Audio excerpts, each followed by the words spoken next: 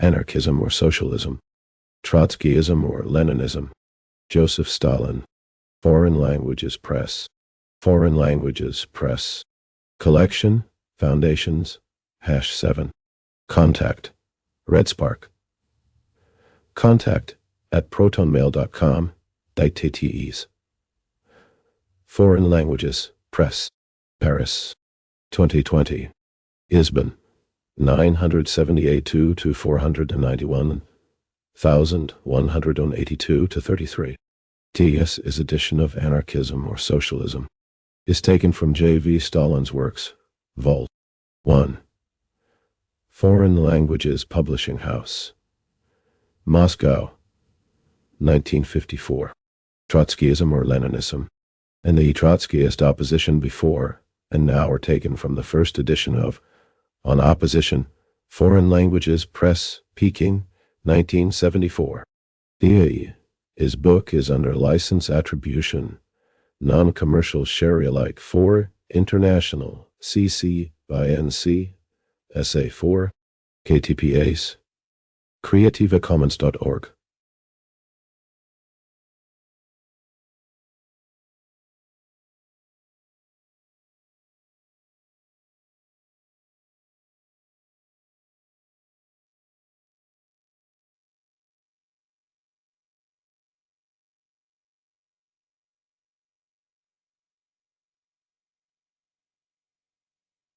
Contents: Anarchism or Socialism. 1. I. The Dialectical Method. 5. Taro. Nelly. The Materialist Theory. 15. Derdamus. Proletarian Socialism. 29. Appendix 62. Dialectical Materialism. 63. Trotskyism or Leninism. 82. The facts about the October Uprising. 85 to 10. The party and the preparation for October 94 to Tarv. Trotskyism or Leninism. 105. The Trotskyist opposition before and now. 114. Some minor questions. 115. The opposition's platform. 121. Lenin on discussions and oppositions in general. 125. The Four Tour. The opposition and the third force. 127 fee. How the opposition is preparing for the Congress. 131 sextoi. From Leninism to Trotskyism. 135.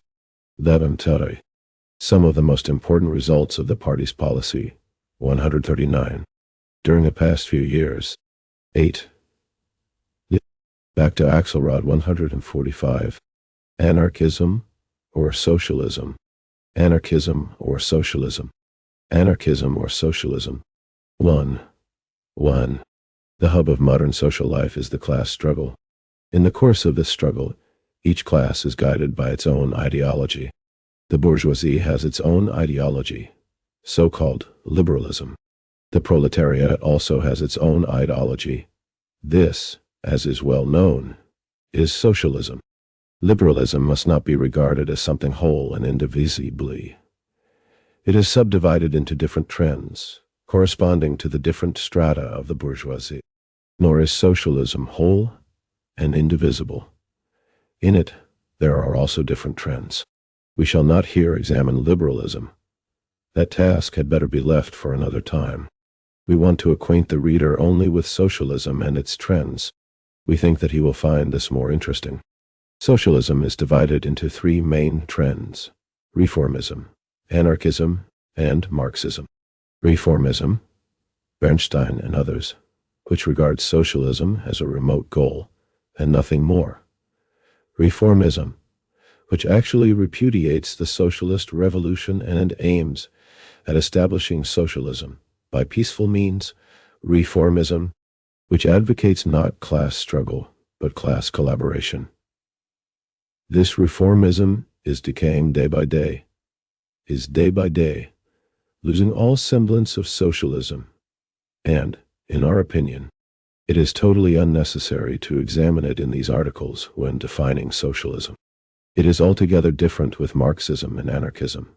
Both are at the present time recognized as socialist trends. They are waging a fierce struggle, one at the end of 1905 and the beginning of 1906, a group of anarchists in Georgia, headed by the well-known anarchist and follower of Kropotkin, V. Cherkizishvili, and his supporters, Mikako Tseralili, Baton, Shalvagugilia, Ashechi, and others conducted a fierce campaign against the Social Democrats. This group published in Tiflis the newspapers Nobody, Musha, and others. The anarchists had no support among the proletariat, but they achieved some success among the declassed and petit bourgeois elements. J.V. Stalin wrote a series of articles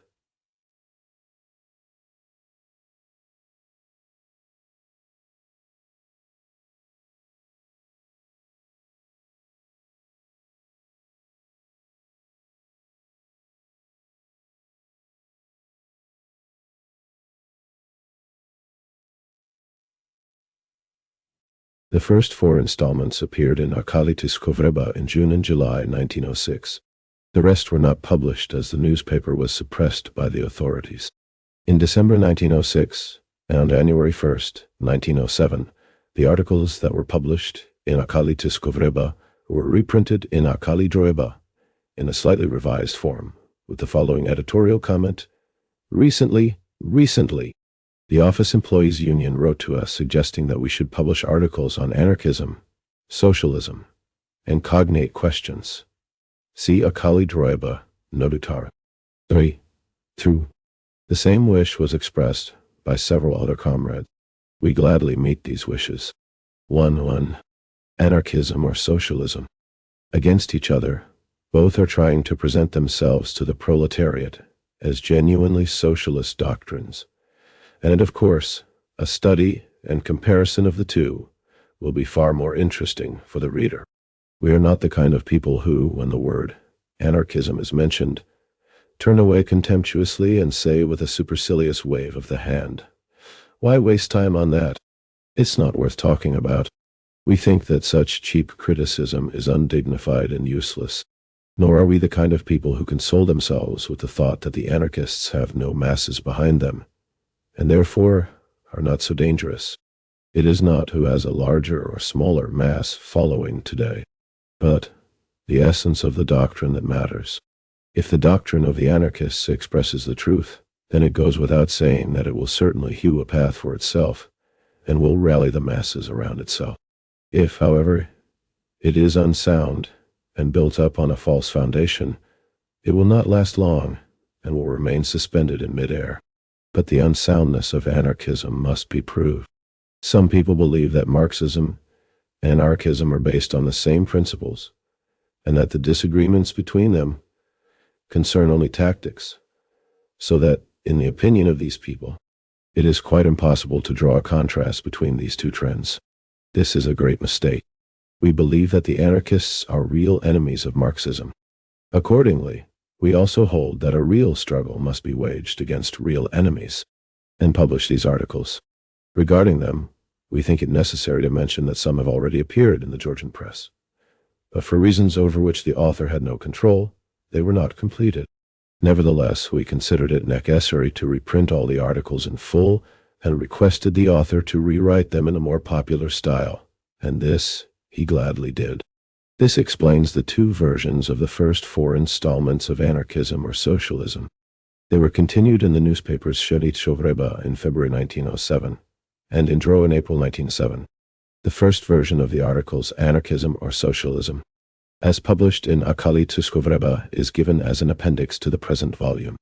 Sheni Skovreba, Our Life, a daily Bolshevik newspaper published legally in Tiflis, under the direction of J.V. Stalin, began publication on February 18, 1907.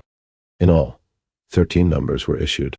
It was suppressed on March 6, 1907, for its extremist trend. Dro, a daily Bolshevik newspaper published in Tiflis, after the suppression of Shevini Tskovreba, ran from March 11 to April 15, 1907, under the direction of J.V. Stalin. M. Trotsky and M. Davitashvili were members of the editorial board. In all, 31 numbers were issued. 2. Anarchism or socialism. Therefore, it is necessary to examine the doctrine of the anarchists from beginning to end and weigh it up thoroughly from all aspects. The point is that Marxism and anarchism are built up on entirely different principles, in spite of the fact that both come into the arena of the struggle under the flag of socialism. The cornerstone of anarchism is the individual, whose emancipation, according to its tenets, is the principal condition for the emancipation of the masses, the collective body. According to the tenets of anarchism, the emancipation of the masses is impossible until the individual is emancipated. Accordingly, its slogan is, everything for the individual. The cornerstone of Marxism, however, is the masses, whose emancipation, according to its tenets, is the principal condition for the emancipation of the individual. That is to say, according to the tenets of Marxism, the emancipation of the individual is impossible until the masses are emancipated. Accordingly, its slogan is, everything for the masses. Clearly, we have here two principles, one negating the other, and not merely disagreements on tactics. The object of our articles is to place these two opposite principles side by side, to compare Marxism with anarchism, and thereby throw light on their respective virtues and defects. And at this point, we think it necessary to acquaint the reader with the plan of these articles. We shall begin with a description of Marxism, deal, in passing, with the anarchists' views on Marxism, and then proceed to criticize anarchism itself. Namely, we shall expound the dialectical method, the anarchists' views on this method, and our criticism, the materialist theory, the anarchists' views, and our criticism. Here, too, we shall discuss the socialist revolution, the socialist dictatorship, the minimum program, and tactics generally, the philosophy of the anarchists and our criticism, the socialism of the anarchists and our criticism, anarchist tactics and organization. And in conclusion, we shall give our deductions. We shall try to prove that, as advocates of small community socialism, the anarchists are not genuine socialists. We shall also try to prove that insofar as they repudiate the dictatorship of the proletariat, the anarchists are also not genuine revolutionaries. 3. Anarchism or socialism. And so, let us proceed with our subject. 4.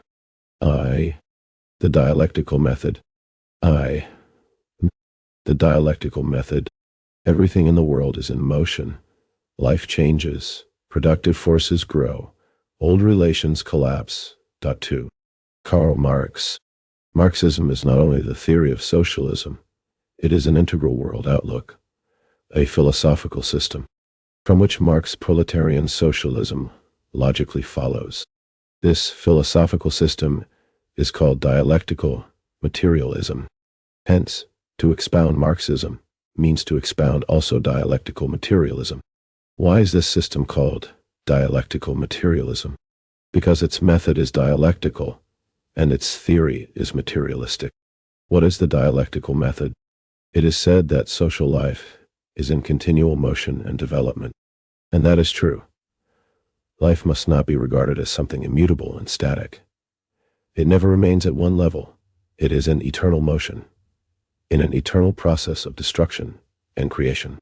Therefore, life always contains the new and the old, the growing and the dying, the revolutionary and the counter-revolutionary. The dialectical method tells us that we must regard life as it actually is. We have seen that life is in continual motion. Consequently, we must regard life in its motion and ask, where is life going? We have seen that life presents a picture of constant destruction and creation. Consequently, we must examine life in its process of destruction and creation and ask, what is being destroyed? And what is being created in life? That which in life is born and grows day by day is invincible. Its progress cannot be checked. That is to say, if, for example, in life the proletariat as a class is born and grows day by day, no matter how weak and small in numbers it may be today, in the long run it must triumph. Why? Because it is growing, gaining strength and marching forward. On the other hand, that which in life is growing old and advancing to its grave must inevitably suffer defeat, even if today it represents a titanic force. That 2K Marx, The Poverty of Philosophy, Foreign Languages Press, Beijing, 1978, p. 100. 5. Anarchism, or socialism, is to say if, for example, the bourgeoisie is gradually losing ground and is slipping farther and farther back every day, then no matter how strong and numerous it may be today, it must, in the long run, suffer defeat. Why? Because as a class it is decaying, growing feeble, growing old, and becoming a burden to life. Hence arose the well-known dialectical proposition, all that which really exists, i.e., all that which grows day by day, is rational, and all that which decays day by day is irrational, and, consequently, cannot avoid defeat. For example, in the 80s of the last century, a great controversy flared up among the Russian revolutionary intelligentsia. The Narodniks asserted that the main force that could undertake the task of emancipating Russia was the petty bourgeoisie, rural and urban. Why? The Marxists asked them. Because, answered the Narodniks, the rural and urban petty bourgeoisie now constitute the majority, and, moreover, they are poor. They live in poverty. To this the Marxists replied, it is true that the rural and urban petty bourgeoisie now constitute the majority and are really poor. But is that the point? The petty bourgeoisie has long constituted the majority, but up to now it has displayed no initiative in the struggle for freedom without the assistance of the proletariat. Why? Because the petty bourgeoisie as a class is not growing. On the contrary, it is disintegrating day by day and breaking up into bourgeois and proletarians. On the other hand, nor is poverty of decisive importance here, of course. Tramps are poorer than the petty bourgeoisie, but nobody will say that they can undertake the task of emancipating Russia. As you see, the point is not which class today constitutes the major idea, or which class is poorer, but which class is gaining strength, and which is decaying. And as the proletariat is the only class which is steadily growing and gaining strength, which is pushing social life forward and rallying all the revolutionary elements around it so, our duty is to regard it as the main force in the present-day movement, join its ranks, and make its progressive strivings our strivings. That is how the Marxists answered. 6. The dialectical method. Obviously, the Marxists looked at life dialectically, whereas the Narodniks argued metaphysically. They pictured social life as having become static at a particular stage. That is how the dialectical method looks upon the development of life. But there is movement and movement. There was movement in social life during the December days, when the proletariat, straightening its back, stormed arms depots and launched an attack upon reaction. But the movement of preceding years, when the proletariat, under the conditions of peaceful development, limited itself to individual strikes and the formation of small trade unions, must also be called social movement. Clearly, movement assumes different forms, and so the dialectical method says that movement has two forms, the evolutionary and the revolutionary form. Movement is evolutionary when the progressive elements spontaneously continue their daily activities and introduce minor, quantitative changes into the old order. Movement is revolutionary when the same elements combine, become imbued with a single idea, and sweep down upon the enemy camp with the object of uprooting the old order, and of introducing qualitative changes in life, of establishing a new order. Evolution prepares for revolution and creates the ground for it. Revolution consummates the process of evolution and facilitates its further activity. Similar processes take place in nature. The history of science shows that the dialectical method is a truly scientific method. From astronomy to sociology, in every field we find confirmation of the idea that nothing is eternal in the universe. Everything changes, everything develops. Consequently, everything in nature must be regarded from the point of view of movement, development. And this means that the spirit of dialectics permeates the whole of present-day science. As regards the forms of movement, as regards the fact that according to dialectics, minor, quantitative changes sooner or later led to major, qualitative changes. This law applies with equal force to the history of nature Mendeleev's.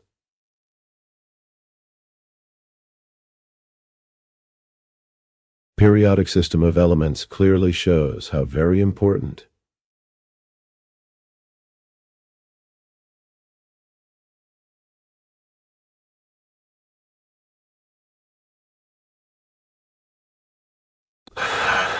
Seven, Anarchism or socialism, out of quantitative changes.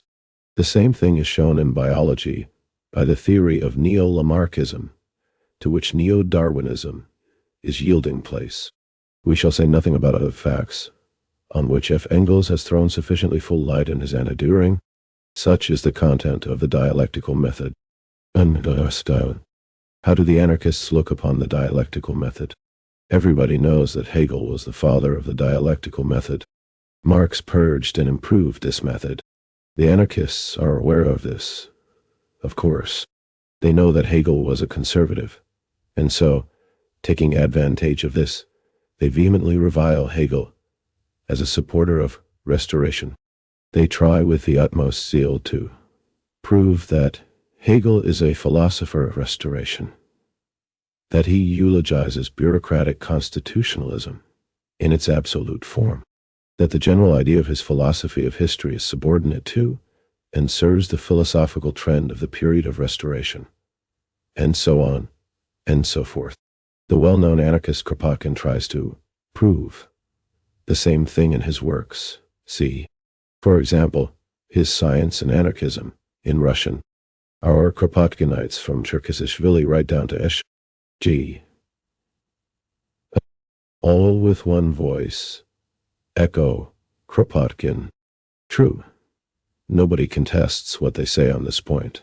On the contrary, everybody agrees that Hegel was not a revolutionary. Marx and Engels themselves proved before anybody else did, in their critique of critical criticism, that Hegel's views on history fundamentally contradict the idea of the sovereignty of the people. But in spite of this, the anarchists go on trying to prove and deem it necessary to go on day in and day out, trying to prove that Hegel was a supporter of restoration. Why do they do this? Probably in order by all this to discredit Hegel and make their readers feel that the reactionary Hegel's method also cannot be other than repugnant and unscientific. The anarchists think that they can refute the dialectical method in this way. 3.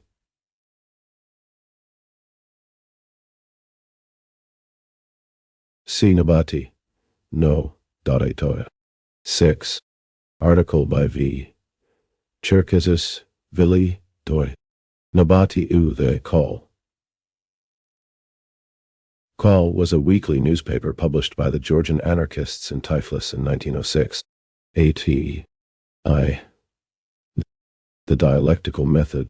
We affirm that in this way they can prove nothing but their own ignorance. Pascal and Leibniz were not revolutionaries, but the mathematical method they discovered is recognized today as a scientific method. Mayer and Helmholtz were not revolutionaries, but their discoveries in the field of physics became the basis of science. Nor were Lamarck and Darwin revolutionaries, but their evolutionary method put biological science on its feet.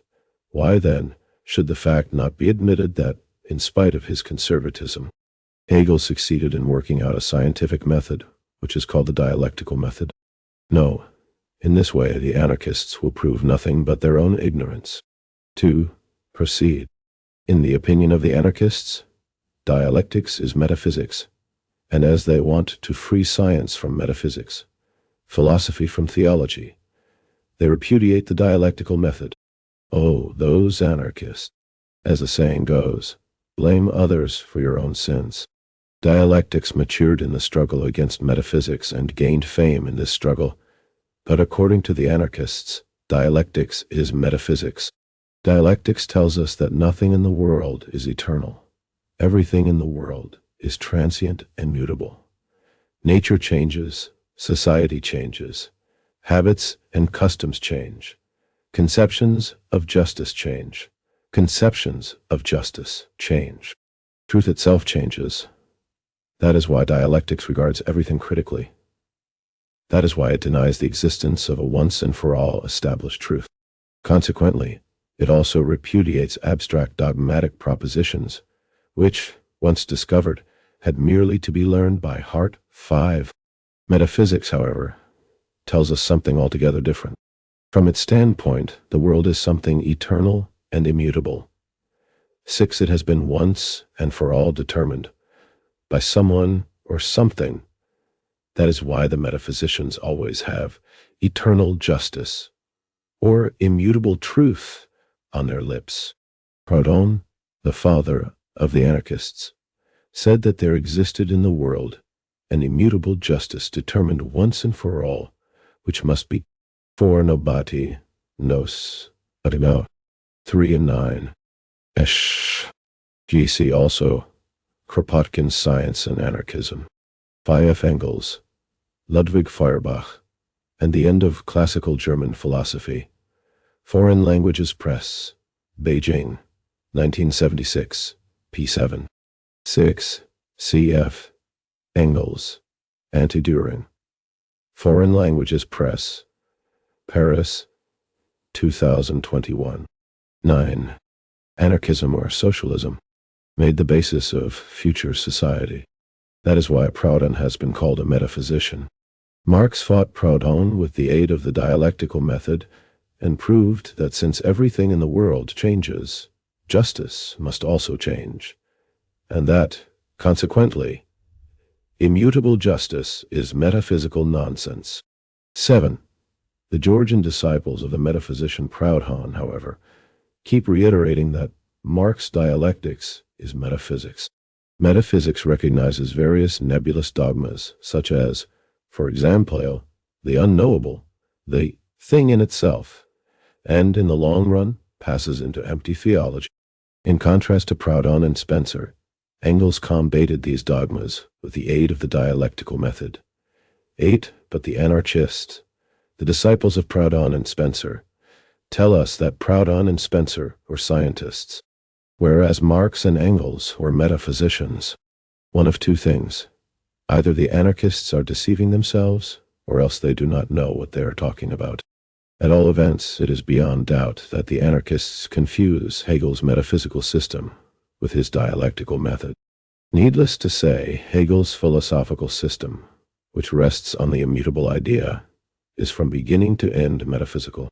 But it is also clear that Hegel's dialectical method, which repudiates all immutable ideas, is from beginning to end scientific and revolutionary. That is why Karl Marx, who subjected Hegel's metaphysical system to devastating criticism, at the same time praised his dialectical method, which, as Marx said, lets nothing impose upon it, and is in its essence critical and revolutionary. 9. That is why Engels sees a big difference between Hegel's method and his system.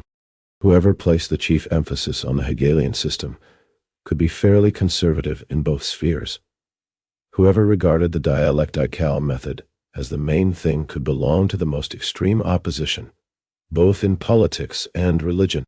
10. 7. C.K. Marx, The Poverty of Philosophy. Ape Potor. Set ta.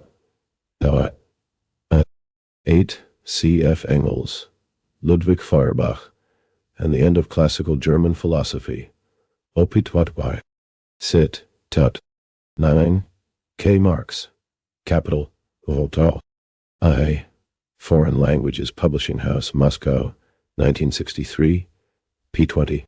10. F. Engels, Ludwig Feuerbach, and the end of classical German philosophy. Op taught it. Tat. P12. 10. I. The dialectical method. The anarchists fail to see this difference and thoughtlessly maintain that dialectics is metaphysics. To proceed, the anarchists say that the dialectical method is subtle word weaving, the method of sophistry, logical somersaults. 11. With the aid of which both truth and falsehood are proved with equal facility. 12. Thus, in the opinion of the anarchists, the dialectical method proves both truth and falsehood. At first sight, it would seem that the accusation advanced by the anarchists has some foundation. Listen, for example, to what Engels says about the follower of the metaphysical method. His communication is, yea, yea, nay, nay. For whatsoever is more than these cometh of evil. For him a thing either exists or does not exist. It is equally impossible for a thing to be itself, and at the same time something else. Positive and negative absolutely exclude one another. 13. How's that? The anarchists cry heatedly. Is it possible for a thing to be good and bad at the same time? That is sophistry. Juggling with words. It shows that you want to prove truth and falsehood with equal facility. Let us, however, go into the substance of the matter. Today we are demanding a democratic republic. Can we say that a democratic republic is good in all respects, or bad in all respects? No, we cannot. Why? Because a democratic republic is good only in one respect, when it destroys the feudal system. But it is bad in another respect, when it strengthens the bourgeois system. Hence we say, insofar as the democratic republic destroys the feudal system, is good. And we fight for it. But insofar as it strengthens the bourgeois system, it is bad. And we fight against it. So the same democratic republic can be good and bad at the same time. It is yes and no. 11. Si nobati. No do da. 8. Shaish. E. 12. Si nobati. No. 4. Pi. Article by V. Cherkesishvili. 13. F. Engels. Anti-Durin. Opepound. Sit. Tai. P. 21. 11. Anarchism or socialism. The same thing may be said about the 8-hour day, which is good and bad at the same time. Good, insofar as it strengthens the proletariat, and bad, insofar as it strengthens the wage system. It was facts of this kind that Engels had in mind when he characterized the dialectical method in the words we quoted above. The anarchists, however, fail to understand this, and an absolutely clear idea seems to them to be nebulous, sophistry. The anarchists are, of course, at liberty to note or ignore these facts. They may even ignore the sand on the sandy seashore. They have every right to do that. But why drag in the dialectical method, which, unlike anarchism, does not look at life with its eyes shut, which has its finger on the pulse of life, and openly says, since life changes, and it is in motion, every phenomenon of life has two trends, a positive and a negative. The first we must defend, the second we must reject. To proceed further, in the opinion of our anarchists, dialectical development is catastrophic development, by means of which first the past is utterly destroyed, and then the future is established quite separately. Cuvier's cataclysms were due to unknown causes, but Marx and Engels' catastrophes are engendered by dialectics. 14. In another place the same author writes, Marxism rests on Darwinism and treats it uncritically. 15. Now listen. Cuvier rejects Darwin's theory of evolution. He recognizes only cataclysms, and cataclysms are unexpected upheavals due to unknown causes. The anarchists say that the Marxists adhere to Cuvier's view, and therefore repudiate Darwinism. Darwin rejects Cuvier's cataclysms. He recognizes gradual evolution. But the same anarchists say that Marxism rests on Darwinism and treats it uncritically, i.e., the Marxists repudiate Cuvier's cataclysm. In short, the anarchists accuse the Marxists of adhering to Cuvier's view and at the same time reproach them for adhering to Darwin's and not to Cuvier's view. Going. This is anarchy, if you like. And as the saying goes, the sergeant's widow flogged herself. Clearly, she, ye, of no po, aid of no batati forgot what she had. He, of no, 6, said. 14 nobody no both side. 8 tar. Shh. E. 15 nobody no batati. 6. 12. I. The dialectical method. Which is right? No. A or no. 6. Let us turn to the facts. Marx says, at a certain stage of their development, the material product, forces of society come in conflict with the existing relations of production, or what is but a legal expression for the same thing, with the property relations. Then begins an epoch of social revolution. No social order ever perishes before all the productive forces for which there is room in it have developed. If this thesis of Marx is applied to modern social life, we shall find that between the present-day productive forces, which are social in character, and the form of appropriation of the product, which is private in character, there is a fundamental conflict which must culminate in the Socialist Revolution 17. As you see, in the opinion of Marx and Engels, revolution is engendered not by Cuvier's unknown causes, but by very definite and vital social causes called the development of the productive forces. As you see, in the opinion of Marx and Engels, revolution comes only when the productive forces have sufficiently matured, and not unexpectedly. As Cuvier thought, clearly there is nothing in common between Cuvier's cataclysms and Marx's dialectical method.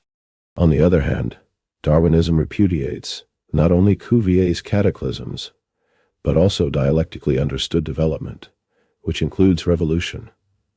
Whereas from the standpoint of the dialectical method, evolution and revolution, quantitative and qualitative changes, are two essential forms of the same motion. Obviously, it is also wrong to assert that Marxism treats Darwinism uncritically. It turns out, therefore, that nobody is wrong in both cases.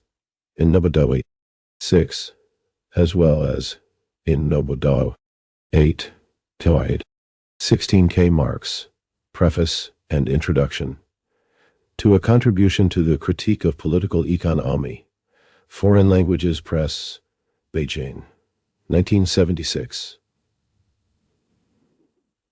PPI 3-4, 17F Engels, Anti-During, Opertoid. Sit, Tao. Part 3, Chapter 2, 295-314. 13. Anarchism or Socialism. Lastly, the anarchists tell us reproachfully that dialectics provides no possibility of getting or jumping out of oneself, or of jumping over oneself. 18. Now that is the downright truth, messieurs anarchists. Here you are absolutely right, my dear sirs. The dialectical method does not indeed provide such a possibility. But why not? Because jumping out of oneself, or jumping over oneself, is an exercise for wild goats, while the dialectical method was created for human beings. That is the secret. No. Such in general are the anarchists' views on the dialectical method. Clearly, the anarchists fail to understand the dialectical method of Marx and Engels. They have conjured up their own dialectics, and it is against this dialectics that they are fighting so ruthlessly. All we can do is to laugh as we gaze at this spectacle, for one cannot help laughing when one sees a man fighting his own imagination, smashing his own inventions, while at the same time heatedly asserting that he is smashing his opponent. 18 Nobati, Nobatator. 8. Aish. Chi. 14. Toro. The materialist theory. Toro. The materialist theory. It is not the consciousness of men that determines their being, but, on the contrary, their social being that determines their conscious life. Ness. 19. Karl Marx. We already know what the dialectical method is. What is the materialist theory? Everything in the world changes. Everything in life develops. But how do these changes take place? And in what form does this development proceed? We know, for example, that the earth was once an incandescent, fiery mass. Then it gradually cooled, plants and animals appeared. The development of the animal kingdom was followed by the appearance of a certain species of ape, and all this was followed by the appearance of man. This, broadly speaking, is the way nature developed. We also know that social life did not remain static either. There was a time when men lived on a primitive communist basis. At that time they gained their livelihood by primitive hunting. They roamed through the forests and procured their food in that way. There came a time when primitive communism was superseded by the matriarchy. At that time men satisfied their needs mainly by means of primitive agriculture. Later the matriarchate was superseded by the patriarchate, under which men gained their livelihood mainly by cattle breeding. The patriarchate was later superseded by the slave-owning system. At that time, men gained their livelihood by means of relatively more developed agriculture. The slave-owning system was followed by feudalism. And then, after all this, came the bourgeois system. That, broadly speaking, is the way social life developed. Yes, all this is well known.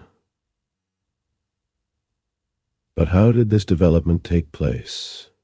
Did consciousness call forth the development of nature and a thought?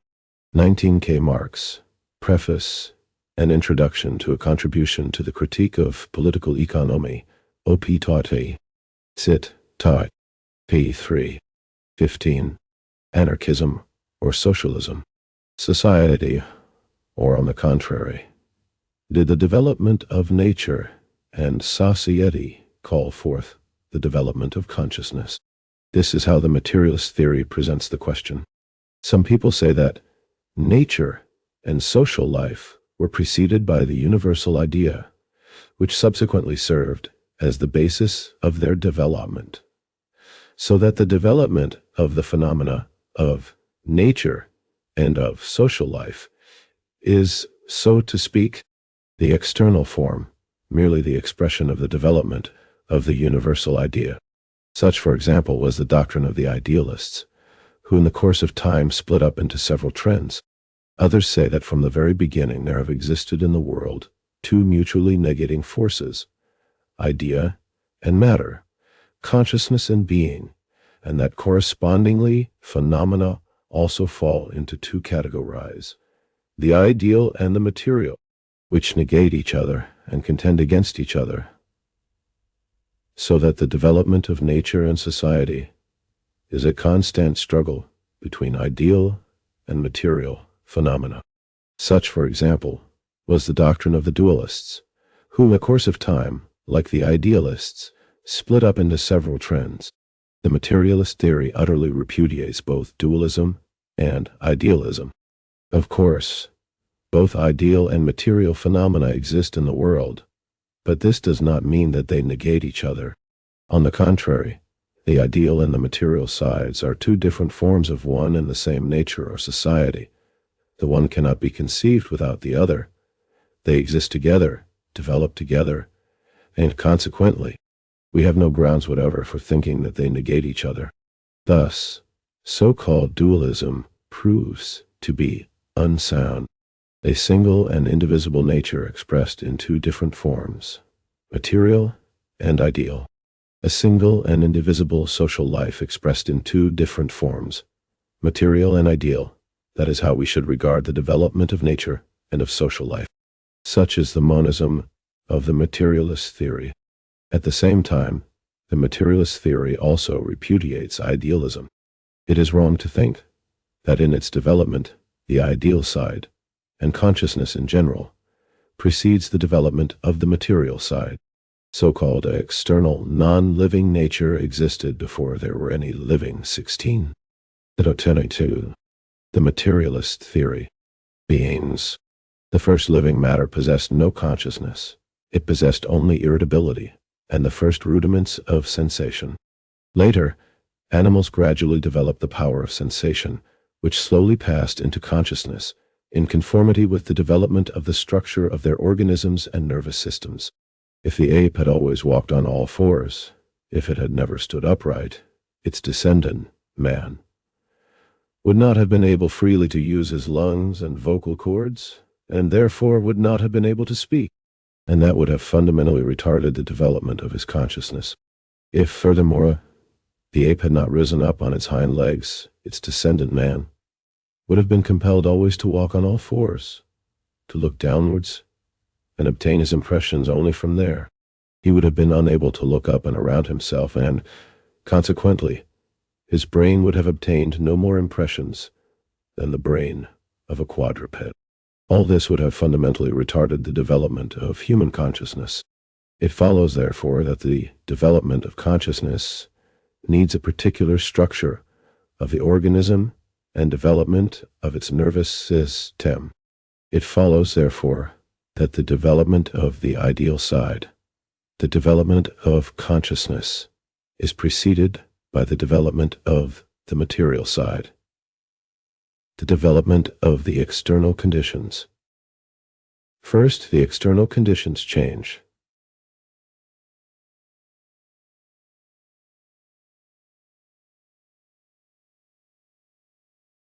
First, the material side changes, and then consciousness, the ideal side, changes accordingly. Thus, the history of the development of nature utterly refutes so-called idealism. The same thing must be said about the history of the development of human society.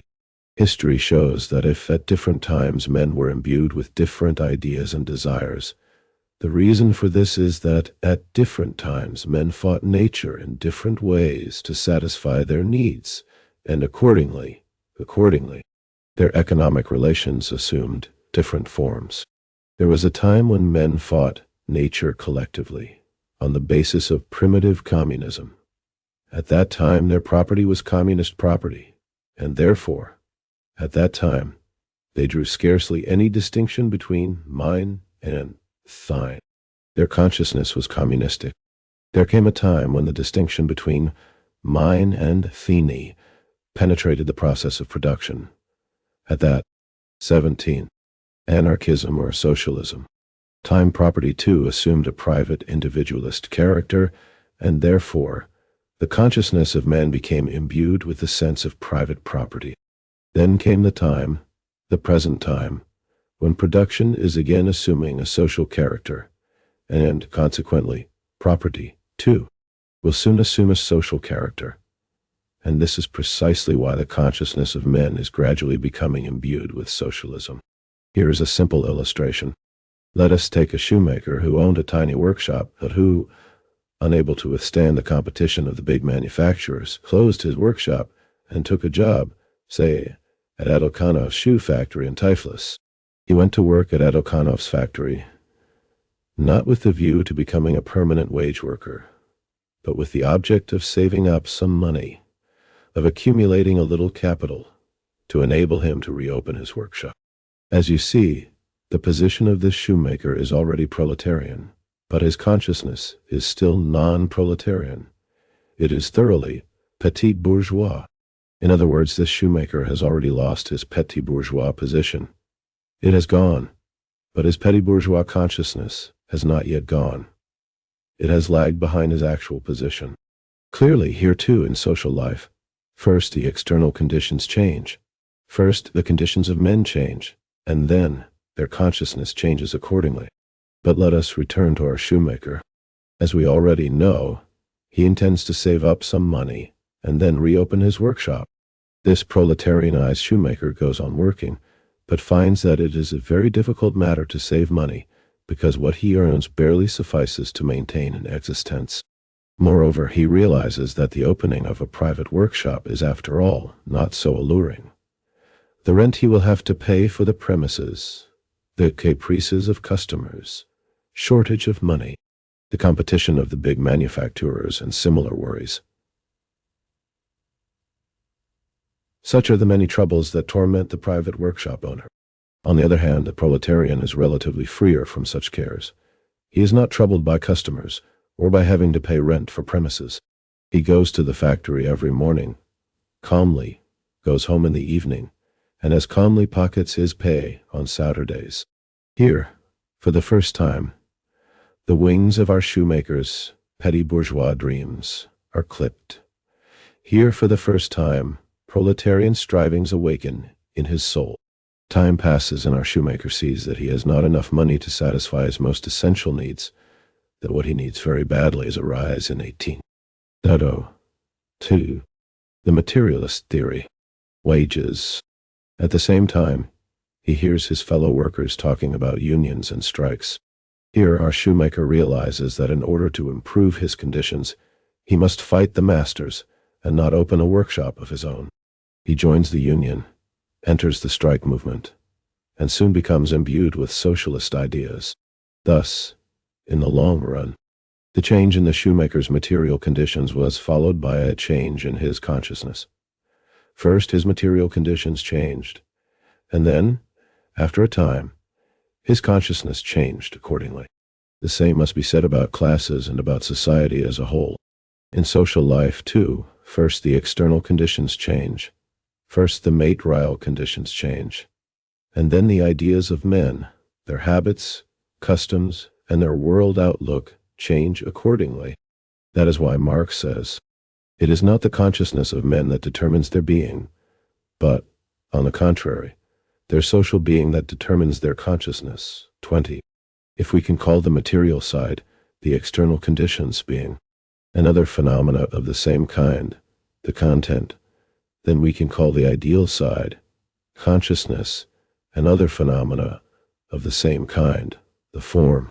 Hence arose the well-known materialist proposition: in the process of development, content precedes form, form lags behind content.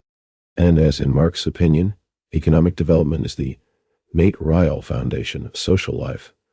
Its content, while legal, political, and religious philosophical development is the ideological form of this content, its superstructure. Marx draws the conclusion that, with the change of the economic foundation, the entire immense superstructure is more or less rapidly transformed. 21. 20K Marx. Preface. An introduction to a contribution to the critique of political economy. O. Peter. Sit. P. 3. 21 a bid. P. 4. 19. Anarchism or socialism. This, of course, does not mean that in Marx's opinion content is possible without form, as he imagines. 22. Content is impossible without form, but the point is that since a given form lags behind its content, it never fully corresponds to this content, and so the new content is obliged to clothe itself for a time in the old form, and this causes a conflict between them. At the present time, for example, the form of appropriation of the product, which is private in character, does not correspond to the social content of production, and this is the basis of the present-day social conflict. On the other hand, the idea that consciousness is a form of being does not mean that by its nature consciousness too is matter. That was the opinion held only by the vulgar materialists, for example Buchner and Moleschott, whose theories fundamentally contradict Marx's materialism, and whom Engels rightly ridiculed in his Ludwig Feuerbach.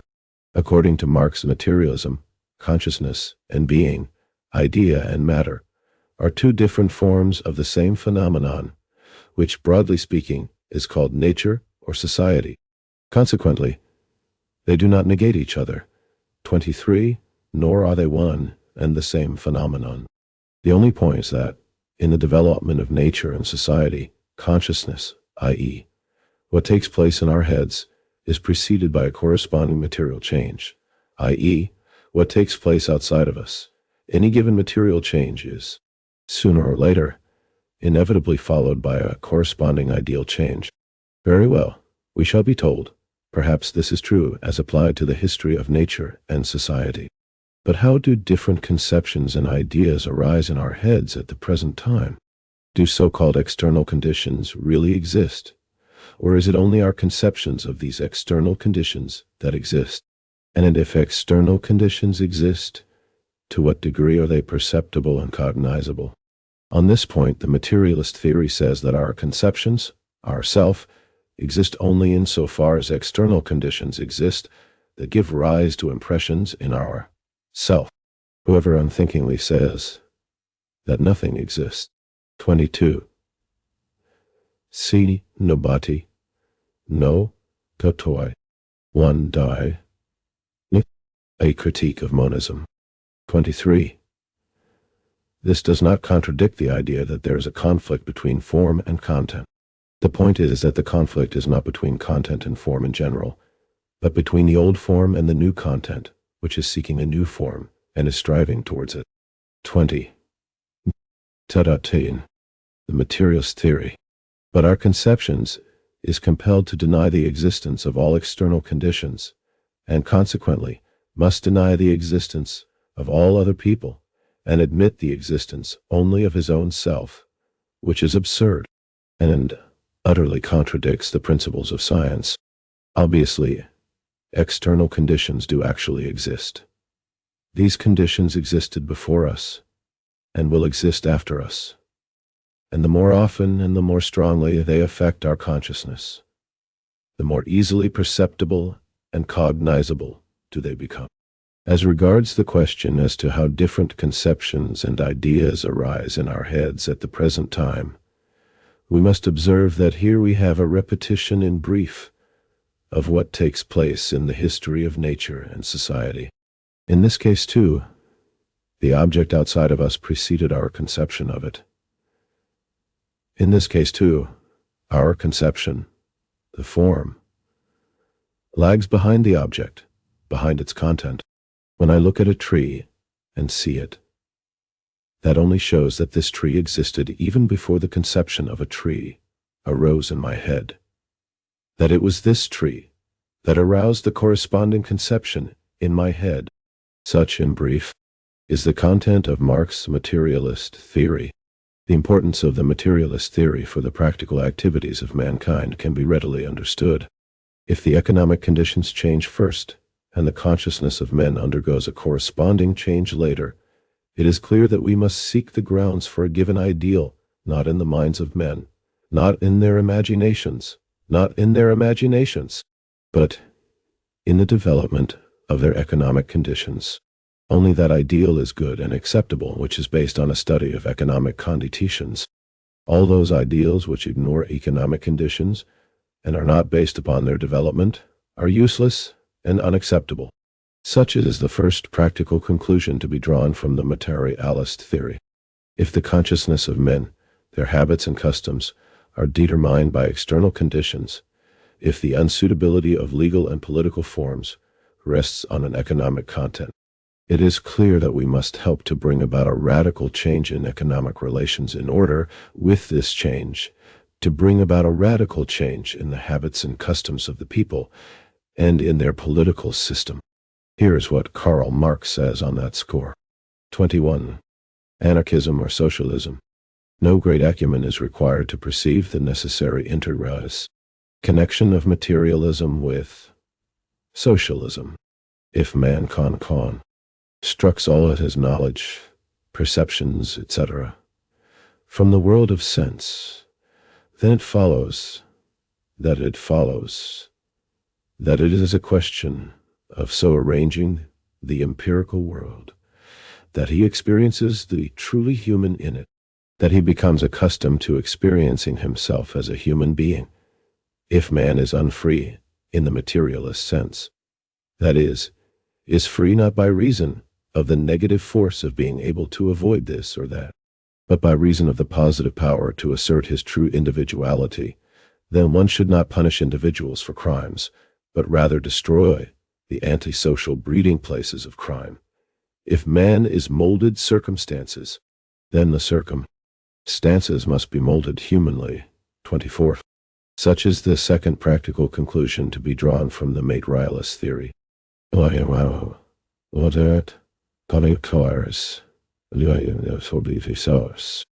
is the anarchist view of the materialist theory of Marx and Engels? While a dialectical method originated with Hegel, the materialist theory is a further development of the materialism of Feuerbach. The anarchists know this very well, and they try to take advantage of the defects of Hegel and Feuerbach to discredit the dialectical materialism of Marx and Engels. We have already shown with reference to Hegel and the dialectical method that these tricks of the anarchists prove nothing but their own ignorance. The same must be said with reference to their attacks on Feuerbach and the materialist theory. For example, the anarchists tell us with great aplomb that Feuerbach was a pantheist, that he deified man. 25. That in Feuerbach's opinion man is what he eats. Alleging that from this Marx drew the following conclusion. Consequently, the following conclusion: the main and primary thing is economic conditions. 26. 24. K. Marx F. Engels, The Holy Family.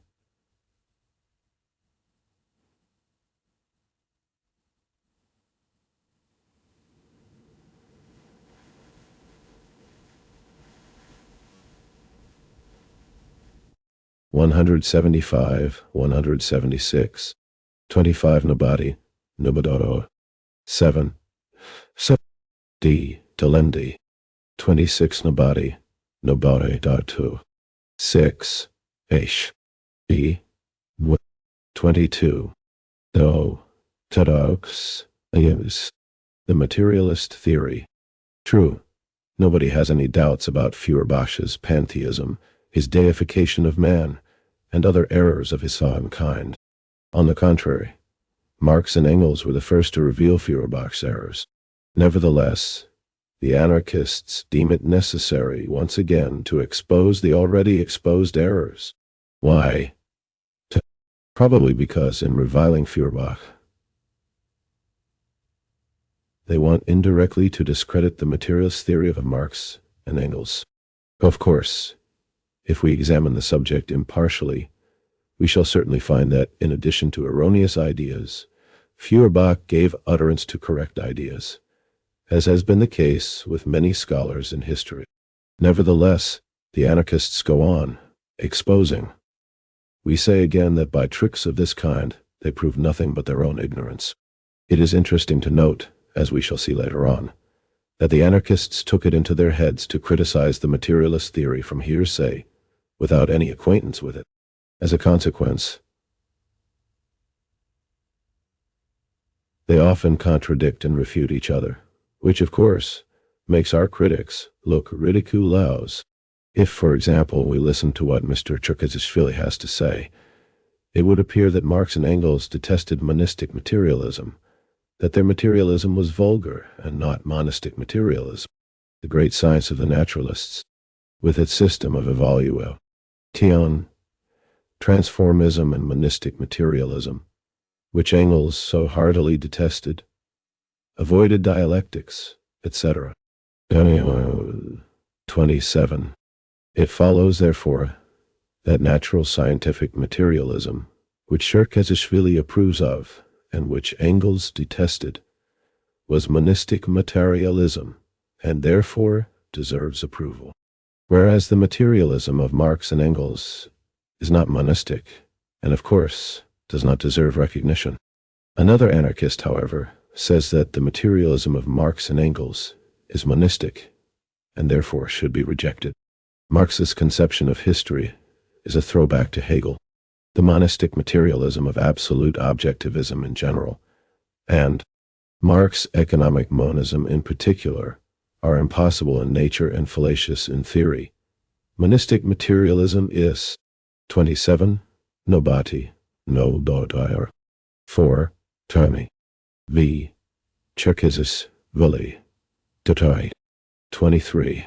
Anarchism or socialism, poorly disguised dualism, and a compromise between metaphysics and science. 28. It would follow, therefore, that monistic materialism is unacceptable, that Marx and Engels do not detest it, but, on the contrary, are themselves monistic materialists, and therefore monistic materialism must be rejected. They are all at 6s and 7s.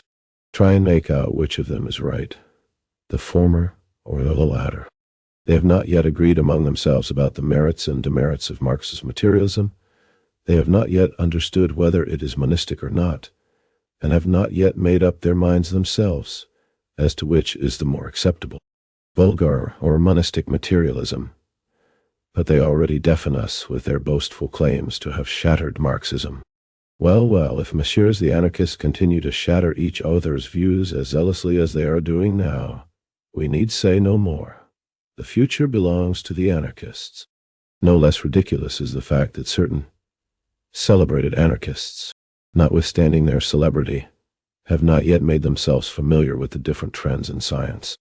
It appears that they are ignorant of the fact that there are various kinds of materialism in science which differ a great deal from each other.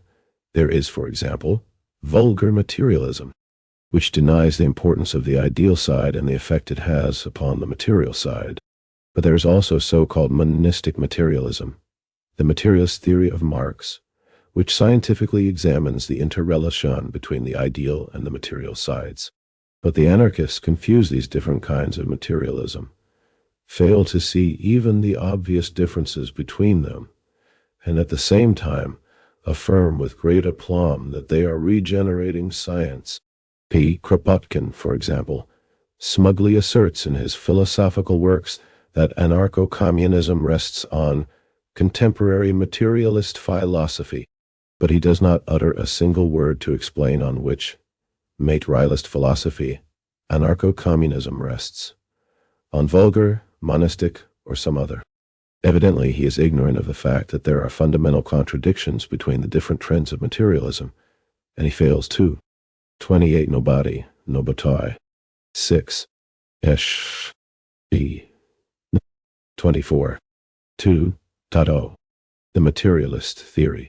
Understand that to confuse these trends means not regenerating science, but display one's own downright ignorance. 29. The same thing must be said about Kropotkin's Georgian disciples. Listen to this. In the opinion of Engels, and also of Trotsky, Marx rendered mankind a great service in that he, among other things, discovered deep materialist conception. Is this true? We do not think so, for we know that all the historians, scientists, and philosophers who adhere to the view that the social mechanism is set in motion by geographic, climatic, and telluric, cosmic, anthropological, and biological conditions are all materialists. It follows, therefore, that there is no difference whatever between the materialism of Aristotle and Holbach, or between the materialism of Marx and Moleschott. This is criticism, if you like, and people whose knowledge is on such a level have taken it into their heads to renovate science. Indeed, it is an apt saying. It's a bad lookout when a cobbler begins to bake pies. To proceed. Our celebrated anarchists heard somewhere that Marx's materialism was a belly theory, and so they rebuke us, Marxists, saying, in the opinion of Feuerbach, man is what he eats. This formula had a magic effect on Marx and Engels, and as a consequence, Marx drew the conclusion that the main and primary thing is economic conditions, relations of production, and then the anarchists proceed to instruct us in a philosophical tone. It would be a mistake to say that the sole means of achieving this object of social life is eating and economic production. If ideology were determined, mainly monistically by eating and economic conditions, then some gluttons would be geniuses. 31. You see how easy it is to refute the materialism of Marx and Engels. It is sufficient to hear some gossip in the street from some schoolgirl about Marx and Engels. It is sufficient to repeat that street gossip with philosophy. 29. See Kropotkin, Science and Anarchism, and also Anarchy and its Philosophy. 30. Nobody, Nobodiwo. 2. 31. Nobati, Nobote. 6. Esh. G. 25. Anarchism or Socialism. Ical aplomb in the columns of a paper like Nobody, to leap into fame as a critic of Marxism. But tell me, gentlemen, where, when, on which planet, and which Marx did you hear say that eating determines ideology? Why did you not cite a single sentence, a single word from the works of Marx to back your assertion? True, Marx said that the economic conditions of men determine their consciousness, their ideology. But who told you that eating and economic conditions are the same thing? Don't you really know that physiological phenomena, such as eating, for example, differ fundamentally from sociological phenomena, such as the economic conditions of men, for example? One can forgive a schoolgirl, say, for confusing these two different phenomena. But how is it that you, the vanquishers of social democracy, regenerators of science, so carelessly repeat the mistake of a schoolgirl? How, indeed, can eating determine social ideology? Ponder over what you yourselves have said. Eating, the form of eating, does not change. In ancient times, people ate, masticated, and digested their food in the same way as they do now. But ideology changes all the time. Ancient, feudal, bourgeois, and proletarian.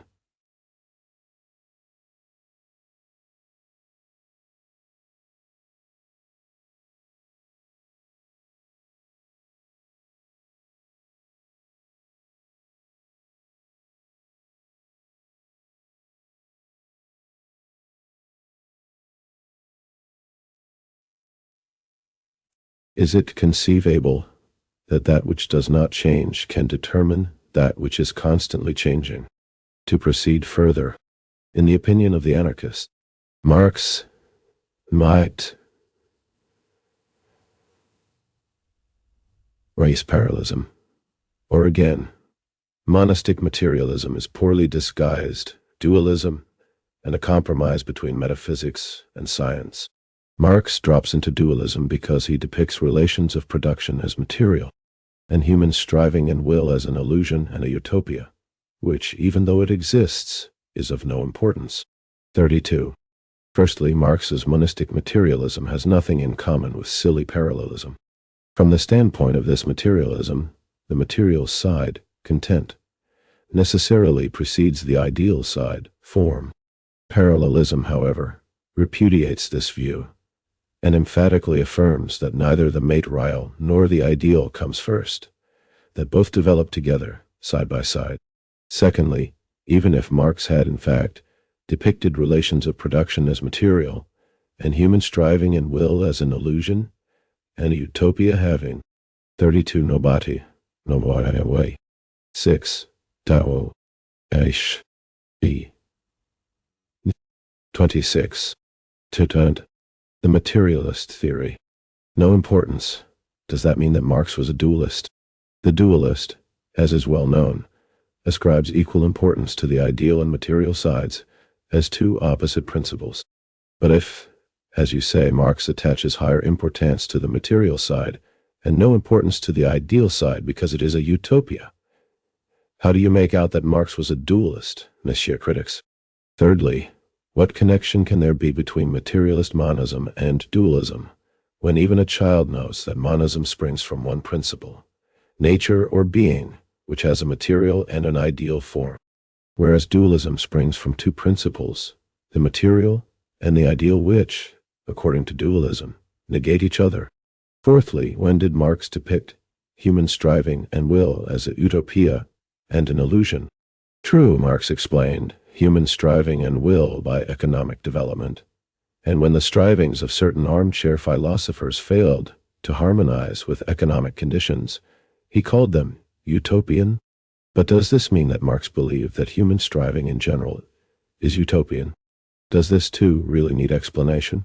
Have you really not read Marx's statement that mankind always sets itself only such tasks as it can solve, 33, i.e., that generally speaking, mankind does not pursue utopian aims? Clearly, either our critic does not know what he is talking about, or he is deliberately distorting the facts. Fifthly, who told you that in the opinion of Marx and Engels, human striving and will are of no importance? Why do you not point to the place where they say that? Does not Marx speak of the importance of striving and will in his 18th Brumaire of Louis Bonaparte, in his class struggles in France, in his civil war in France, and in other pamphlets of the same kind? Why then did Marx try to develop the proletarians' will and striving in the socialist spirit? Why did he conduct propaganda among them if he attached no importance to striving and will? Or what did Engels talk about in his well-known articles of 1891-94, if not the importance of will and striving? True, in Marx's opinion, human will and striving acquire their content from economic conditions, but does that mean that they themselves exert no influence on the development of 33 K. Marx? Preface. An Introduction to a Contribution to the Critique of Political Economy. Op.id. Sit T. Tire. P. 4. 27. Anarchism or Socialism. Economic Relations. Is it really so difficult for the anarchists to understand such a simple idea? Here is another accusation, monsieur. The anarchists make, form is inconceivable without content. Therefore, one cannot say that form comes after content, lags behind content.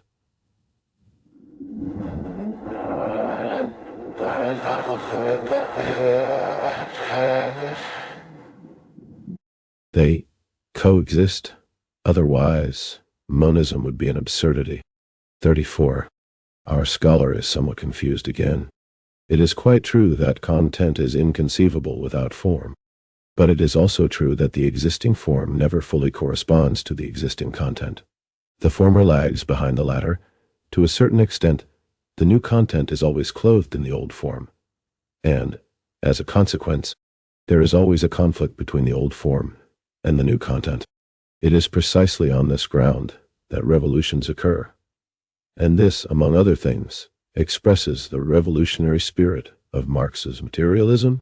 The celebrated anarchists, however, have failed to understand this, and for this, they themselves, and not the materialist theory, are to blame, of course. Such are the views of the anarchists on the materialist theory of Marx and Engels. That is, if they can be called views at all. 34 Nobody, Noble 1, H, G, 1, 28, Dirt, 3, Proletarian Socialism. 3. Proletarian Socialism. We are now familiar with Marx's theoretical doctrine. We are familiar with his method and also with his theory. What practical conclusions must we draw from this doctrine? What connection is there between dialectical materialism and proletarian socialism? The dialectical method affirms that only that class which is growing day by day, which always marches forward and fight unceasingly for a better future, can be progressive to the end. Only that class can smash the yoke of slavery.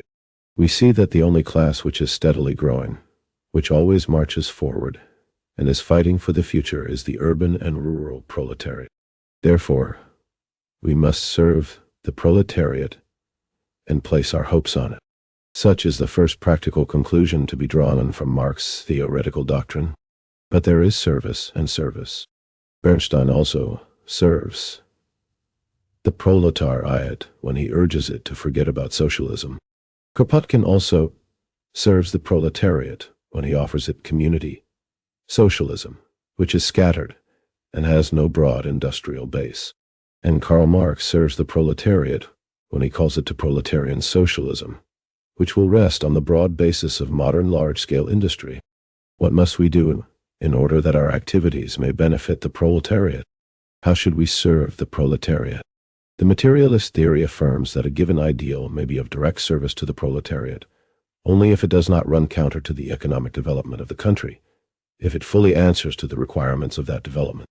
The economic development of the capitalist system shows that present-day production is assuming a social character, that the social character of production is a fundamental negation of existing capitalist property. Consequently, our main task is to help to abolish capitalist property and to establish socialist property. And that means that the doctrine of Bernstein, who urges that socialism should be forgotten, fundamentally contradicts the requirements of economic development. It is harmful to the proletariat. 29. Anarchism or socialism. Further, the economic development of the capitalist system shows that present-day production is expanding day by day. It is not confined within the limits of individual towns and provinces, but constantly overflows these limits and embraces the territory of the whole state. Consequently, we must welcome the expansion of production and regard as the basis of future socialism not separate towns and communities, but the entire and indivisible territory of the whole state, which, in the future, will, of course, expand more and more. And this means that the doctrine advocated by Kropotkin, which confines future socialism within the limits of separate towns and communities, is contrary to the interests of a powerful expansion of production. It is harmful to the proletariat. Fight for a broad socialist life as the principal goal. This is how we should serve the proletariat. Such is the second practical conclusion to be drawn from Marx's theoretical doctrine. Clearly, proletarian socialism is the logical deduction from dialectical materialism. What is proletarian socialism? The present system is a capitalist system. This means that the world is divided up into two opposing camps: the camp of a small handful of capitalists and the camp of the majority, the proletarians. The proletarians work day and night. Nevertheless, they remain poor. The capitalists do not work. Nevertheless, they are rich.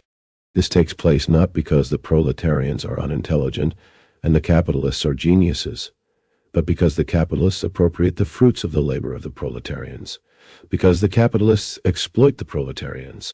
Why are the fruits of the labor of the proletarians appropriated by the capitalists and not by the proletarians?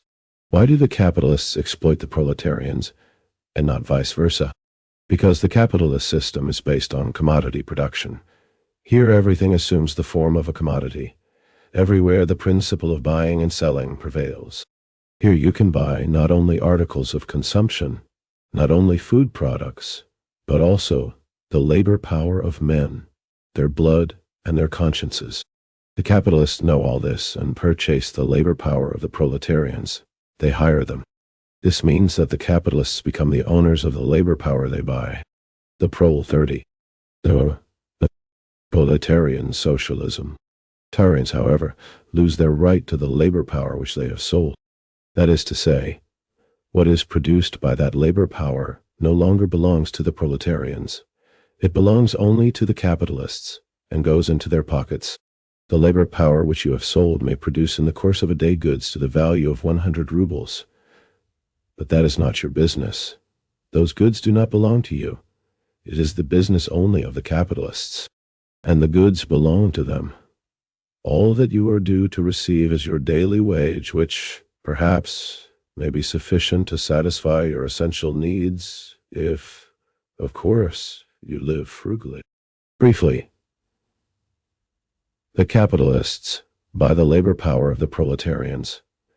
They hire the proletarians, and this is precisely why the capitalists appropriate the fruits of the labor of the proletarians. This is precisely why the capitalists exploit the proletarians and not vice versa. But why is it precisely the capitalists who buy the labor power of the proletarians? Why do the capitalists hire the proletarians and not vice versa? Because the principal basis of the capitalist system is the private ownership of the instruments and means of production. Because the factories, mills, the land and minerals, the forests, the railways, machines, and other means of production have become the private property of a small handful of capitalists, because the proletarians lack all this. That is why the capitalists hire proletarians to keep the factories and mills going. If they did not do that, their instruments and means of production would yield no profit. That is why the proletarians sell their labor power to the capitalists. If they did not, they would die of starvation. All this throws light on the general character of capitalist production. Firstly, it is self-evident that capitalist production cannot be united and organized. It is all split up among the private enterprises of individual capitalists. Secondly, it is also clear that the immediate purpose of this scattered production is not to satisfy the needs of the people, but to produce goods for sale in order to increase the profits of the capitalists. But as every capitalist strives to increase his profits, each one tries to produce the largest possible quantity of goods, and, as a result, the market is soon glutted, prices fall, and general crisis sets in. Thus, crises, unemployment, suspension of production, anarchy of production, and the like are the direct results of present-day, unorganized capitalist production. 31. Anarchism or socialism. If this unorganized social system still remains standing, if it still firmly withstands the attacks of the proletariat, it is primarily because it is protected by the capitalist state, by the capitalist government. Such is the basis of present-day capitalist society. There can be no doubt that future society will be built on an entirely different basis. Future society will be socialist society. This means primarily that there will be no classes in that society. There will be neither capitalists nor proletarians, and consequently, there will be no exploitation. In that society, there will be only workers engaged in collective labor. Future society will be socialist society. This means also that, with the abolition of exploitation, commodity production and buying and selling will also be abolished, and therefore there will be no room for buyers and sellers of labor power. For employers and employed, there will be only free workers. Future society will be socialist society. This means, lastly, that in that society, the abolition of wage labor will be accompanied by the complete abolition of the private ownership of the instruments and means of production. There will be neither poor proletarians nor rich capitalists. There will be only workers who collectively own all the land and minerals, all the forests, all the factories and mills, all the railways, etc. As you see, the main purpose of production in the future will be to satisfy the needs of society, and not to produce goods for sale in order to increase the profits of the capitalists, where there will be no room for commodity production, struggle for profits, etc. It is also clear that future production will be socialistically organized, highly developed production, which will take into account the needs of society and will produce as much as society needs. Here there will be no room whether for scattered production, competition, crises, or unemployment. Where there are no classes, where there are neither rich nor poor, there is no need for a state. There is no need either for political power, which oppresses the poor and protects the rich. Consequently, in socialist society, there will be no need for the existence of political power. That is why Karl Marx said as far back as 1846, 32, 30.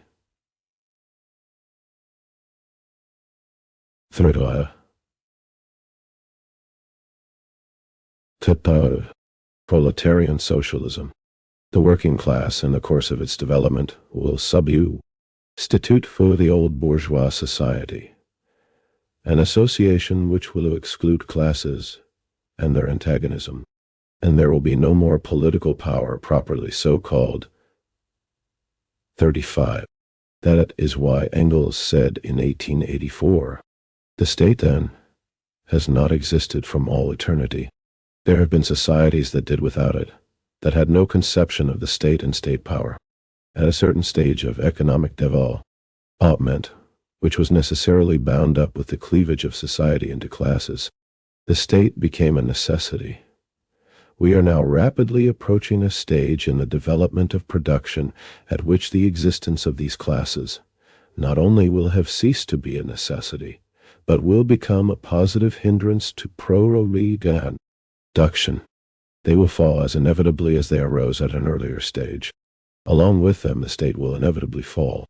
The society that will organize production on the basis of a free and equal association of the producers will put the whole machinery of state where it will then belong, into the museum of antiquity, ties, by the side of the spinning wheel and the bronze axe.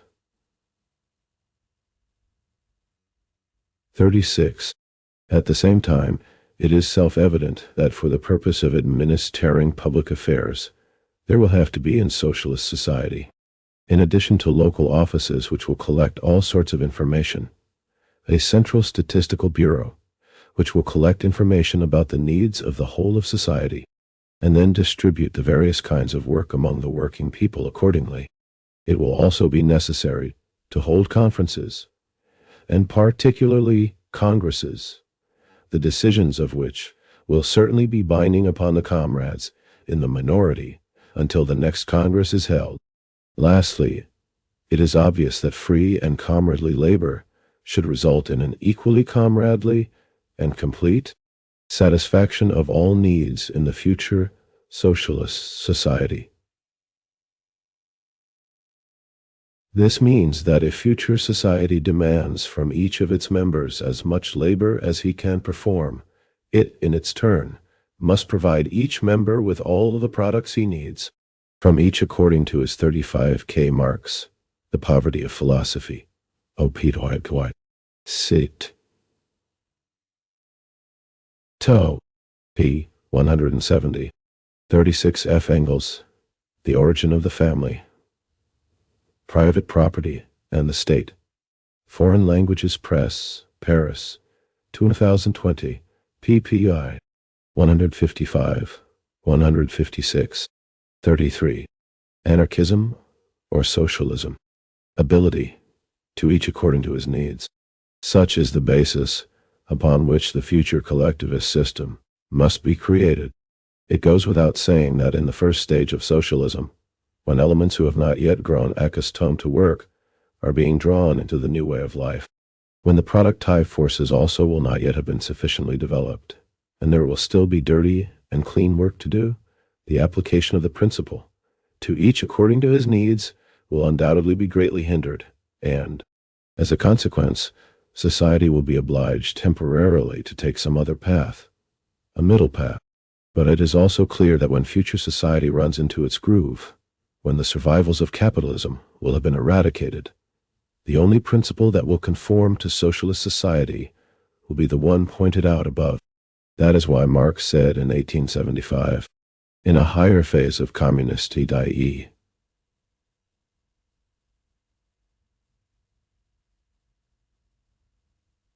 socialist society, after the enslaving subordination of the individual to the division of labor, and therewith also the antithesis between mental and physical labor, has vanished, after labor has become not only a means of livelihood, but life's prime want, after the productive forces have also increased with the all-round development of the individual, only then can the narrow horizon of bourgeois law be crossed in its entirety, and society inscribe on its banners, from each according to his ability, to each according to his needs. Such, in general, is the picture of future socialist society according to the theory of Marx. This is all very well, but is the achievement of socialism conceivable? Can we assume that man will rid himself of his savage habits? Or again, if everybody receives according to his needs, can we assume that the level of the productive forces of socialist society will be adequate for this? Socialist society presupposes an adequate development of productive forces and socialist consciousness among men, their socialist enlightenment. At the present time, the development of productive forces is hin. 37K Marx, Critique of the Gotha Program, Foreign Languages Press, Paris, 2021, pp. 20, 15-16, 34. Third, to proletarian socialism, dared by the existence of capitalist property. But if we bear in mind that this capitalist property will not exist in future society, it is self-evident that the productive forces will increase tenfold. Nor must it be forgotten that in future society, the hundreds of thousands of present-day parasites, and also the unemployed, will set to work and augment the ranks of the working people, and this will greatly stimulate the development of the productive forces. As regards men's savage sentiments and opinions, these are not as eternal as some people imagine. There was a time, under primitive communism, when man did not recognize private property. There came a time, the time of individualistic production, when private property dominated the hearts and minds of men. A new time is coming, the time of socialist production. Will it be surprising if the hearts and minds of men become imbued with socialist striving? Does not being determine the sentiments and opinions of men. But what proof is there that the establishment of the socialist system is inevitable? Must the development of modern capitalism inevitably be followed by socialism? Or, in other words, how do we know that Marx's proletarian socialism is not merely a sentimental dream, a fantasy? Where is the scientific proof that it is not? History shows that the form of property is directly determined by the form of production, and as a consequence, a change in the form of production is sooner or later inevitably followed by a change in the form of property. There was a time when property bore a communistic character, when the forests and fields in which primitive men roamed belonged to all and not to individual. Why did communist property exist at that time? Because production was communistic. Labor was performed in common, collectively. All worked together and could not dispense with each other. A different period set in, the period of petty bourgeois production, when property assumed an individualistic, private character, when everything that man needed, with the exception, of course, of air, sunlight, etc., was regarded as private property. Why did this change take place? Because production became individualistic. Each one began to work for himself, stuck in his own little corner. Finally, there came a time, the time of large-scale capitalist production, when hundreds and thousands of workers gathered under one roof, in one factory, and engaged in collective labor. Here you do not see the old method of working individually, each pulling his own 35. Anarchism or socialism way. Here every worker is closely associated in his work with his comrades in his own shop, and all of them are associated with the other shops. It is sufficient for one shop to stop work for the workers in the entire plant to become idle. As you see, the process of production, labor, has already assumed a social character, has acquired a socialist hue, and this takes place not only in individual factories, but in entire branches of industry, and between branches of industry. It is sufficient for the railwaymen to go on strike, for production to be put in difficulties. It is sufficient for the production of oil and coal to come to a standstill, for whole factories and mills to close down after a time. Clearly, here the process of production has assumed a social, collective character. As, however, the private character of appropriation does not correspond to the social character of production, as present-day collective labor must inevitably lead to collective property. It is self-evident that the socialist system will follow capitalism as inevitably as day follows night. That is how history proves the inevitability of Marxist proletarian socialism. History teaches us that the class or social group which plays the principal role in social production and performs the main functions in production must, in the course of time, inevitably take control of that production. There was a time, under the matriarchate, when women were regarded as the masters of production. Why was this? Because under the kind of production then prevailing, primitive agriculture, women played the principal role in production. They performed the main functions, while the men roamed the forests in quest of game. Then came the time, under the patriarchy, when the predominant position in production passed to men. Why did this change take place?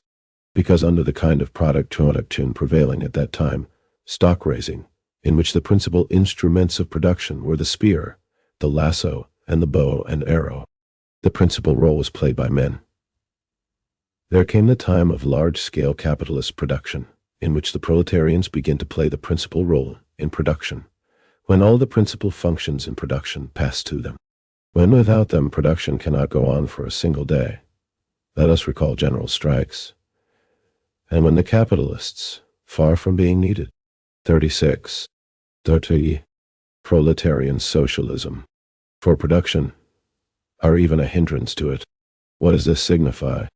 It signifies either that all social life must collapse entirely, or that the proletariat, sooner or later, but inevitably, must take control of modern production, must become its sole owner, its socialistic owner. Modern industrial crises, which sound the death knell of capitalist property, and bluntly put the question, capitalism or socialism, make this conclusion absolutely obvious. They vividly reveal the parasitism of the capitalists and the inevitability of the victory of socialism. That is how history further proves the inevitability of Marxist proletarian socialism. Proletarian socialism is based not on sentiment, not on an abstract justice, not on love for the proletariat, but on the scientific grounds referred to above. That is why proletarian socialism is also called scientific socialism. Known.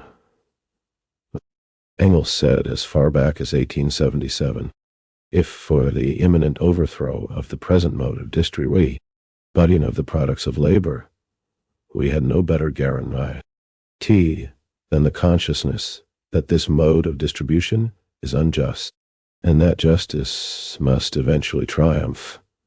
We should be in a pretty bad way, and we might have a long time to wait.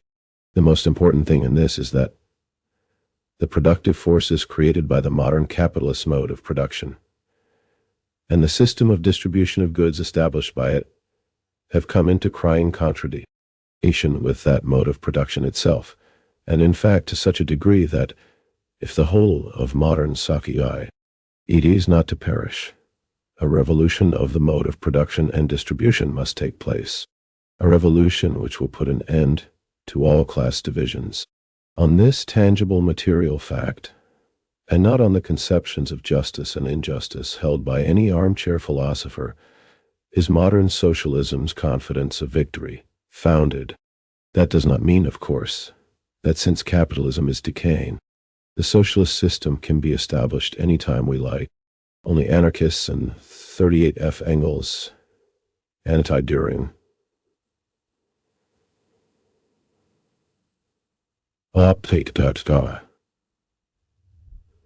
no some morbi dio bani ab gadio. Only anarchists. Sit. Dot. PPPI. 169 to 171. 37. Anarchism or socialism. Other petty bourgeois ideologists think that the socialist ideal is not the ideal of all classes. It is the ideal only of the proletariat. Not all classes are directly interested in its fulfillment. The proletariat alone is so interested. This means that as long as the proletariat constitutes a small section of society, the establishment of the socialist system is impossible. The decay of the old form of production, the further concentration of capitalist production, and the proletarianization of the majority in society, such are the conditions needed for the achievement of socialism. But this is still not enough. The majority in society may already be proletarianized, but socialism may still not be achievable. This is because, in addition to all this, the achievement of socialism calls for class consciousness, the unity of the proletariat, and the ability of the proletariat to manage its own affairs. In order that all this may be acquired, what is called political freedom is needed, i.e., freedom of speech, press, strikes, and an association. In short, freedom to wage the class struggle. But political freedom is not equally ensured everywhere.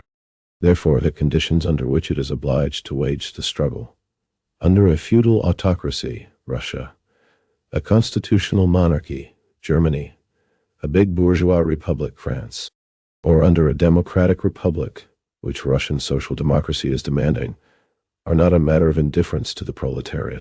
Political freedom is best and most fully ensured in a democratic republic. That is, of course, insofar as it can be ensured under capitalism at all. Therefore, all advocates of proletarian socialism necessarily strive for the establishment of a democratic republic as the best bridge to socialism. That is why, under present conditions, the Marxist program is divided into two parts: the maximum program, the goal of which is socialism, and the minimum program, the object of which is to lay the road to socialism through a democratic republic.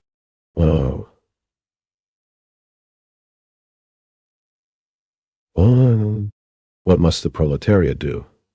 What path must it take in order consciously to carry out its program, to overthrow capitalism and build socialism? The answer is clear. The proletariat cannot achieve socialism by making peace with the bourgeoisie. It must unfailingly take the path of struggle, and this struggle must be a class struggle, a struggle of the entire struggle. 38. Proletarian socialism. Proletariat against the entire bourgeoisie.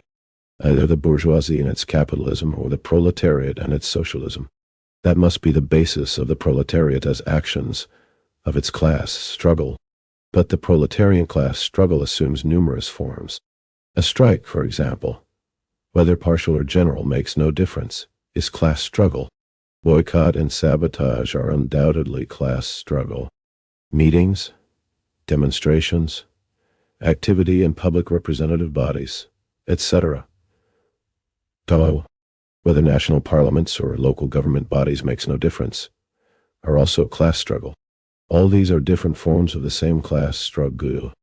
We shall not here examine which form of struggle is more important for the proletariat in its class struggle. We shall merely observe that, in its proper time and place, each is undoubtedly needed by the proletariat as essential means for developing its class consciousness and organization. And the proletariat needs class consciousness and organization as much as it needs air. It must also be observed, however, that for the proletariat, all these forms of struggle are merely preparatory means, that not one of them, taken separately, constitutes the decisive means by which the proletariat can smash capitalism. Capitalism cannot be smashed by the general strike alone. The general strike can only create some of the conditions that are necessary for the smashing of capitalism. It is inconceivable that the proletariat should be able to overthrow capitalism merely by its activity in parliament. Parliamentarism can only prepare some of the conditions that are necessary for overthrowing capitalism. What, then, is the decisive means by which the proletariat will overthrow the capitalist system? The socialist revolution is this means. Strikes, boycott, parliamentarism, meetings, and demonstrations are all good forms of struggle as means for preparing and organizing the proletariat. But not one of these means is capable of abolishing existing inequality. All these means must be concentrated in one principal and decisive means. The proletariat must rise and launch a determined attack upon the bourgeoisie in order to destroy capitalism to its foundations. This principal and decisive means is the socialist revolution. The socialist revolution must not be conceived as a sudden and short blow. It is a prolonged struggle waged by the proletarian masses who inflict defeat upon the bourgeoisie and capture its positions. And as the victory of 39. Anarchism or socialism. The proletariat will at the same time mean domination over the vanquished bourgeoisie. As in a collision of classes, the defeat of one class signifies the domination of the other. The first stage of the socialist revolution will be the political domination of the proletariat over the bourgeoisie. The socialist dictatorship of the proletariat, capture of power by the proletariat. This is what the socialist revolution must start with. This means that until the bourgeoisie is completely vanquished, until its wealth has been confiscated, the proletariat must without fail possess a military force. It must without fail have its proletarian guard, with the aid of which it will repel the counter-revolutionary attacks of the dying bourgeoisie. exactly as the Paris proletariat did during the Commune. The socialist dictatorship of the proletariat is needed to enable the proletariat to expropriate the bourgeoisie, to enable it to confiscate the land, forests, factories and mills, machines, railways, etc. from the entire bourgeoisie. The expropriation of the bourgeoisie, this is what the socialist revolution must lead to. This, then, is the principal and decisive means by which the proletariat will overthrow the present capitalist system. That is why Karl Marx said as far back as 1847, the first step in the revolution by the working class is to raise the proletariat to the position of ruling class. The proletariat will use its political supremacy to wrest, by degrees, all capital from the bourgeoisie, to centralize all instruments of production in the hands of the proletariat organized as the ruling class. 39. That is how the proletariat must proceed if it wants to bring about socialism. From this general principle emerge all the other views on tactics. Strikes, boycott, demonstrations, and parliamentarism are important only insofar as they help to organize the proletariat and to strengthen and enlarge its organizations for accomplishing the socialist revolution. 39. K. Marx, F. Engels, Manifesto of the Communist Party and Principles of Communism. Foreign Languages Press, Paris, 2020, p. 55. 40. Proletarian socialism.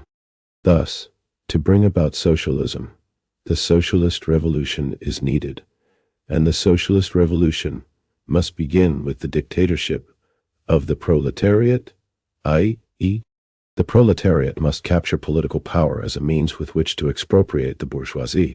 But to achieve all this, the proletariat must be organized. The proletarian ranks must be closely knit and united. Strong proletarian organizations must be formed, and these must steadily grow. What forms must the proletarian organizations assume? The most widespread mass organizations are trade unions and workers' cooperatives, mainly producers and consumers' cooperatives. The object of the trade unions is to fight, mainly against industrial capital, to improve the conditions of the workers within the limits of the present capitalist system. The object of the cooperatives is to fight, mainly, against merchant capital to secure an increase of consumption among the workers by reducing the prices of articles of prime necessity, also within the limits of the capitalist system, of course. The proletariat undoubtedly needs both trade unions and cooperatives as means of organizing the proletarian masses.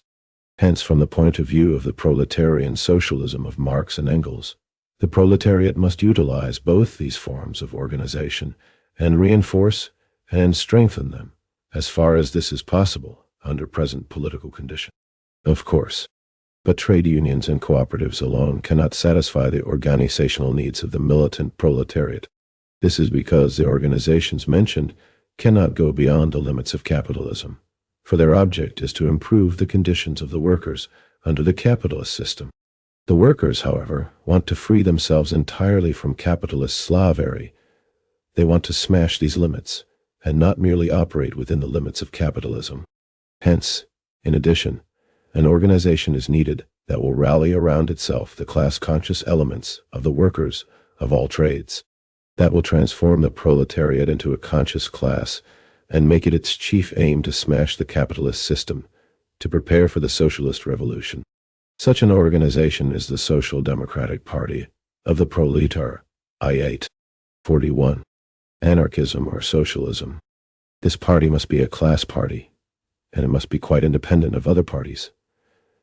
And this is because it is the party of the proletarian class, the emancipation of which can be brought about only by this class itself. This party must be a revolutionary party, and this because the workers can be emancipated only by revolutionary means, by means of the socialist revolution. This party must be an international party.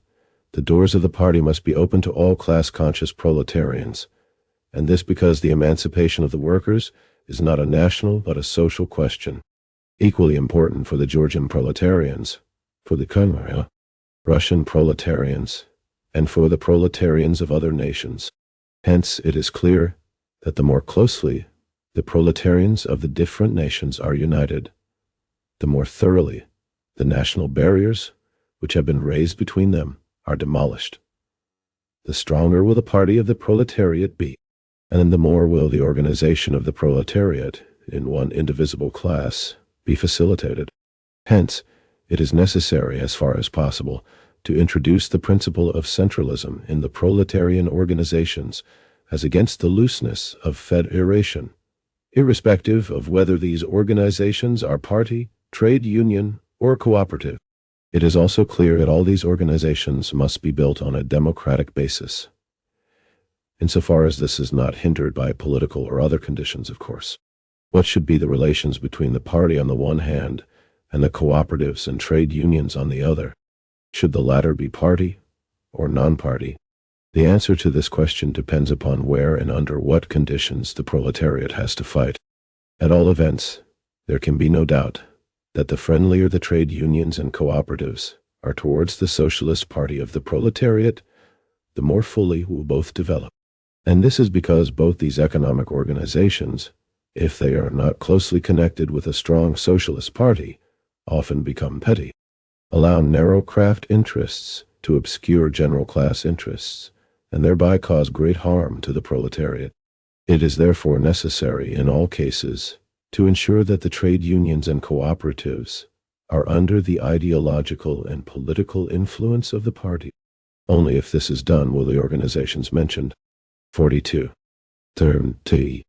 Proletarian socialism be transformed into a socialist school that will organize the proletariat, at present split up into separate groups, into a conscious class. Such, in general, are the characteristic features of the proletarian socialism of Marx and Engels. Well, how do the anarchists look upon proletarian socialism? First of all, we must know that proletarian socialism is not simply a philosophical doctrine. It is the doctrine of the proletarian masses, their banner. It is honored and revered by the proletarians all over the world. Consequently, Marx and Engels are not simply the founders of a philosophical school. They are the living leaders of the living proletarian movement, which is growing and gaining strength every day. Whoever fights against this doctrine, whoever wants to overthrow it, must keep all this well in mind so as to avoid having his head cracked for nothing in an unequal struggle. Messieurs, the anarchists are well aware of this. That is why in fighting Marx and Engels, they resort to a most unusual and, in its way, a new weapon. What is this new weapon? A new investigation of capitalist production? A refutation of Marxist capital? Of course not. Or perhaps, having armed themselves with new facts and the inductive method, they scientifically refute the Bible of social democracy, the Communist Manifesto of Marx and Engels. Again, no. Then what is this extraordinary weapon? It is the accusation that Marx and Engels indulged in plagiarism. Would you believe it? It appears that Marx and Engels wrote nothing original, that scientific socialism is a pure fiction, because the Communist Manifesto of Marx and Engels was, from beginning to end, stolen from the Manifesto of Victor Considerant. This is quite ludicrous, of course, but V. Cherkesishvili, the incomparable leader of the anarchists, relates this amusing story with such aplomb, and a certain Pierre Ramos, Cherkesishvili's foolish apostle, and our homegrown anarchists repeat this discovery with such fervor that it is worthwhile dealing, at least briefly, with this story. Listen to Cherkesishvili. 43. Anarchism, or socialism. The entire theoretical part of the Communist Manifesto, namely, the first and second chapters, are taken from V. Considerant. Consequently, the Manifesto of Marx and Engels, that Bible of legal revolutionary democracy, is nothing but a clumsy paraphrasing of V. Considerant's Manifesto. Marx and Engels not only appropriated the contents of Considerant's Manifesto, but even borrowed some of its chapter headings. 40. This story is repeated by another anarchist, P. Ramus. Tavo. Ionis. It can be emphatically asserted that their Marx-Engels' major work, the Communist Manifesto, is simply theft. Ala. Jari. Shameless theft. They did not, however, copy it word for word as ordinary thieves do, but stole only the ideas and theories. 41. This is repeated by our anarchists in Nobati, Musha, 42 km 43, and other papers.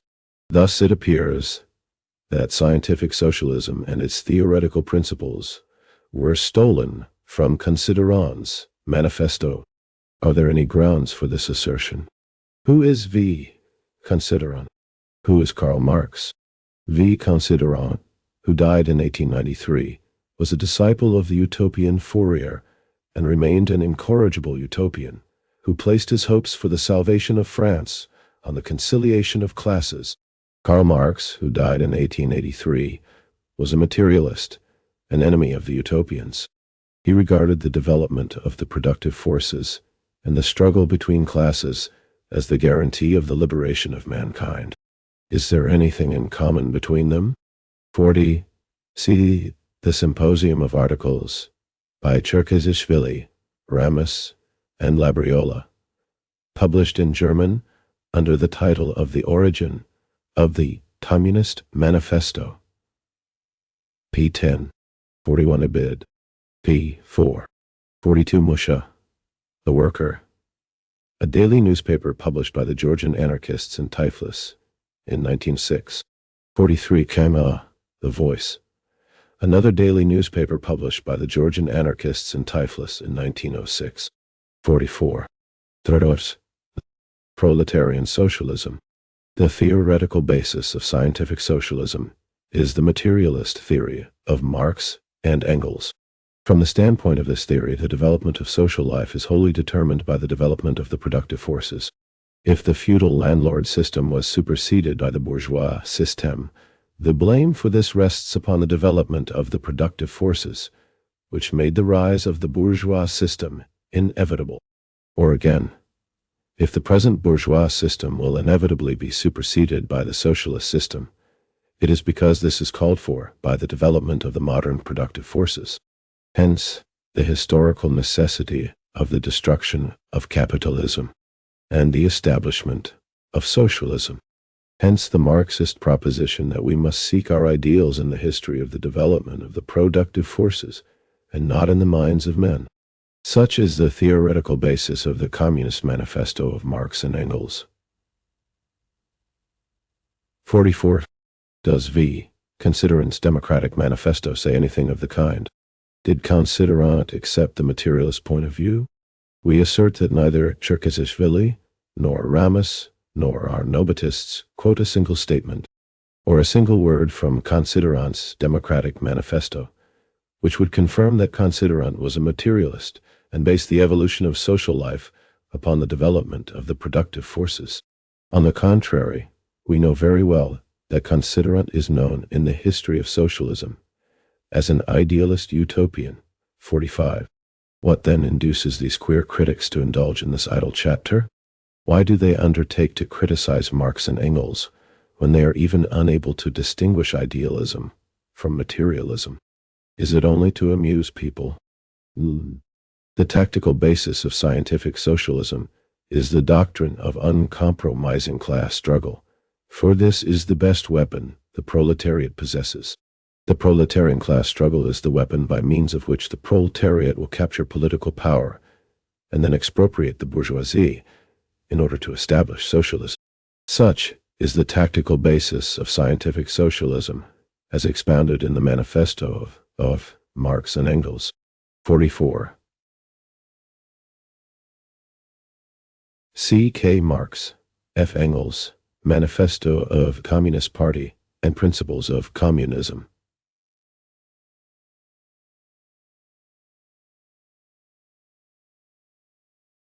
Chapter Y, N22. 45. See Paul Louis, The History of Socialism in France. 45. Anarchism or socialism? Is anything like this said in Considerant's Democratic Manifesto? Did Considerant regard the class struggle as the best weapon the proletariat possesses? As is evident from the articles of Cherkasishvili and Ramus, see the above-mentioned symposium, there is not a word about this in Considerant's manifesto. It merely notes the class struggle as a deplorable fact. As regards the class struggle as a means of smashing capitalism, Considerant spoke of it in his manifesto as follows: capital, labor, and talent.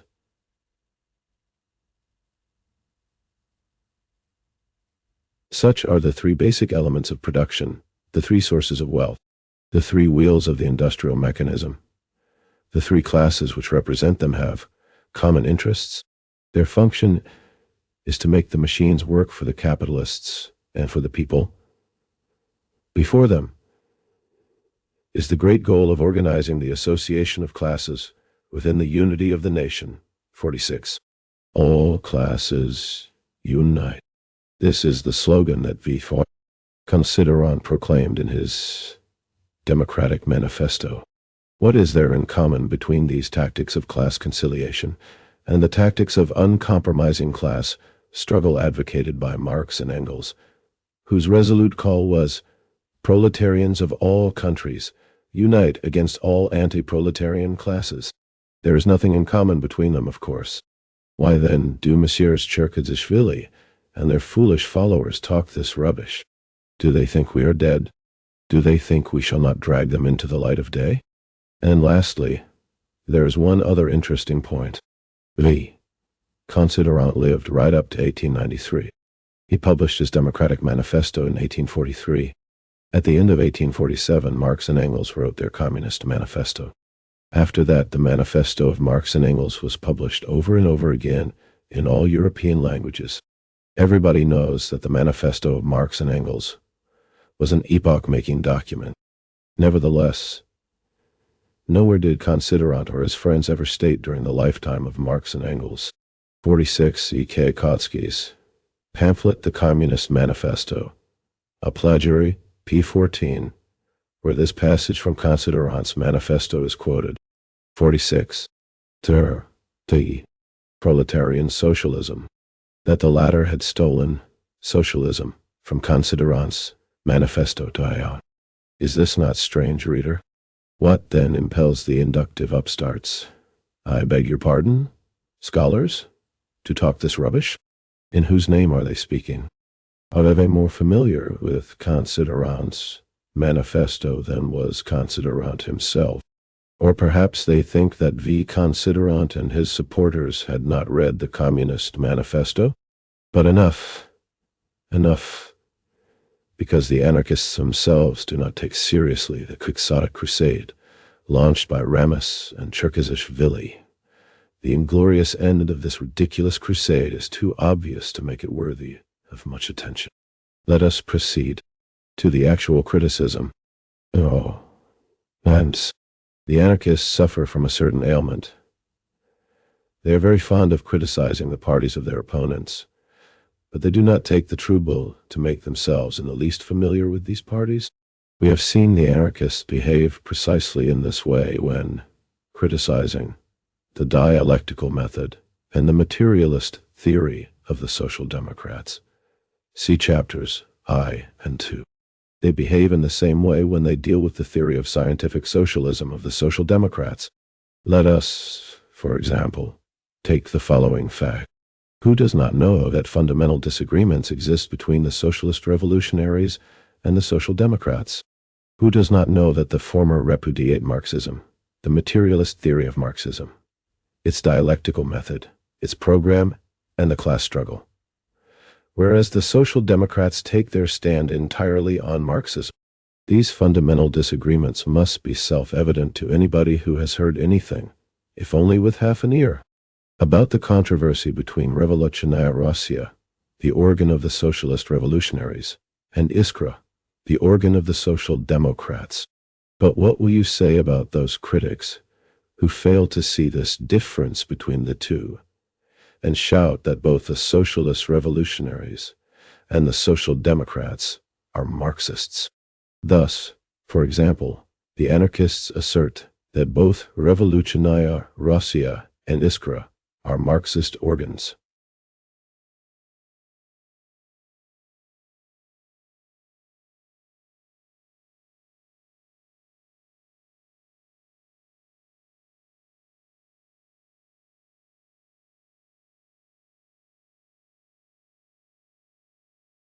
'47. See the Anarchist Symposium Bread and Freedom, p. 202. 47. Anarchism or Socialism. That shows how familiar the anarchists are with the principles of social democracy. After this, the soundness of their scientific criticism will be self-evident.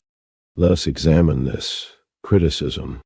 The anarchists' principal accusation is that they do not regard the social democrats as genuine socialists. You are not socialists. You are enemies of socialism. They keep on repeating. This is what Kropotkin writes on this score. We arrive at conclusions different from those arrived at by the majority of the economists of the social democratic school, where arrive at free communism, whereas the major idea of socialists, meaning social democrats too, the author, arrive at state capitalism and collectivism. 48. What is this state capitalism and collectivism of the social democrats? This is what Kropotkin writes about it. The German socialists say that all accumulated wealth must be concentrated in the hands of the state, which will place it at the disposal of workers' associations, organize production and exchange, and control the life and work of society. 49. And further, in their schemes, the collectivists commit a double miswire. They want to abolish the capitalist system, but they preserve the two institutions which constitute the foundations of this system, representative government and wage labor. Or 50. Collectivism, as is well known, preserves wage labor. Only representative government takes the place of the employer.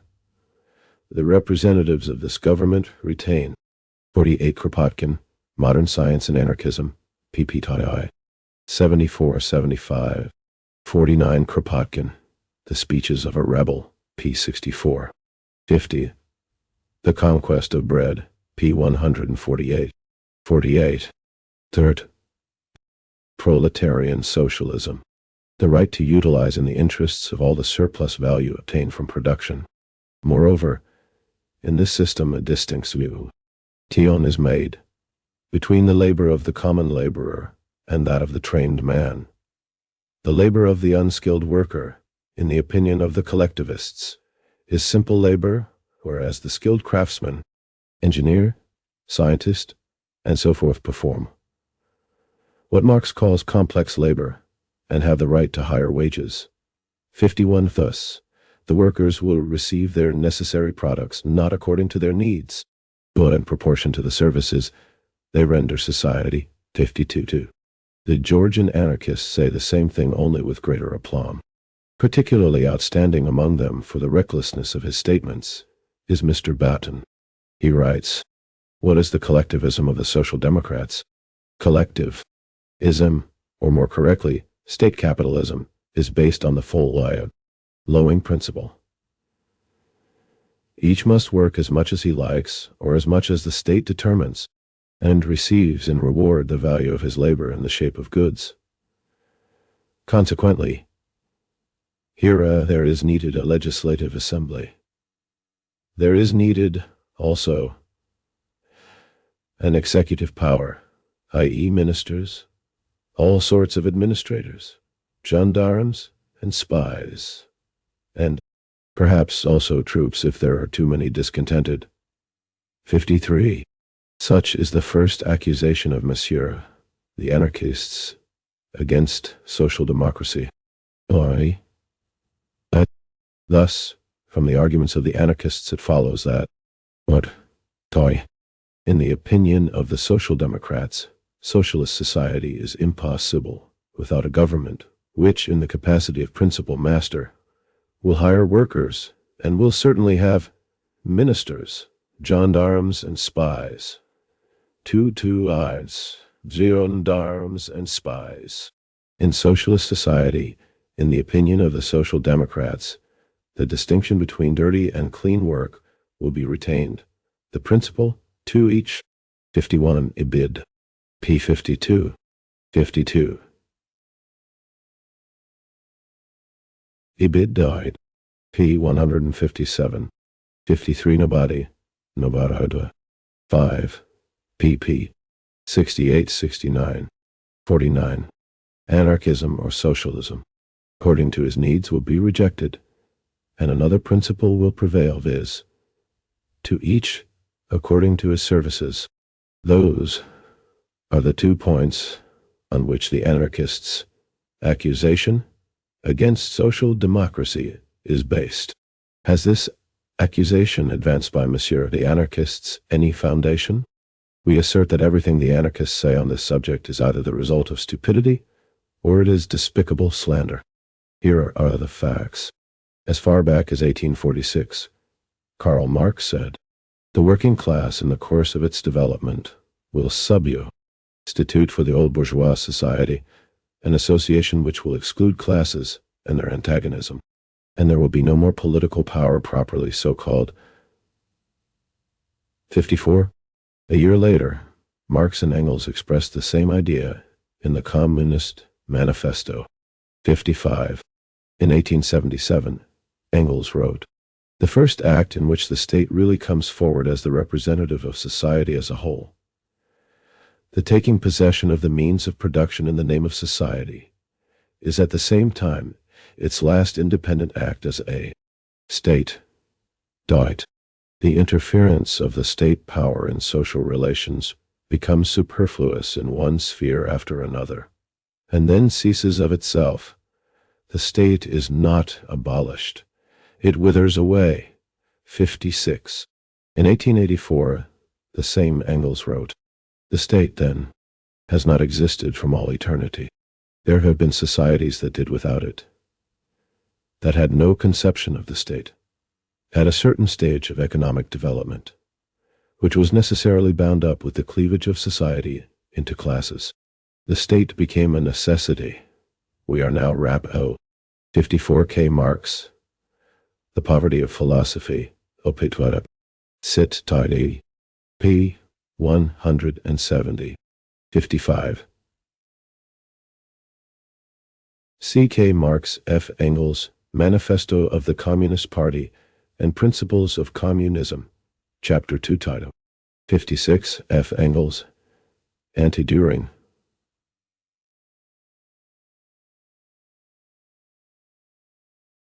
Opétoire, Tet, Taut, p. 309. 50. 30 Star. Proletarian Socialism, idly approaching a stage in the development of production at which the existence of these classes not only will have ceased to be a necessity, but will become a positive hindrance to production. They will fall as inevitably as they arose at an earlier stage. Along with them, the state will inevitably fall. The society that will organize production on the basis of a free and equal association of the producers will put the whole machinery of state where it will then belong, into the Museum of Antiquity, war, ties, by the side of the spinning wheel and the bronze axe. 57. Engels said the same thing again in 1891.58.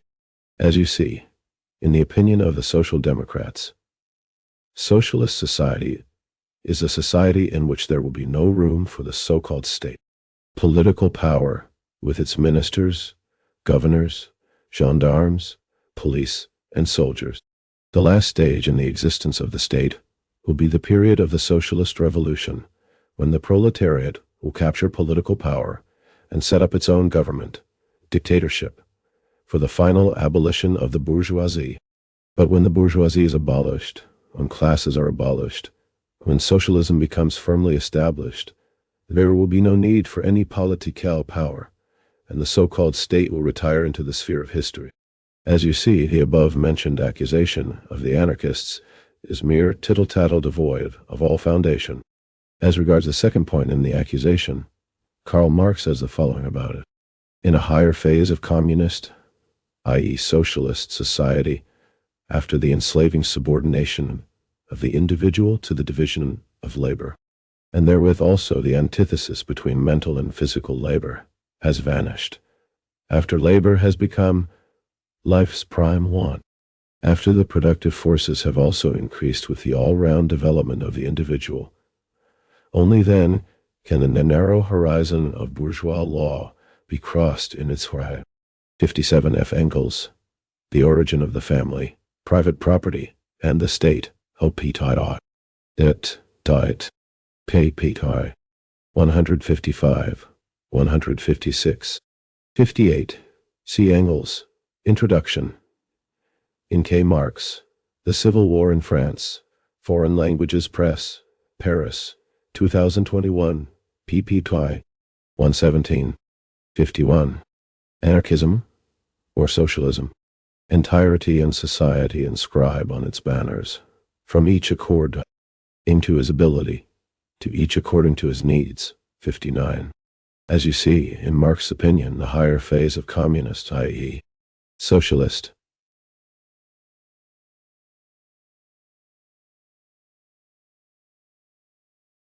society will be a system under which the division of work into dirty and clean,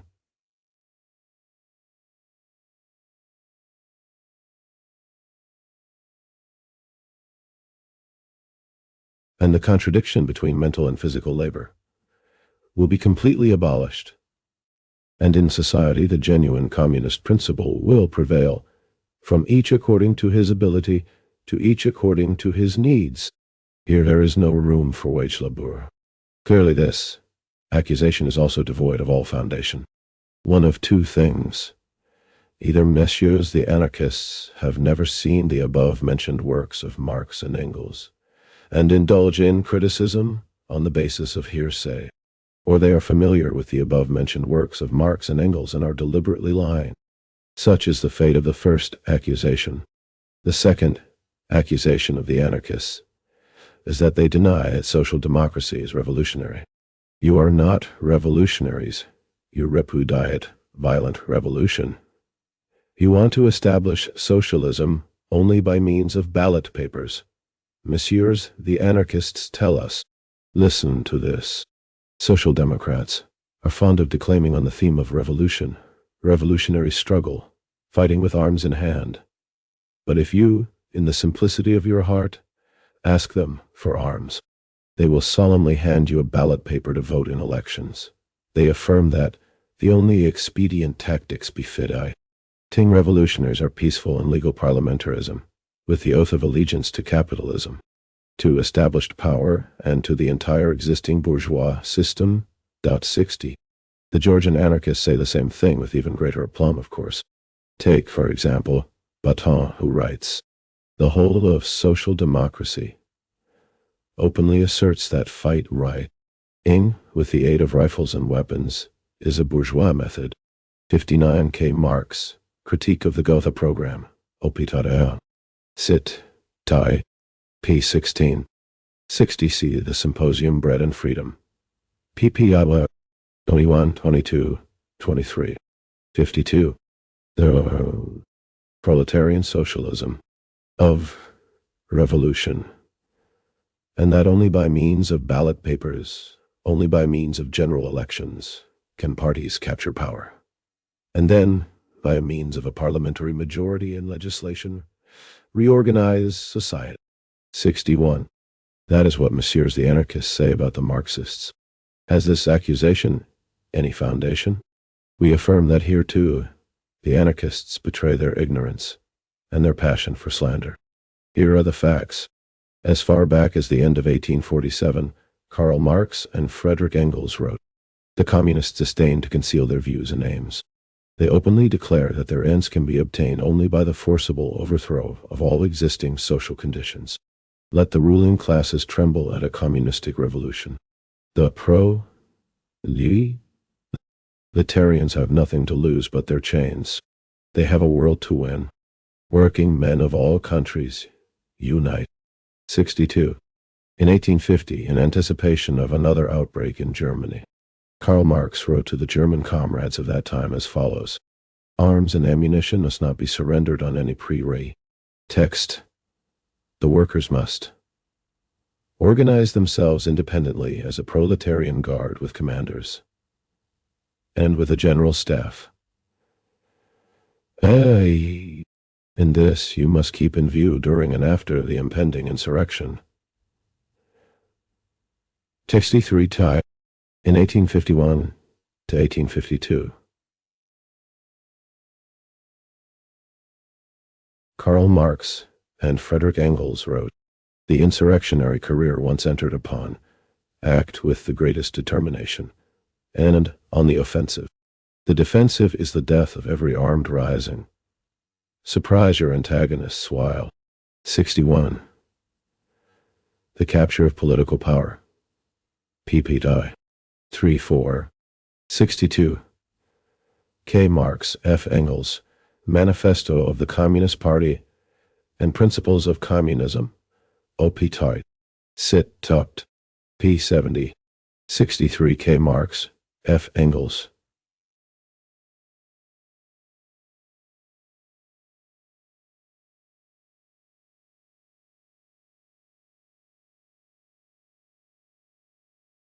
Address of the Central Committee to the Communist League.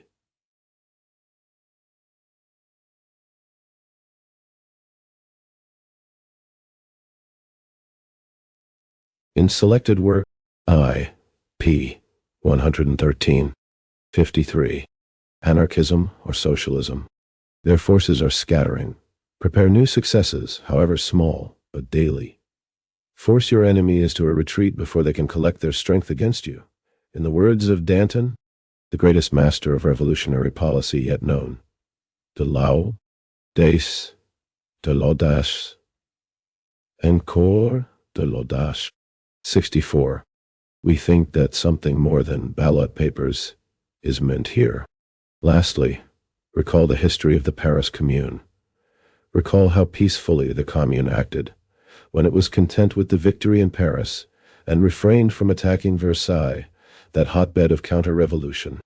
What do you think Marx said at that time? Did he call upon the Parisians to go to the ballot box? Did he express approval of the complacency of the Paris workers? The whole of Paris was in the hands of the workers. Did he approve of the good nature they displayed towards the vanquished Versailles? Listen to what Marx said. What elasticity, what historical initiative, what a capacity for sacrifice in these Parisians. After 6 months of hunger, they rise beneath Prussian bayonets. History has no like example of like greatness. If they are defeated, only their good nature will be to blame. They should have marched at once on Versailles, after first Vinoy and then the reactionary section of the Paris National Guard had themselves retreated.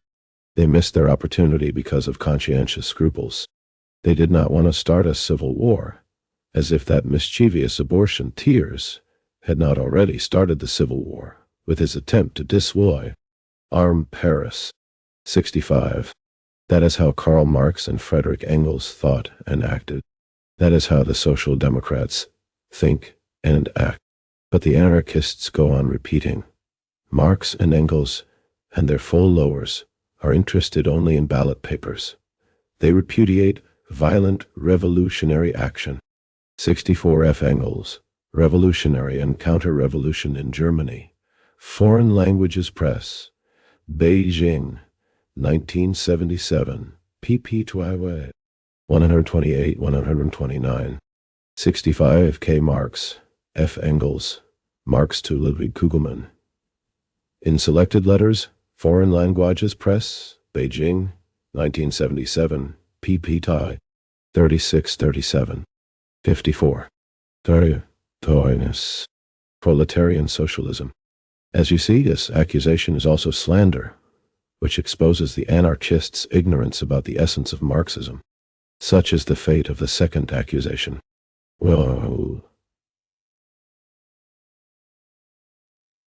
the third accusation of the anarchists consists in denying that social democracy is a popular movement, describing the social democrats as bureaucrats and affirming that the social democratic plan for the dictatorship of the proletariat spells death to the revolution.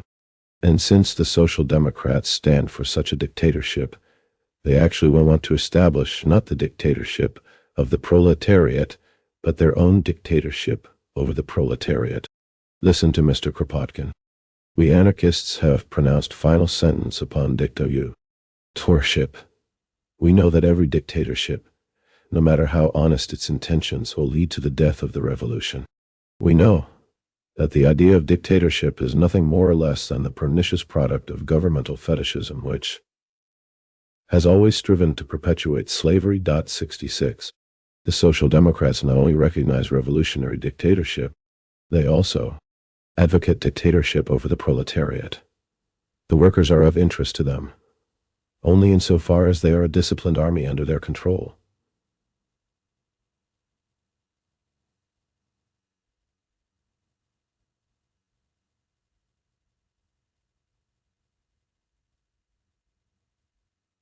Social democracy strives through the medium of the proletariat to capture the state account. 67. The Georgian anarchists say the same thing. The dictatorship of the proletariat in the direct sense of the term is utterly impossible because the advocates of dictatorship are statesmen, and their dictatorship will be not the free activities of the entire proletariat, but the establishment at the wall. 66. Kropotkin, The Speeches of a Rebel. p. 131. 67. Bread and Freedom. ppy. 62, 63, 55. Anarchism or socialism?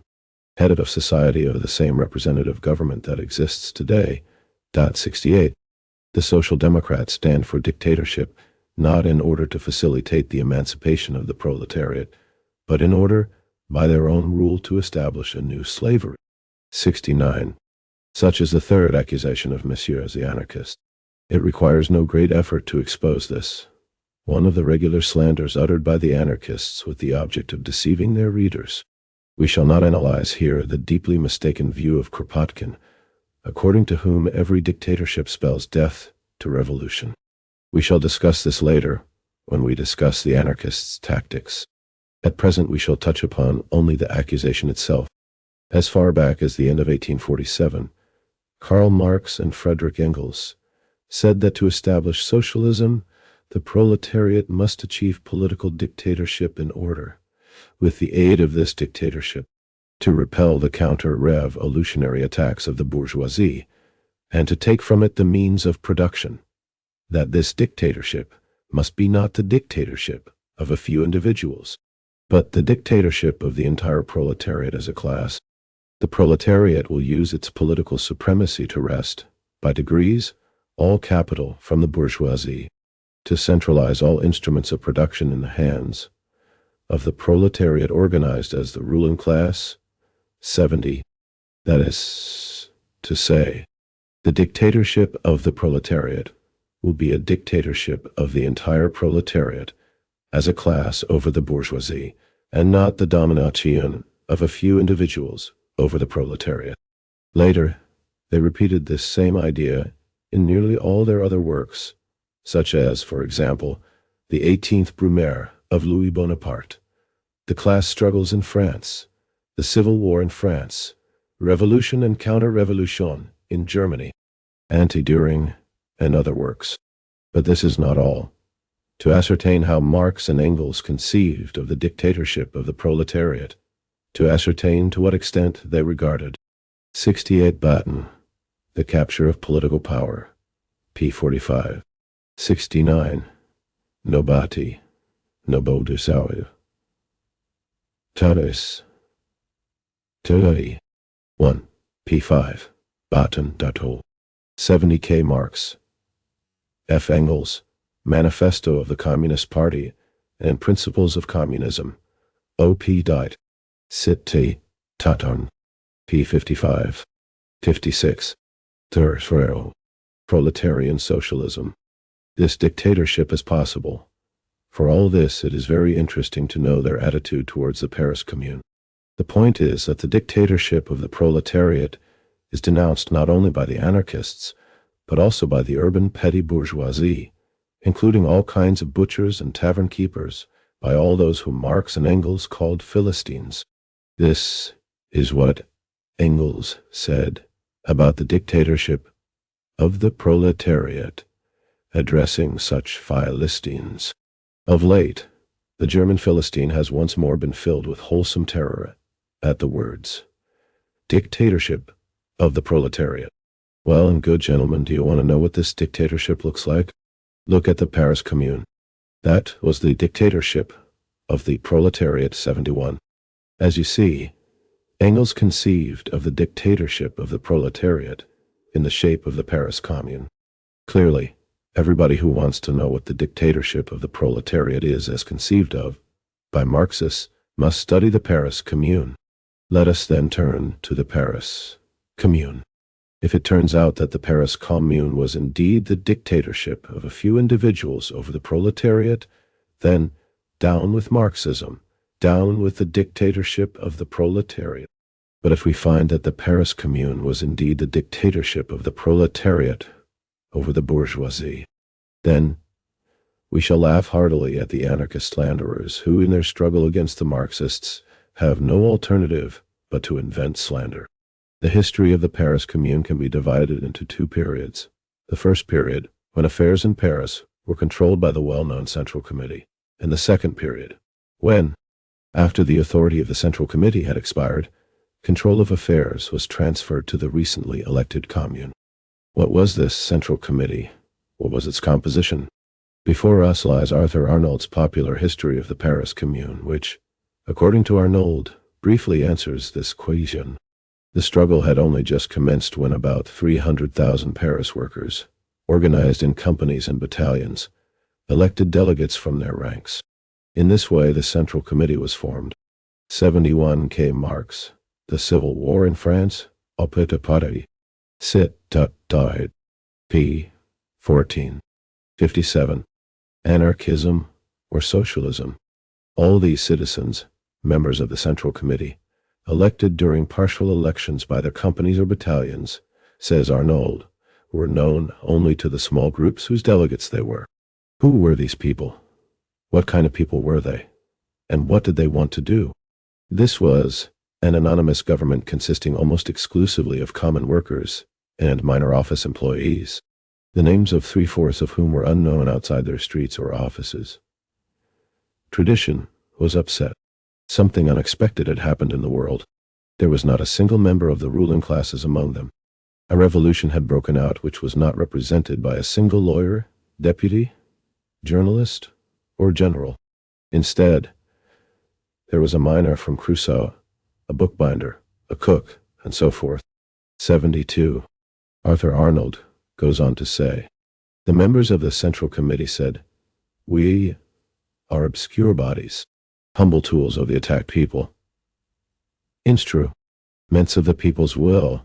We are here to be its echo, to achieve its triumph. The people want a commune, and we shall remain in order to proceed to the election of the commune, neither more nor less. These dictators do not put themselves above, nor stand aloof from the masses. One feels that they are living with the masses, in the masses, by means of the masses, that they consult with them every sen and con, that they listen and convey all they hear, striving only, in a concise form, to convey the opinion of 300,000 men. 73. That is how the Paris Commune behaved in the first period of its existence. Such was the Paris Commune. Such is the dictatorship of the proletariat. Let us now pass to the second period of the Commune, when the Commune functioned in place of the Central Committee. Speaking of these two periods, which lasted 2 months, Arnold exclaims with enthusiasm that this was a real dictatorship of the people. Listen. Listen. 72.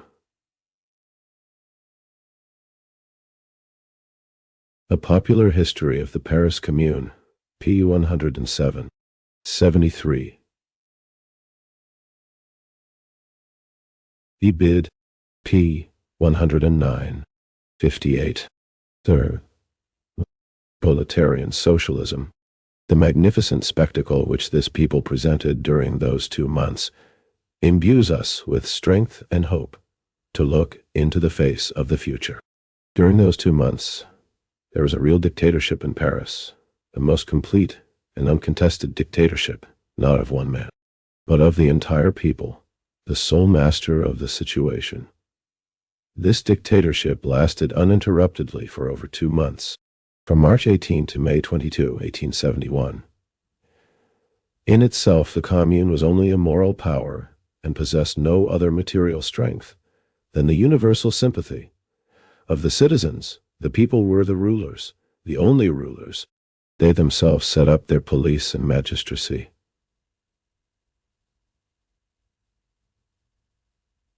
'74. That is how the Paris Commune is described by Arthur Arnold, a member of the Commune and an active participant in its hand-to-hand fighting. The Paris Commune is described in the same way by another of its members, an equally active participant, Le Segre.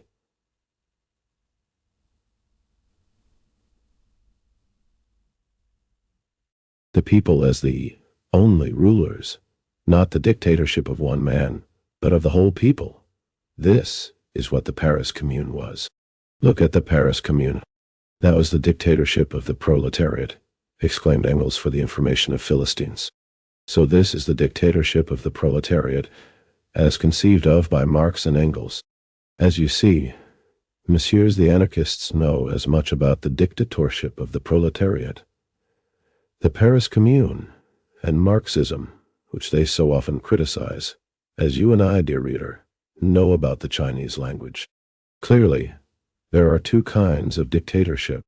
There is the dictatorship of the minority, the dictatorship of a small group, the dictatorship of the Trepovs and Ignatievs, which is directed against the people. This kind of dictatorship is usually headed by a camarilla which adopts secret decisions and tightens the noose around the neck of the majority of the people. 74. Ibid. pp. 242, 244. 75. History of the Paris Commune. 59. Anarchism or Socialism. Marxists are the enemies of such a dictatorship, and they fight such a dictatorship far more stubbornly and self-sacrificingly than do our noisy anarchists. There is another kind of dictatorship, the dictatorship of the proletarian majority, the dictatorship of the masses, which is directed against the bourgeoisie, against the minority. At the head of this dictatorship stand the masses. Here there is no room either for a camarilla or for secret decisions. Here everything is done openly, in the streets, at meetings, because it is the dictatorship of the street, of the masses, a dictatorship directed against all oppressors. Marxists support this kind of dictatorship with both hands, and that is because such a dictatorship is the magnificent beginning of the great socialist revolution. Messieurs the anarchists confuse these 2 mutually negating dictatorships, and thereby put themselves in a ridiculous position. They are fighting not Marxism, but the figments of their own imagination. They are fighting not Marx and Engels, but windmills, as Don Quixote of blessed memory did in his day. Such is the fate of the 3rd accusation. To be continued. 76. Ali, Droeba, New Times, Nos. 5, 6, 7, and 8, December 11th, 1825, 1906, and January 1st, 1907. Shenitshovreba, Our Life, Nos. 3, 5, 8, and 9, February 21st, 23rd, 27 and 28, 1907. Dro. Time Nos. 21, 22, 23, and 26, April 4th.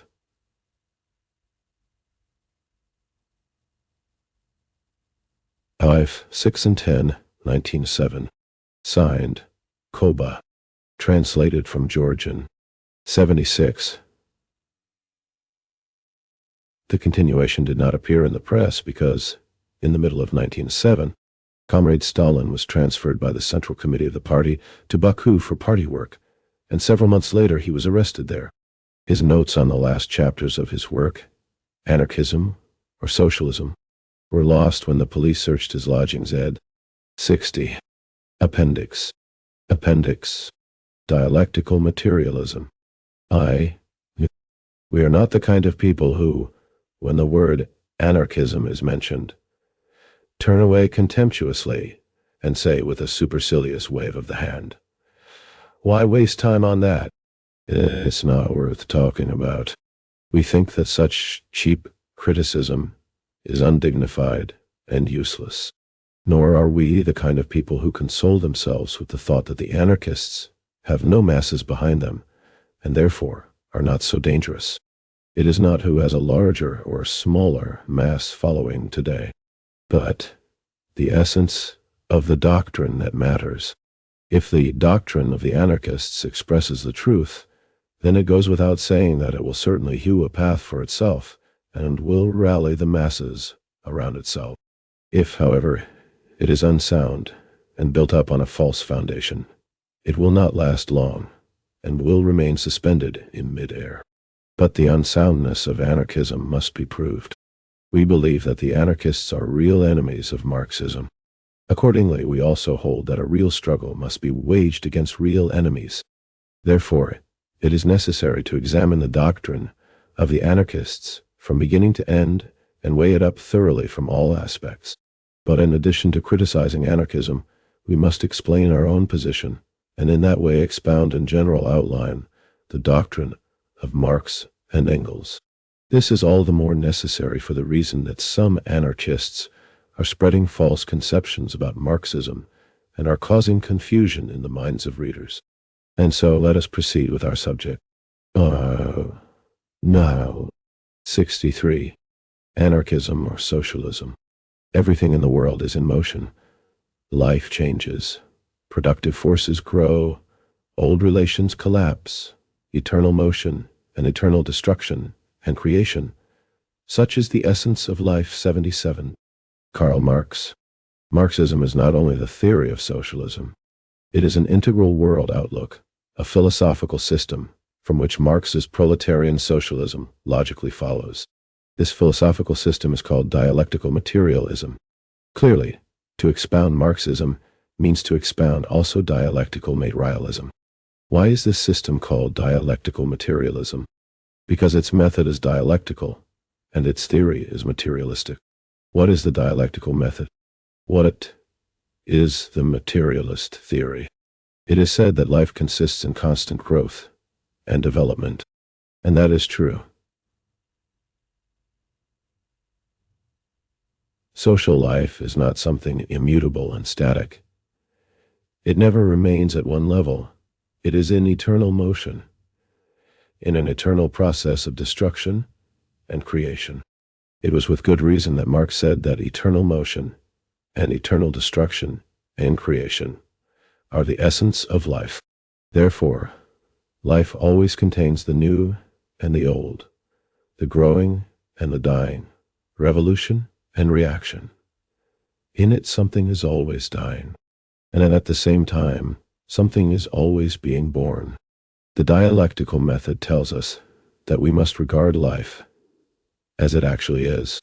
Life is in continual motion, and therefore, life must be viewed in its motion, in its destruction and creation. Where is life going? What is dying? And what is being born in life? What is being destroyed and what is being created? These are the questions that should interest us first of all. Such is the first conclusion of the dialectical method. That which in life is born and grows day by day is invincible. Its progress cannot be checked. Its victory is inevitable. That is to say, if, for example, in life the proletariat is born and grows day by day, no matter how weak and small in numbers it may be today, in the long run, it must triumph. On the other hand, that which in life is dying and moving towards its grave must inevitably suffer defeat, i.e., if, for example, the bourgeoisie, 77K Marx, the poverty of philosophy, opetotoi, sit-tid, da, pp, tai, 100, 103, 64, appendix, is losing ground and is slipping farther and farther back every day, then, no matter how strong and numerous it may be today, it must, in the long run, suffer defeat and go to its grave. Hence arose the well-known dialectical proposition, all that which really exists, i.e., all that which grows day by day, is rational. Such is the second conclusion of the dialectical method. In the 80s of the 19th century, a famous controversy flared up among the Russian revolutionary intelligentsia. The Narodniks asserted that the main force that could undertake the task of emancipating Russia was the poor peasantry. Why? The Marxists asked them. Because, answered the Narodniks, the peasantry is the most numerous, and at the same time the poorest section of Russian society. To this the Marxists replied, it is true that today the peasantry constitutes the majority, and that it is very poor. But is that the point? The peasantry has long constituted the majority, but up to now it has displayed no initiative in the struggle for freedom without the assistance of the proletariat. Why? Because the peasantry as a class is disintegrating day by day. It is breaking up into the proletariat and the bourgeoisie, whereas the proletariat as a class is day by day growing and gaining strength. Nor is poverty of decisive importance here. Tramps are poorer than the peasants, but nobody will say that they can undertake the task of emancipating Russia. The only thing that matters is who's growing and who is becoming aged in life. As the proletariat is the only class which is steadily growing and gaining strength, our duty is to take our place by its side and recognize it as the main force in the Russian Revolution. That is how the Marxists answered. As you see, the Marxists looked at the question from the dialectical standpoint, whereas the Narodniks argued metaphysically, because they regarded the phenomena of life as immutable, static, given once and for all. 78. That is how the dialectical method looks upon the movement of life. But there is movement and movement. There was social movement in the December days when the proletariat, straightening its back, stormed arms depots and launched an attack upon reaction. But the movement of preceding years, when the proletariat, under the conditions of peaceful development, limited itself to individual strikes and the formation of 78 F. Engels, anti-Düring, Occupy, City, Tai, B20, 65. Anarchism or socialism. Small trade unions must also be called social movement. Clearly, movement assumes different forms, and so the dialectical method says that movement has two forms, the evolutionary and the revolutionary form. Movement is evolutionary when the progressive elements spontaneously continue their daily activities and introduce minor quantitative changes in the old order.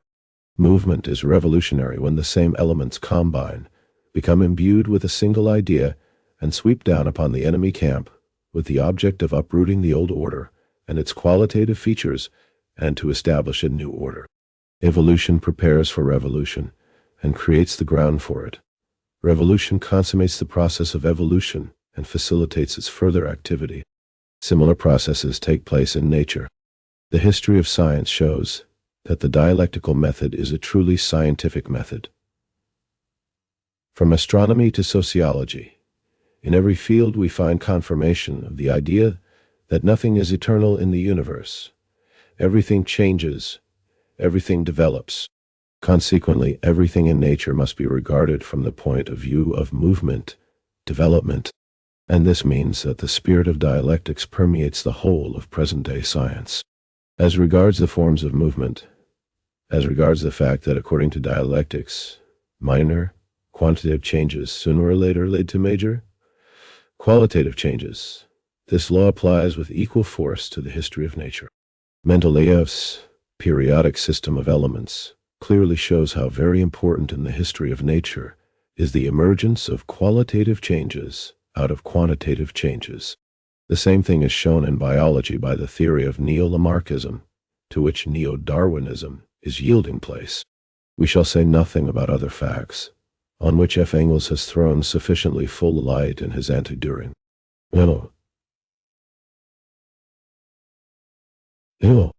Thus, we are now familiar with the dialectical method. We know that according to that method, the universe is in an eternal motion, in an eternal process of destruction and creation, and that, consequently, all phenomena in nature and in society must be viewed in motion, in process of destruction and creation, and not as something static and immobile. We also know that this motion has two forms, evolutionary and revolutionary. 66. Appendix. How do our anarchists look upon the dialectical method? Everybody knows that Hegel was the father of the dialectical method. Marx merely purged and improved this method. The anarchists are aware of this. They also know that Hegel was a conservative, and so, taking advantage of the opportunity, they vehemently revile Hegel, throw mud at him as a reactionary, as a supporter of restoration, and zealously try to prove that Hegel is a philosopher of restoration, that he eulogizes bureaucratic constitutionalism in its absolute form, that the general idea of his philosophy of history is subordinate to and serves the philosophical trend of the period of restoration, and so on and so forth. 79. True, nobody contests what they say on this point. On the contrary, everybody agrees that Hegel was not a revolutionary, that he was an advocate of monarchy. Nevertheless, the anarchists go on trying to prove and deem it necessary to go on endlessly trying to prove that Hegel was a supporter of restoration. Why do they do this? Probably in order by all this to discredit Hegel, to make their readers feel that the method of the reactionary Hegel is also repugnant and unscientific. If that is so, if messieurs the anarchists think they can refute the dialectical method in this way, then I must say that in this way they can prove nothing but their own simplicity. Pascal and Leibniz were not revolutionaries, but the mathematical method they discovered is recognized today as a scientific method. Mayer and Helmholtz were not revolutionaries, but their discoveries in the field of physics became the basis of science. Nor were Lamarck and Darwin revolutionaries, but their evolutionary method put biological science on its feet. Yes, in this way, messieurs the anarchists will prove nothing but their own simplicity. To proceed, in the opinion of the anarchists, dialectics is metaphysics 8, and as they want to free science from metaphysics, philosophy from theology, 81, they repudiate the dialectical method. Oh, those anarchists, as the saying goes, blame others for your own sins. Dialectics matured in the struggle against metaphysics and gained fame in this struggle. But according to the anarchists, dialectics is metaphysics. Proudhon, the father of the anarchists, believed that 79 Nobati 6 article by V. Cherkesishvili 80 Nobody no dot die 9 my no sheesh G 81 Nobody no bar taught 3 Shh. G. 67. Anarchism or socialism. There existed in the world an immutable justice, established once and for all, and for this Proudhon has been called a metaphysician. 82. Marx fought Proudhon with the aid of the dialectical method, and proved that since everything in the world changes, justice must also change, and that, consequently, immutable justice is metaphysical fantasy. 83. Yet the Georgian disciples of the metaphysician Proudhon come out and try to prove that dialectics is metaphysics, that metaphysics recognizes the unknowable and the thing in itself, and in the long run passes into empty theology. In contrast to Proudhon and Spencer, Engels combated metaphysics, as well as theology, with the aid of the dialectical method. He proved how ridiculously vapid they were. Our anarchists, however, try to prove that Proudhon and Spencer were scientists, whereas Marx and Engels were metaphysicians. One of two things: either messieurs the anarchists are deceiving themselves, or they fail to understand what is metaphysics. At all events, the dialectical method is entirely free from blame. What other accusations do monsieur the anarchists hurl against the dialectical method? They say that the dialectical method is subtle word-weaving, the method of sophistry, logical and mental somersaults. 85. With the aid of which both truth and falsehood are proved with equal facility. 86. At first sight it would seem that the accusation advanced by the anarchists is correct. Listen to what Engels says about the follower of the metaphysical method. His communication is, yea, yea, nay, nay, nay. For whatsoever is more than these cometh of evil. For him a thing either exists, or it does not exist.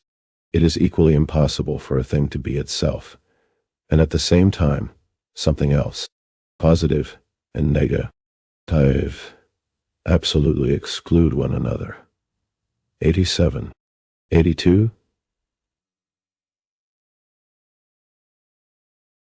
C. Elsbacher's Anarchism. pp. Taduias. 64-68, foreign edition. 83. C. K. Marx, The Poverty Philosophy, Alpitoi. Sit. Tadait. 84. C. Engels, Ludwig Feuerbach, and Anteduring. 85. Nobati, Nobotoi. 8. Ellen. Esch. G. 86. Nobody, Noboito. 4. N. V. Cherkezishvili. 87. F. Engels, Anti-During. Opetoitu, Europaite dodstu. Sit tit. P. 21. Data. 68. Appendix. How is that? The anarchist cries heatedly. Is it possible for a thing to be good and bad at the same time? That is sophistry, juggling with words. It shows that you want to prove truth and falsehood with equal facility. Let us, however, go into the substance of the matter. Today, we are demanding a democratic republic. The democratic republic, however, strengthens bourgeois property.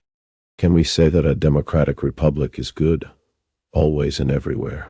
No, we cannot. Why? Because a democratic republic is good only today, when we are destroying feudal property, but tomorrow, when we shall proceed to destroy bourgeois property and establish socialist property, the democratic republic will no longer be good. On the contrary, it will become a fetter, which we shall smash and cast aside.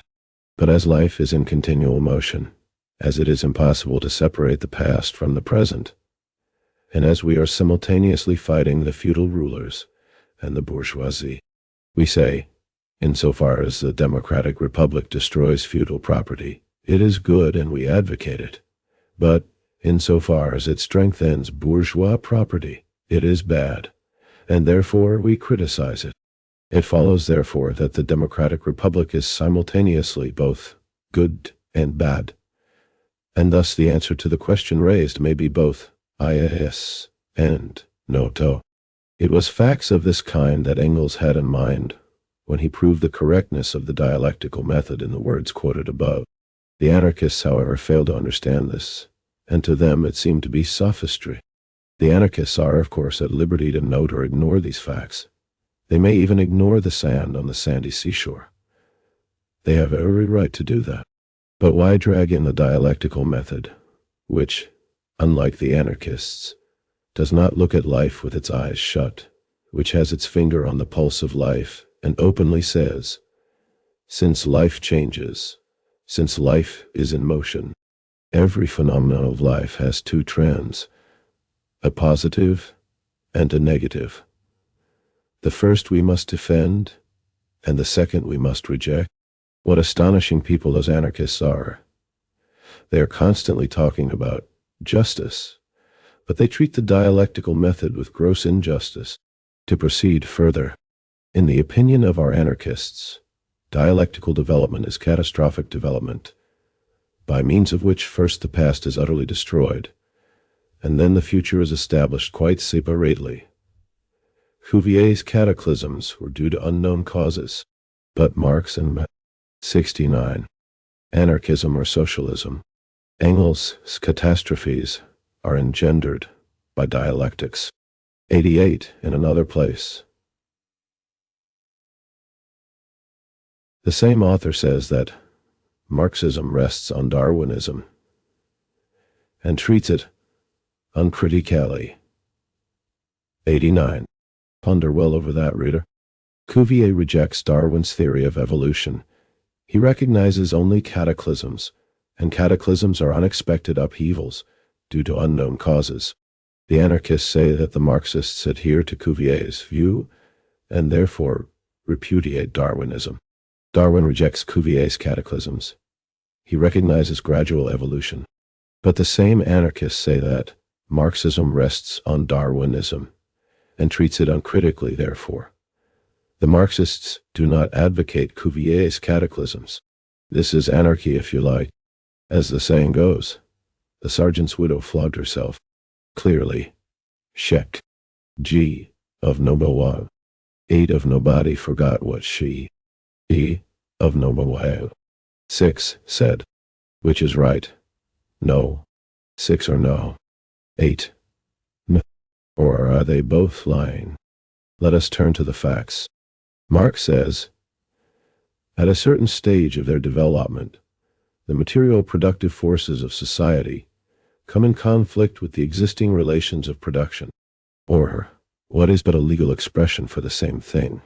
With the property relations, then begins an epoch of social revolution. But no social order ever perishes before all the productive forces for which there is room in it have developed. 90. If this idea of Marx is applied to modern social life, we shall find that between the present-day productive forces which are social in character and the method of appropriating the product, which is private in character, there is a fundamental conflict which must culminate in the socialist revolution. 91. As you see, in the opinion of Marx and Engels, revolution, catastrophe is engendered not by Cuvier's unknown causes, but by very definite and vital social causes called the development of the productive forces. As you see, in the opinion of Marx and Engels, revolution comes only when the productive forces have sufficiently matured, and not unexpectedly, as Cuvier imagined. Clearly, there is nothing in common between Cuvier's cataclysms and the dialectical method. On the other hand, Darwinism. 88. Nobody. Nobodas. 8. Do. Ish. B. 89. Nobati. Nobo. 6. 90. Marx. Preface. An Introduction to a Contribution to the Critique of Political Economy. pp. Way. 3-4. 91. Cf. Engels. Anti-Düring. Chapters 2, Part 3. 70. Appendix. Repudiates not only Cuvier's cataclysms, but also dialectically conceived revolution, whereas according to the dialectical method, evolution and evolution, quantitative and qualitative changes, are two essential forms of the same motion. Clearly, it is also wrong to say that Marxism treats Darwinism uncritically. It follows, therefore, that nobody is lying in both cases, in Nobodawa 6, as well as in Nobo Dais 8, Tai. And so these lying critics buttonhole us and go on repeating, whether you like it or not, our lies are better than your truth. Probably they believe that everything is pardonable in an anarchist. There's another thing for which messieurs the anarchists cannot forgive the dialectical method. Dialectics provides no possibility of getting or jumping out of oneself, or of jumping over oneself. 92. Now that is the downright truth. Messieurs anarchists Here you are absolutely right, my dear sirs. The dialectical method does not provide such a possibility. But why not? Because jumping out of oneself, or jumping over oneself, is an exercise for wild goats, while the dialectical method was created for human beings. That is the secret. Oh, such, in general, are our anarchists' views on the dialectical method. Clearly, the anarchists fail to understand the dialectical method of Marx and Engels. They have conjured up their own dialectics, and it is against this dialectics that they are fighting so ruthlessly. All we can do is to laugh as we gaze at this spectacle, for one cannot help laughing when one sees a man fighting his own imagination, smashing his own inventions, while at the same time heatedly asserting that he is smashing his opponent. 92. Nobody. 8. 71. Anarchism or socialism. Tarot.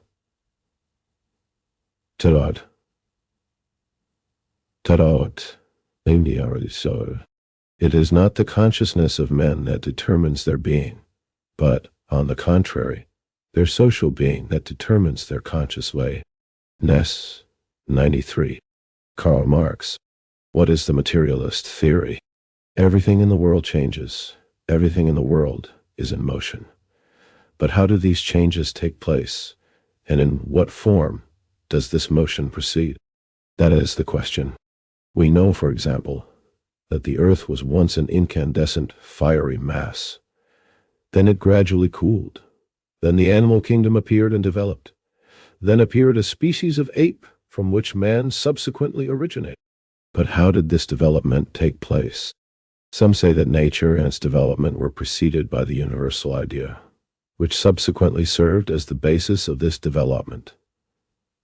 So that the development of the phenomena of nature, it would appear, is merely the form of the development of the idea. These people were called idealists, who later split up and followed different trends. Authors say that from the very beginning there have existed in the world two opposite forces, idea and matter, and that correspondingly, phenomena are also divided into two categories, the ideal and the material, which are in constant conflict. Thus, the development of the phenomena of nature, it would appear, represents a constant struggle between ideal and material phenomena. Those people are called dualists, and they, like the idealists, are split up into different schools. Marx's materialist theory utterly repudiates both dualism and idealism. Of course, both ideal and material phenomena exist in the world, but this does not mean that they negate each other. On the contrary, the ideal and the material are two different forms of the same phenomenon. They exist together and develop together. There is a close connection between them. That being so, we have no grounds for thinking that they negate each other. Thus, so-called dualism crumbles to its foundation. A single and indivisible nature expressed in two different forms, material and ideal. 93. K. Marx.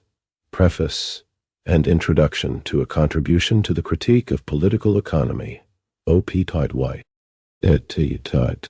P. 3. 72. Appendix. Ideal. That is how we should regard the development of nature. A single and indivisible life expressed in two different forms, ideal and material. That is how we should regard the development of life. Such is the monism of Marx's materialist theory. At the same time, Marx also repudiates idealism. It is wrong to think that the development of the idea and of the spiritual side in general precedes nature and the material side in general. So-called external, inorganic nature existed before there were any living beings. The first living matter, protoplasm, possessed no consciousness idea. It possessed only irritability and the first rudiments of sensation. Later, animals gradually developed the power of sensation, which slowly passed into consciousness, in conformity with the development of their nervous systems. If the ape had never stood upright, if it had always walked on all fours, its descendant, man, would not have been able freely to use his lungs and vocal cords, and therefore would not have been able to speak, and that would have greatly retarded the development of his consciousness. If, furthermore, the ape had not risen up on its hind legs, its descendant, man, would have been compelled always to look downwards and obtain his impressions only from there. He would have been unable to look up and around himself, and, consequently, his brain would have obtained no more material impressions than that of the ape, and that would have greatly retarded the development of his consciousness. It follows that the development of the spiritual side is conditioned by the structure of the organism and the development of its nervous system. It follows that the development of the spiritual side, the development of ideas, is preceded by the development of the material side, the development of being. Clearly, first the external conditions change. First matter changes, and then consciousness and other spiritual phenomena change accordingly. The development of the ideal side lags behind the development of material conditions.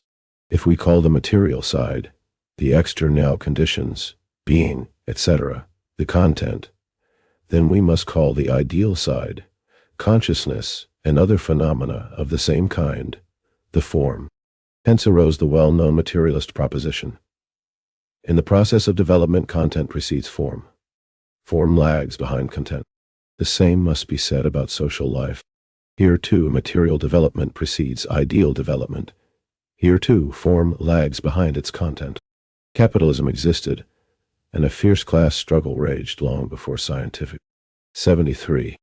Anarchism or socialism. Socialism was even thought of. The process of production already bore a social character long before the socialist idea arose. That is why Marx says, "It is not the consciousness of men that determines their being, but, on the contrary, their social being that determines their consciousness." 94. In Marx's opinion, economic development is the material foundation of social life. Its content, while legal, political, and religious philosophical development, is the ideological form of this content, its superstructure. Marx, therefore, says, with the change of the economic foundation, the entire immense superstructure is more or less rapidly transformed. 95. In social life, too, first the external material conditions change, and then the thoughts of men, their world outlook, change. The development of content precedes the rise and development of form. This, of course, does not mean that in Marx's opinion content is possible without form, as he imagines. 96. Content is impossible without form. But the point is that since a given form lags behind its content, it never fully corresponds to this content. And so the new content is often obliged to clothe itself for a time in the old form. And this causes a conflict between them. At the present time, for example, the private character of the appropriation of the product does not correspond to the social content of production, and this is the basis of the present-day social conflict. On the other hand, the conception that the idea is a form of being does not mean that, by its nature, consciousness is the same as matter. That was the opinion held only by the vulgar materialists, for example, Buchner and Moleschott, whose theories fundamentally contradict Marx's materialism, and whom Engels rightly ridiculed in his Ludwig Feuerbach. According to Marx, materialism, consciousness and being, mind and matter, are two different forms of the same phenomenon, which, broadly speaking, is called nature. Consequently, they do not negate each other. 97. But nor are they one and the same phenomenon. The only point is that, in the development of nature and 94 bid, 95 ibid, p4, 96 nobody, nobodado, 1.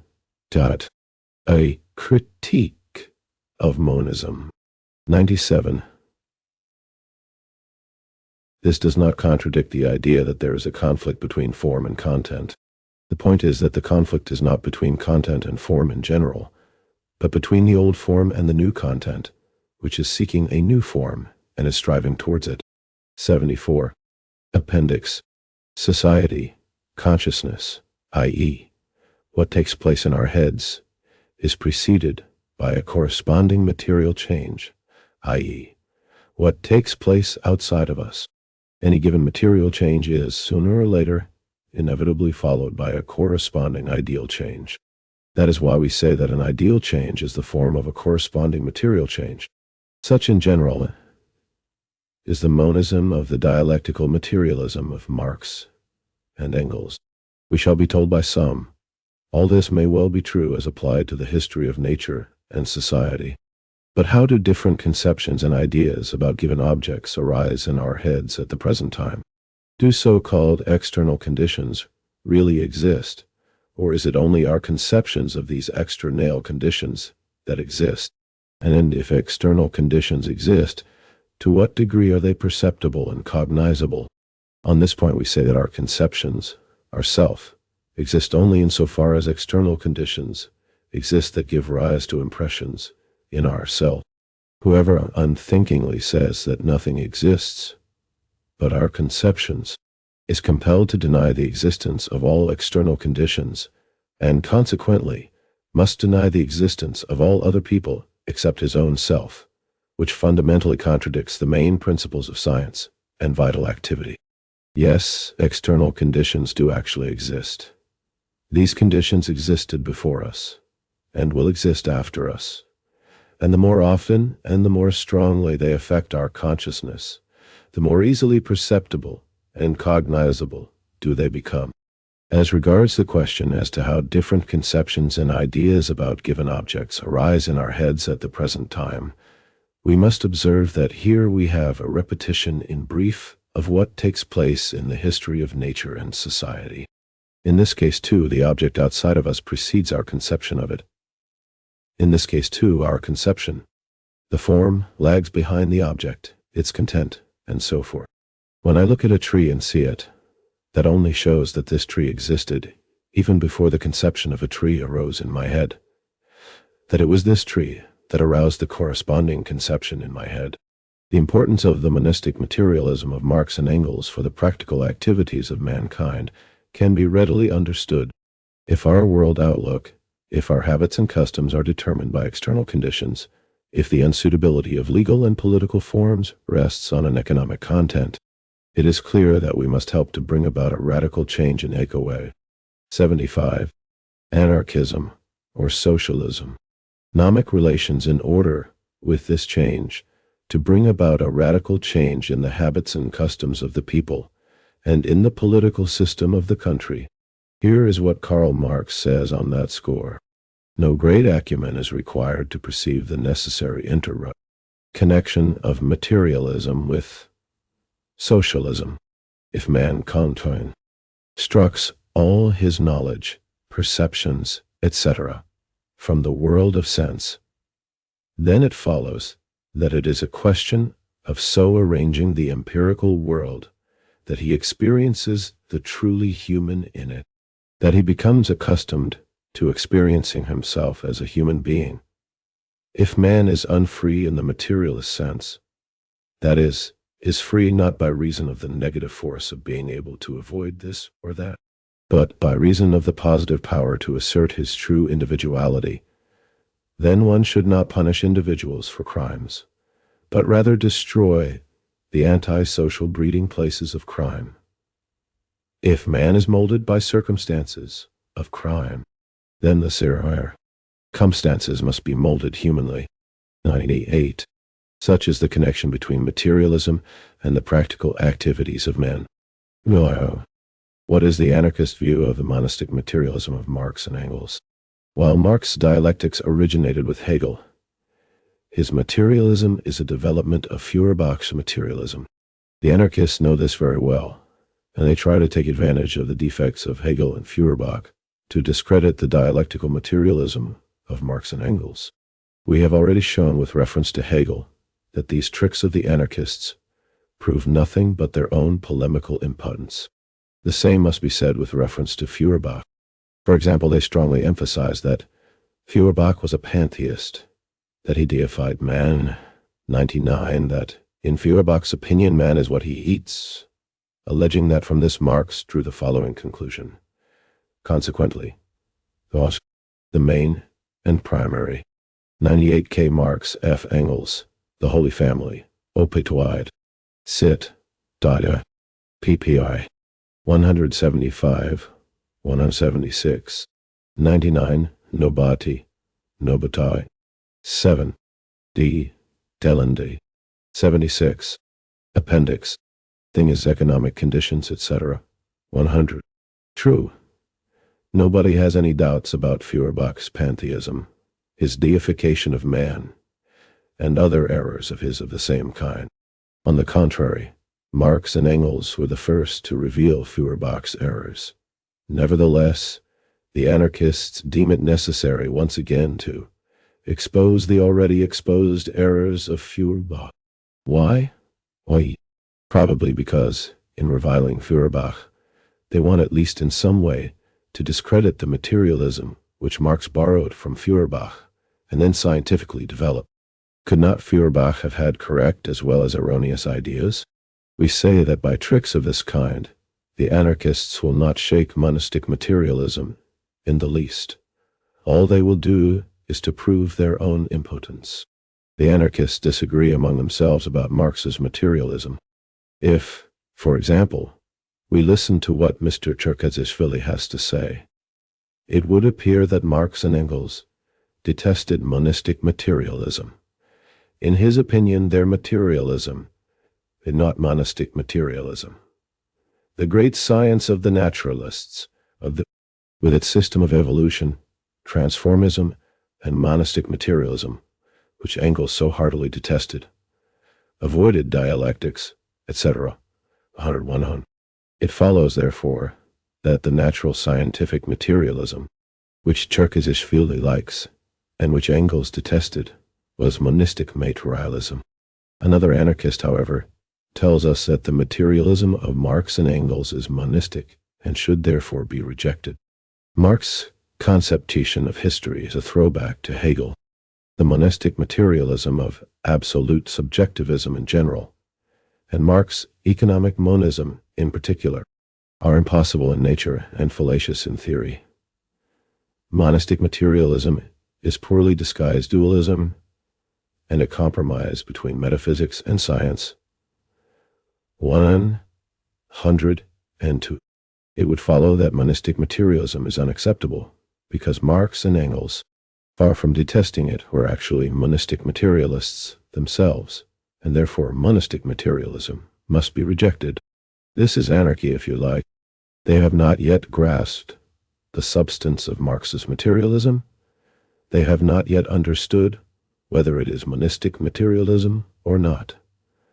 They have not yet agreed among themselves about its merits and demerits, but they already deafen us with their boastful claims. 100 Nobody. Nobody. 6. Esh. B. Do. 101 Nobati. Nobodatio. 4. V. Cherkizis. Telonis. Tenuo. Gobat. Cherkizishvili. 102 Nobody. Nobataiwai. 6. Esh. B. 77. Anarchism or socialism. We criticize and raise Marx's materialism to the ground. This by itself shows what grounds their criticism can have. To proceed further, it appears that certain anarchists are even ignorant of the fact that in science there are various forms of materialism which differ a great deal from one another. There is, for example, vulgar materialism in natural science and history, which denies the importance of the ideal side and the effect it has upon the material side.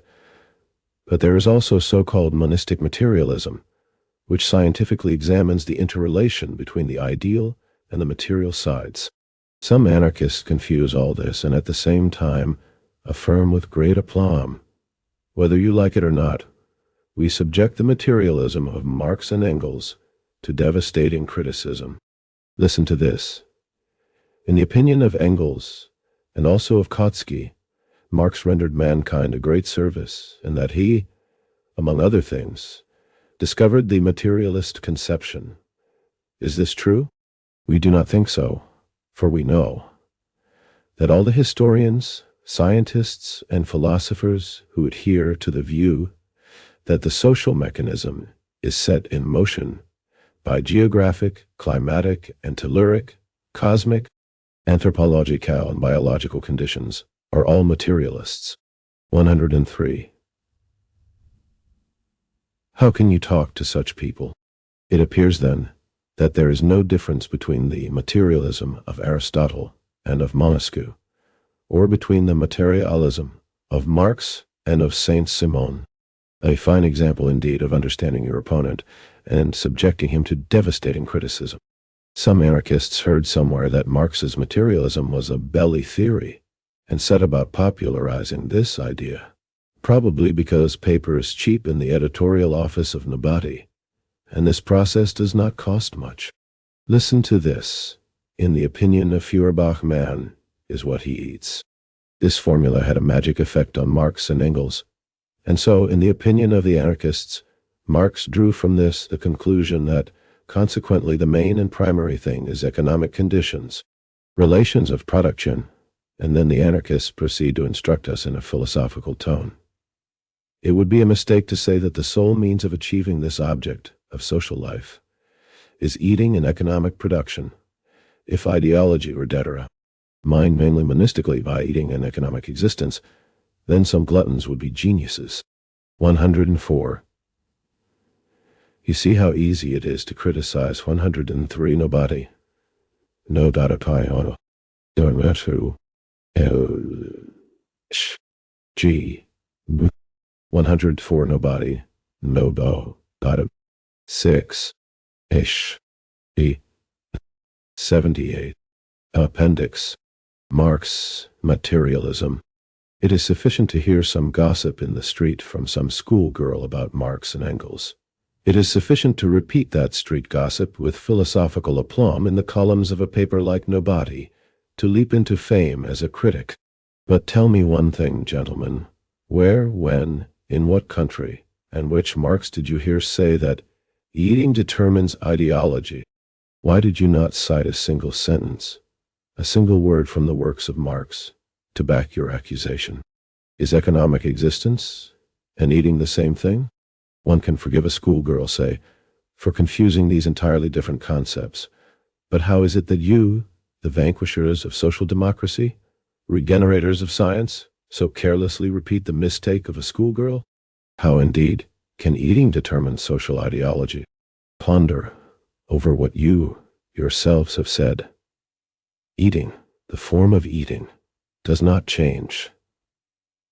In ancient times, people ate, masticated and digested their food in the same way as they do now.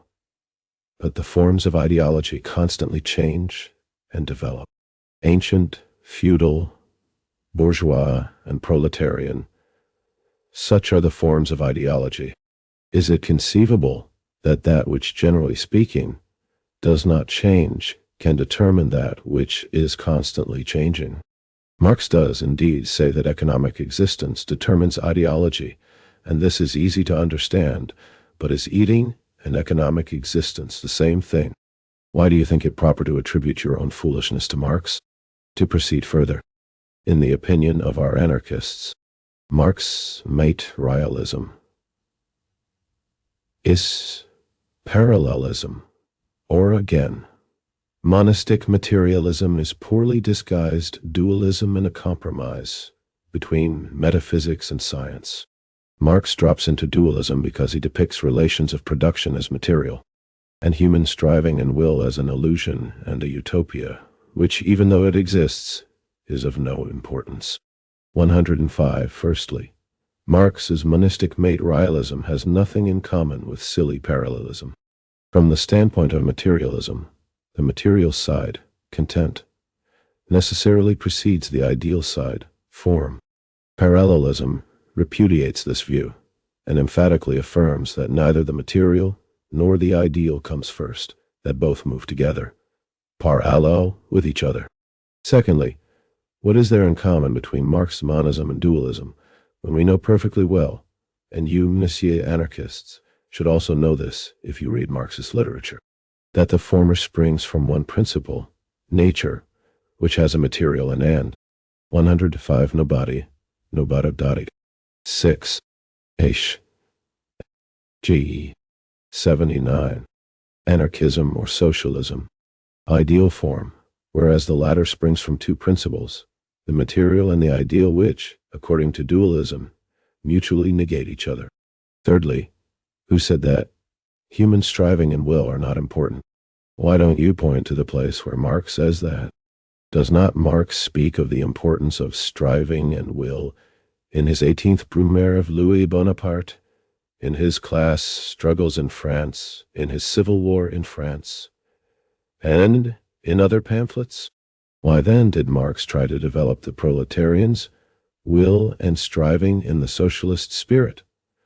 Why did he conduct propaganda among them if he attached no importance to striving and will? Or what did Engels talk about in his well-known articles of 1891-94, if not the importance of striving and will? Human striving and will acquire their content from economic existence, but that does not mean that they exert no influence on the development of economic relations. Is it really so difficult for our anarchists to digest this simple idea? It is rightly said that a passion for criticism is one thing, but criticism itself is another. Here is another accusation, messieurs, the anarchists make. Form is inconceivable without content. Therefore, one cannot say that form lags behind content. They coexist.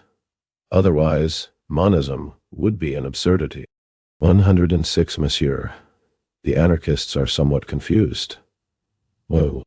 Content is inconceivable without form. But the existing form never fully corresponds to the existing content. To a certain extent, the new content is always clothed in the old form as a consequence. There is always a conflict between the old form and the new content. It is precisely on this ground that revolutions occur. And this, among other things, expresses the revolutionary spirit of Marx's materialism. The anarchists, however, have failed to understand this and obstinately repeat that there is no content without form. Such are the anarchists' views on materialism. We shall say no more. It is sufficiently clear as it is that the anarchists have invented their own Marx, have ascribed to him a materialism of their own invention, and are now fighting this materialism. But not a single bullet of theirs hits the true Marx and the true materialism. What connection is there between dialectical materialism and proletarian socialism? 106 Nobody, no about, 2. 1. 1. H. G. 80. Appendix. Akalitskovreba. New Life. Nos. 2. 4. 7 and 16. June 21st, 24, and 28, and July 9th, 1906. Signed, Koba. Translated from Georgian. 81. Trotskyism or Leninism. Trotskyism or Leninism. Speech delivered at the plenum of the Communist Group in the AUCTU, November 19th, 1924. Comrades, after Kamenev's comprehensive report, there is little left for me to say. I shall therefore confine myself to exposing certain legends that are being spread by Trotsky and his supporters about the October uprising, about Trotsky's role in the uprising, about the party and the preparation for October, and so forth. I shall also touch upon Trotskyism as a peculiar ideology that is incompatible with Leninism, and upon the party's tasks in connection with Trotsky's latest literary pronouncements. 83. The facts about the October uprising. The facts about the October uprising. First of all, about the October uprising. Rumors are being vigorously spread among members of the party that the Central Committee as a whole was opposed to an uprising in October 1917. The usual story is that on October 10th, when the Central Committee adopted the decision to organize the uprising, the majority of the Central Committee at first spoke against an uprising, but, so the story runs, At that moment, a worker burst in on the meeting of the Central Committee and said, "You are deciding against an uprising, but I tell you that there will be an uprising, all the same, in spite of everything." And so after that threat, the story runs. The Central Committee, which is alleged to have become frightened, raised the question of an uprising afresh and adopted a decision to organize it. This is not merely a rumor, comrades.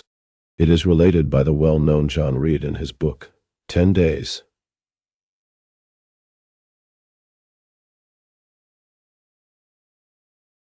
Thought shook the world.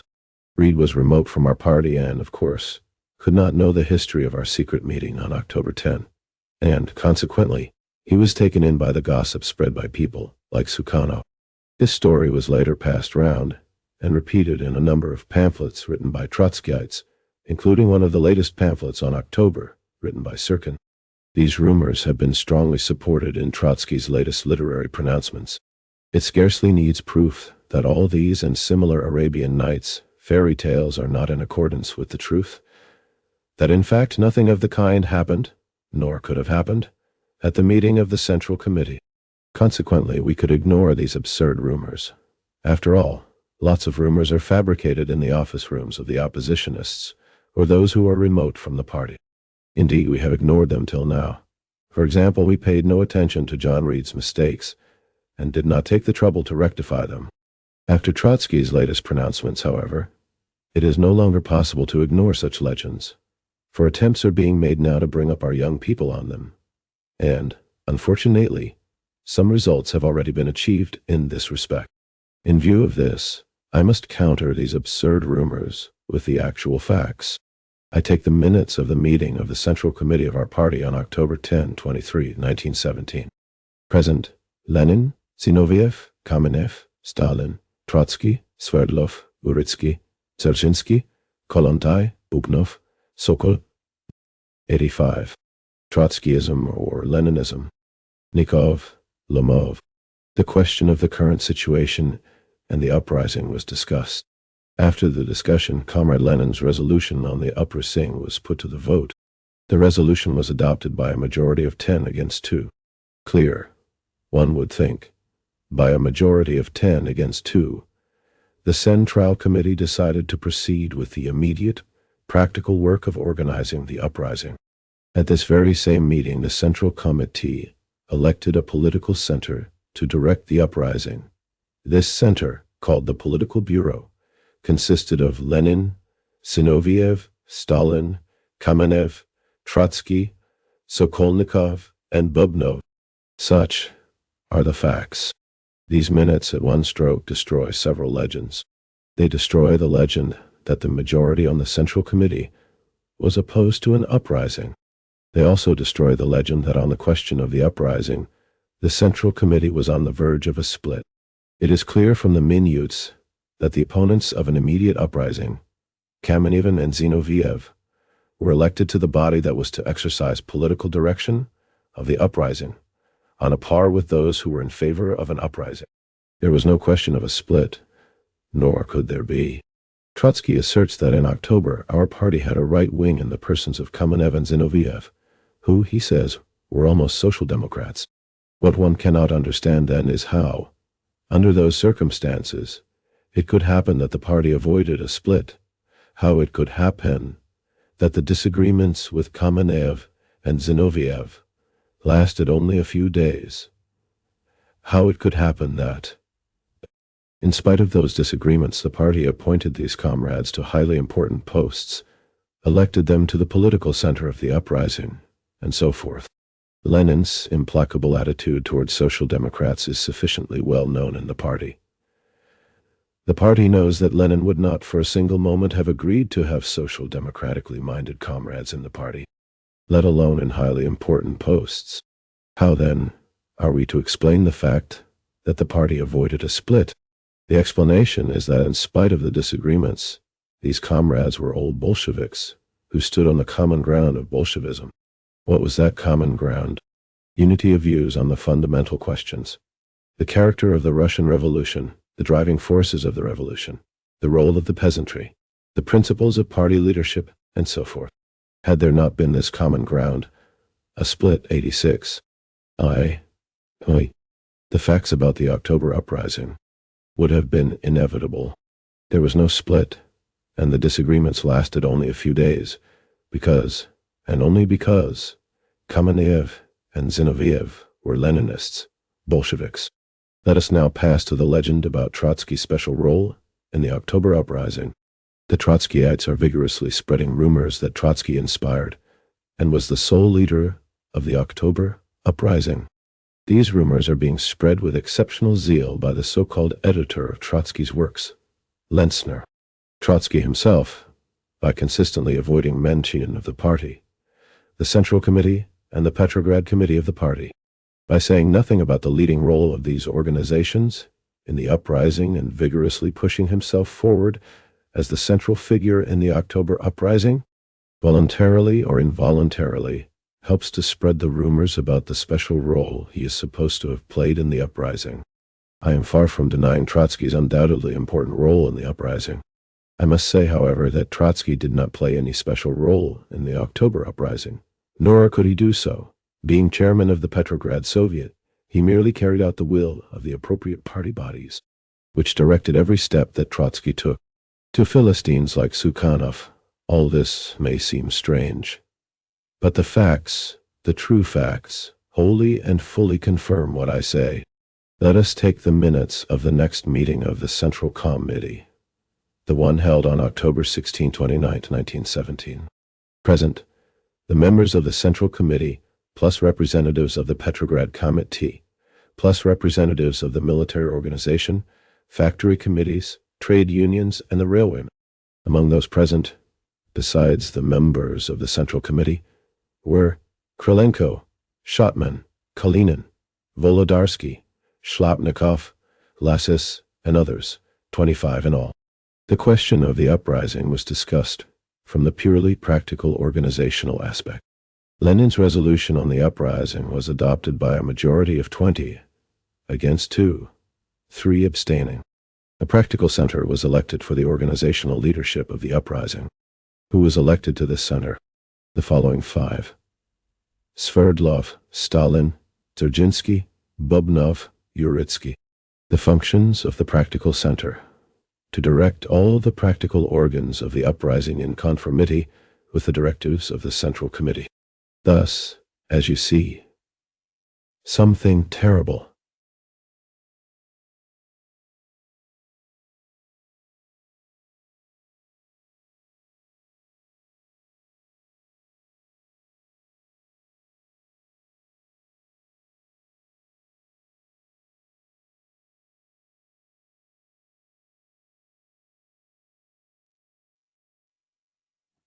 That's me. 87. Trotskyism, or Leninism. Uprising. Trotsky was not elected to the practical center, which was called upon to direct the uprising. How is this to be reconciled with the current opinion about Trotsky's special role? Is not all this somewhat strange, as Sukhanov or the Trotskyites would say? And yet, strictly speaking, there is nothing strange about it, for neither in the party nor in the October uprising did Trotsky play any special role, nor could he do so, for he was a relatively new man in our party in the period of October. He, like all the responsible workers, merely carried out the will of the Central Committee and of its organs. Whoever is familiar with the mechanics of Bolshevik party leadership will have no difficulty in understanding that it could not be otherwise. It would have been enough for Trotsky to have gone against the will of the Central Committee to have been deprived of influence on the course of events. This talk about Trotsky's special role is a legend that is being spread by obliging party gossips. This, of course, does not mean that the October uprising did not have its inspirer. It did have its inspirer and leader.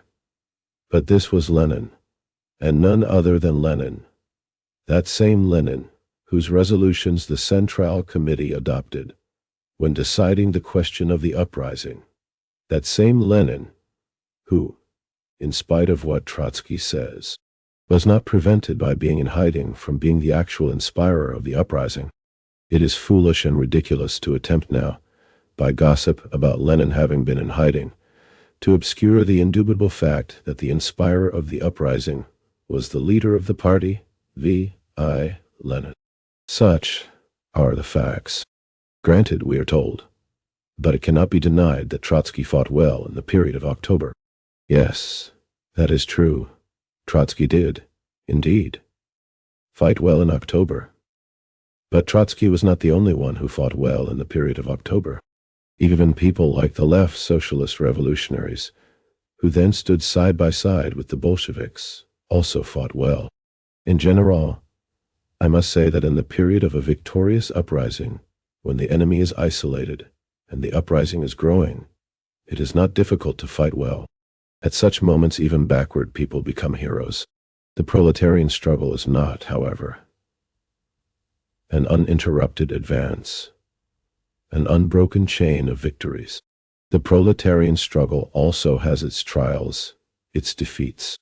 The genuine revolutionary is not one who displays courage in the period of a victorious uprising, but one who, while fighting well during 88, the facts about the October uprising, the victorious advance of the revolution, also displays courage when the revolution is in retreat, when the proletariat suffers defeat.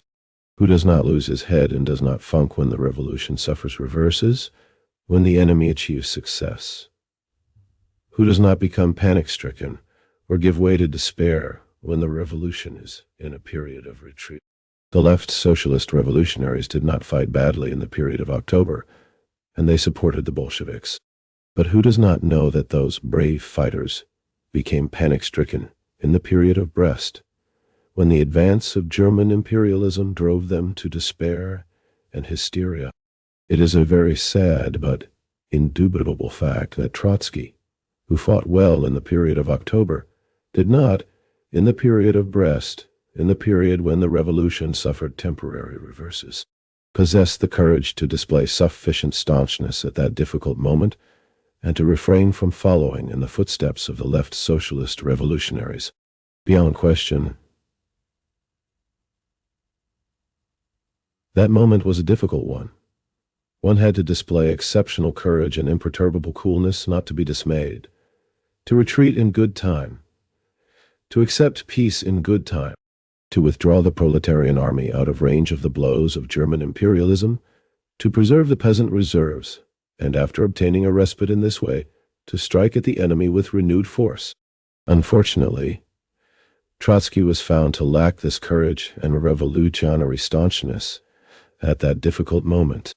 In Trotsky's opinion, the principal lesson of the proletarian revolution is not to funk during October. That is wrong, for Trotsky's assertion contains only a particle of the truth about the lessons of the revolution. The whole truth about the lessons of the proletarian revolution is not to funk, not only when the revolution is advancing, but also when it is in retreat, when the enemy is gaining the upper hand and the revolution is suffering reverses. The revolution did not end with October. October was only the beginning of the proletarian revolution. It is bad to funk when the tide of insurrection is rising, but it is worse to funk when the revolution is passing through severe trials after power has been captured. To retain power on the morrow of the revolution is no less important than to capture power. If Trotsky funked during the period of Brest, when our revolution was passing through severe trials, when it was almost a matter of surrendering power, he ought to know that the mistakes committed by Kamenev and Zinoviev in October are quite irrelevant here. 89. Trotskyism, or Leninism. That is how matters stand with the legends about the October uprising. 90. The party and the preparation for October. The party and the preparation for October. Let us now pass to the question of the preparation for October. Listening to Trotsky, one might think that during the whole of the period of preparation, from March to October, the Bolshevik party did nothing but mark time, that it was being corroded by internal contradictions and hindered Lenin in every way. That had it not been for Trotsky, nobody knows how the October Revolution would have ended. It is rather amusing to hear the strange talk about the party from Trotsky, who declares in the same preface to Volume 3 that the chief instrument of the proletarian revolution is the party, that without the party, apart from the party, bypassing the party with a substitute for the party, the proletarian revolution cannot be victorious. Allah himself would not understand how our revolution could have succeeded if its chief instrument proved to be useless, while success was impossible as it appears, bypassing the party. But this is not the first time that Trotsky treats us to oddities. It must be supposed that this amusing talk about our party is one of Trotsky's usual oddities. Let us briefly review the history of the preparation for October according to periods. 1. The period of the party's new orientation, March-April. The major facts of this period. A. The overthrow of Tsarism. B. The formation of the provisional government, dictatorship of the bourgeoisie. C. The appearance of Soviets of workers and soldiers' deputies, dictatorship of the proletariat and peasantry. D. Dual power. E. The April demonstration. F. The first crisis of power. The characteristic feature of this period is the fact that there existed together, side by side, and simultaneously, both the dictatorship of the bourgeoisie and the dictatorship of the proletariat and peasantry. The latter trusts the former, believes that it is striving for peace, voluntarily surrenders power to the bourgeoisie, and thereby becomes an appendage of the 91. Trotskyism or Leninism. Bourgeoisie. There are as yet no serious conflicts between the two dictatorships. On the other hand, there is the Contact Committee.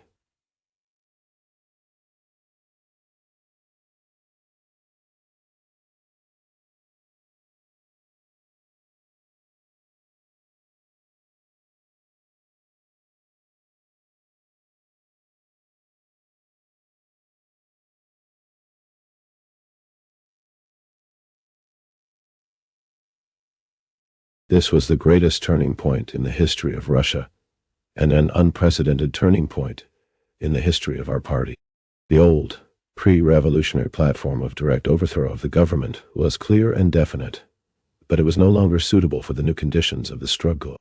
It was now no longer possible to go straight out for the overthrow of the government, for the latter was connected with the Soviets, then under the influence of the defensists, and the party would have had to wage war against both the government and the Soviets, a war that would have been beyond its strength.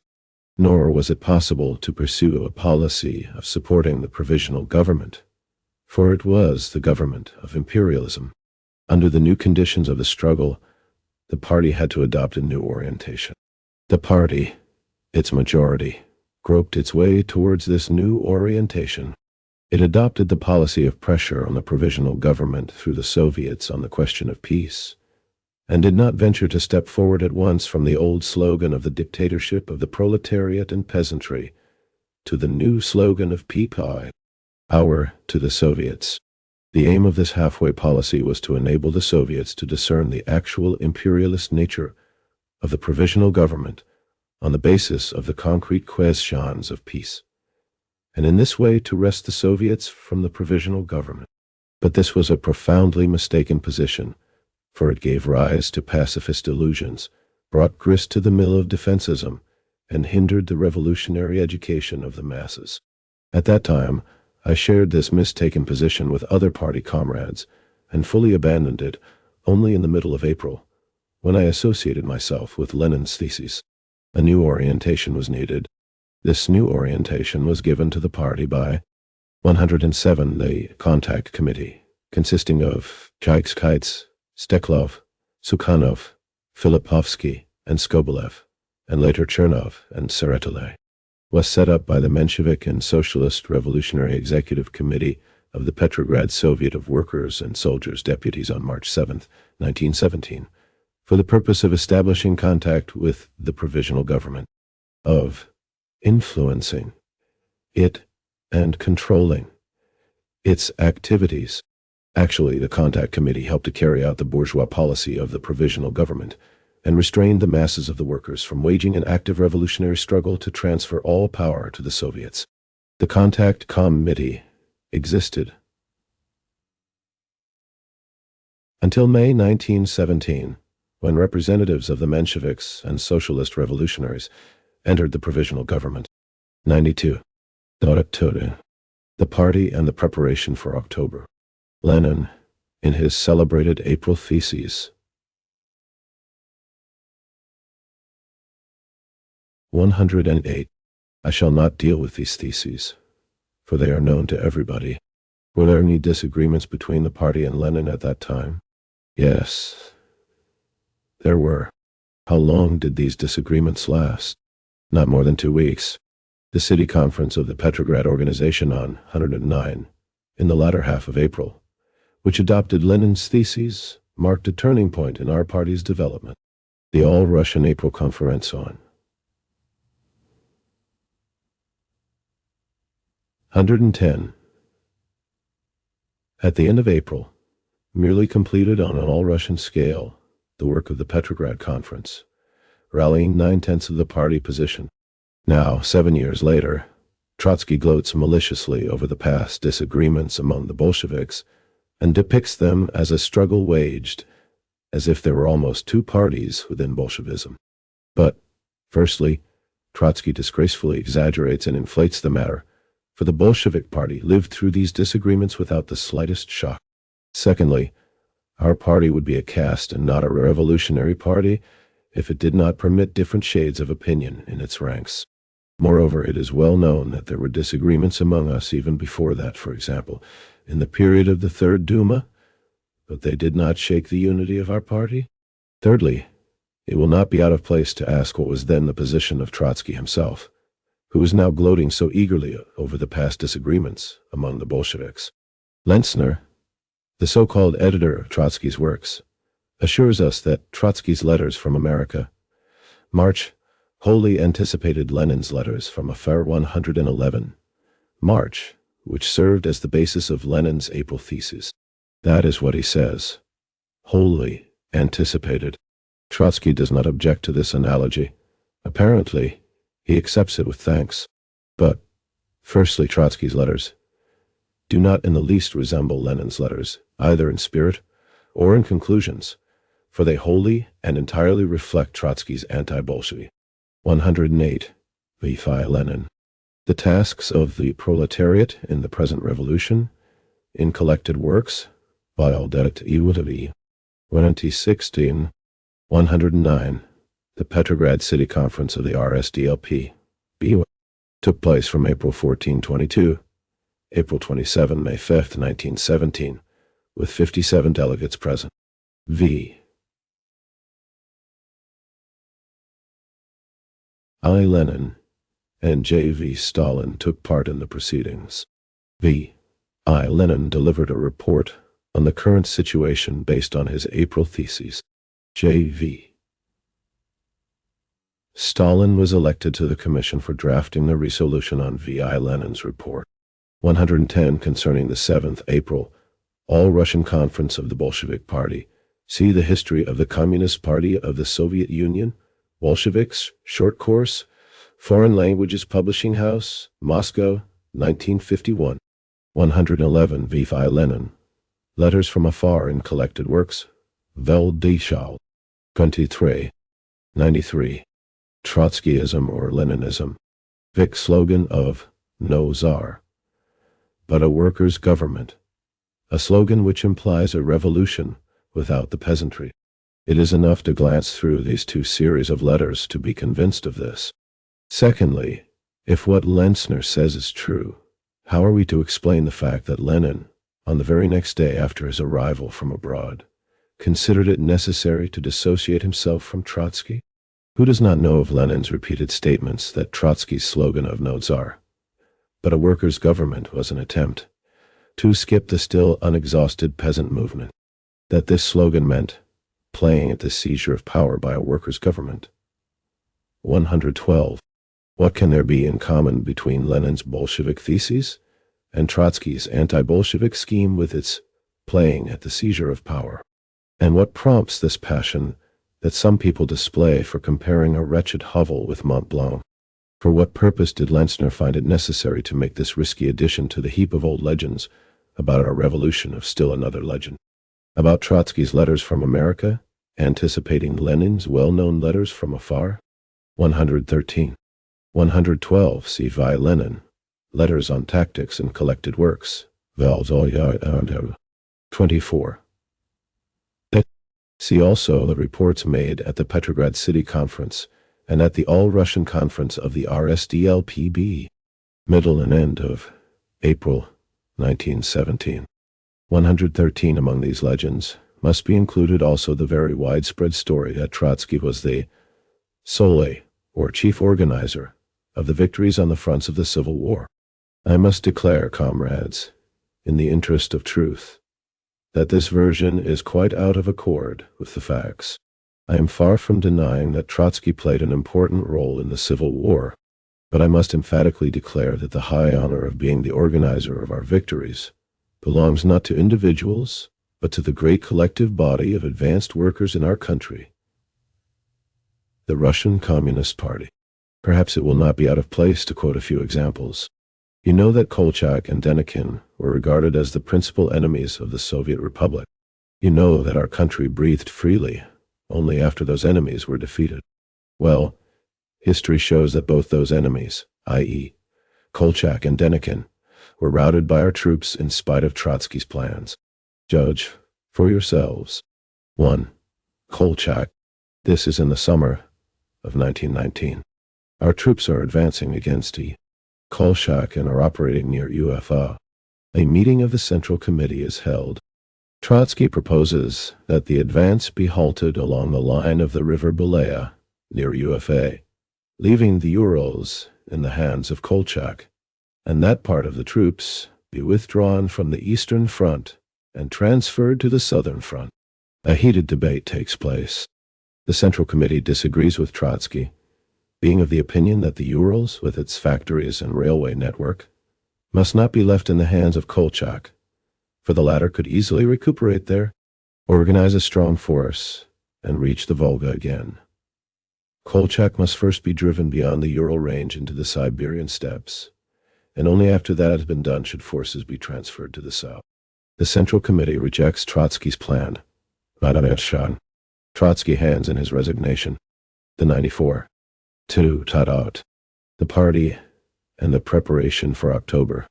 No wonder it is said that an obliging fool is more dangerous than an enemy. 2. The period of the revolutionary mobilization of the masses, May-August. The major facts of this period. A. The April demonstration in Petrograd and the formation of the coalition government with the participation of socialists.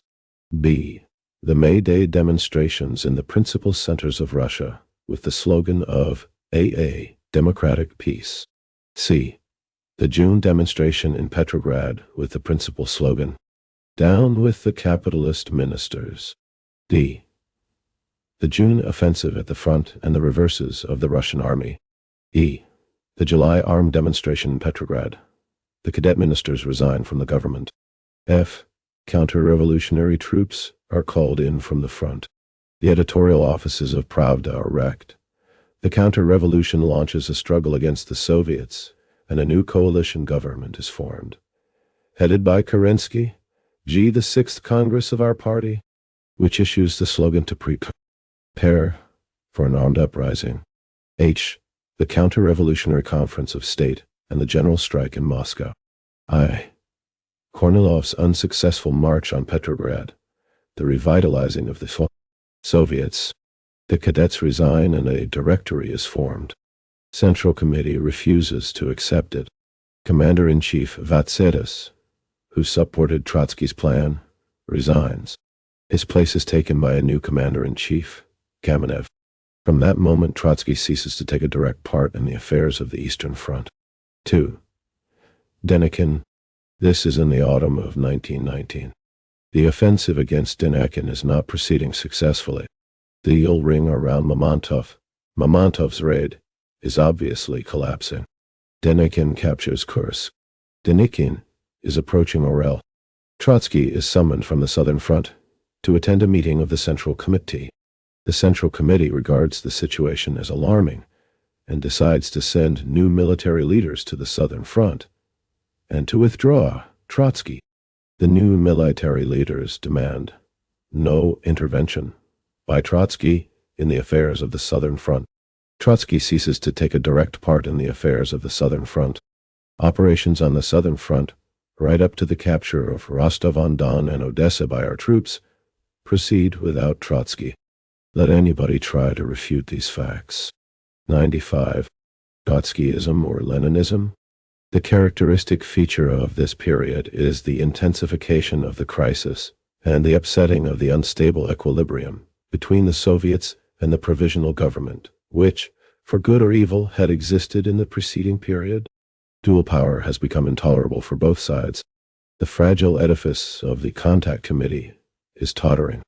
Crisis of power and ministerial reshuffle are the most fashionable catchwords of the day. The crisis at the front and the disruption in the rear are doing their work, strengthening the extreme flanks and squeezing the defensive compromisers from both sides. The revolution is mobilizing, causing the mobilization of the counter-revolution. The counter-revolution, in its turn, is spurring on the revolution, stirring up new waves of the revolutionary tide. The question of transferring power to the new class becomes the immediate question of the day. Were there disagreements in our party then? Yes, there were. They were, however, of a purely practical character, despite the assertions of Trotsky, who was trying to discover a right and a left wing in the party. That is to say, they were such disagreements as are inevitable, where there is vigorous party life and real party activity. Trotsky is wrong in asserting that the April demonstration in Petrograd gave rise to disagreements in the Central Committee. The Central Committee was absolutely united on this question and condemned the attempt of a group of comrades to arrest the provisional government at a time when the Bolsheviks were in a minority both in the Soviets and in the army. Had Trotsky written the history of October not according to Sukhanov, but according to authentic documents, he would easily have convinced himself of the error of his assertion. Trotsky is absolutely wrong in asserting that the attempt, on Lenin's initiative, to arrange a demonstration on June 10 was described as aventurism by the right-wing members of the Central Committee. Had Trotsky not written according to Sukhanov, he would surely have known that the June 10 demonstration was postponed with the full agreement of Lenin, and that he urged the necessity of postponing it in a big speech he delivered at the well-known meeting of the Petrograd Committee. See Minutes of the Petrograd Committee. 114. 114. V. I. Lenin. Speech on the cancellation of the demonstration. Delivered at a meeting of the Petrograd Committee of the RSDLPB, June 11, 24th, 1917. Tiroin.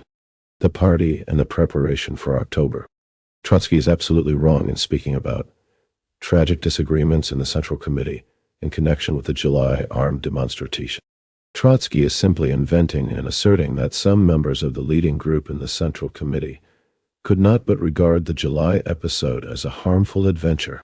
Trotsky, who was then not yet a member of our Central Committee and was merely our Soviet parliamentary, might of course not have known that the Central Committee regarded the July demonstration only as a means of sounding the enemy, that the Central Committee and Lenin did not want to convert, did not even think of converting, the demonstration into an uprising at a time when the Soviets in the capitals still supported the defensists. It is quite possible that some Bolsheviks did whimper over the July defeat. I know, for example, that some of the Bolsheviks who were arrested at the time were even prepared to desert our ranks. But to draw inferences from this against certain supposed rights, supposed to be members of the Central Committee, is a shameful distortion of history. Trotsky is wrong in declaring that during the Kornilov days a section of the party leaders inclined towards the formation of a bloc with the defensists, towards supporting the provisional government. He, of course, is referring to those same alleged rights who keep him awake at night. Trotsky is wrong, for there exist documents, such as the central organ of the party of that time, which refute his statements. Trotsky refers to Lenin's letter to the Central Committee warning against supporting Kerensky, but Trotsky fails to understand Lenin's letters their significance, their purpose. In his letters, Lenin sometimes deliberately ran ahead, pushing into the forefront mistakes that might possibly be committed, and criticizing them in advance with the object of warning the party and of safeguarding it against mistakes. Sometimes he would even magnify a trifle and make a mountain out of a molehill for the same pedagogical purpose. The leader of the party, especially if he is in hiding, cannot act otherwise, for he must see further than his comrades in arms. He must sound the alarm over every possible mistake, even over trifles. But to infer from such letters of Lenin's, and he wrote quite a number of such letters, the existence of tragic disagreements, and to trumpet them forth means not collected works, Vol. 25, 97, Trotskyism, or Leninism. To understand Lenin's letters means not to know Lenin.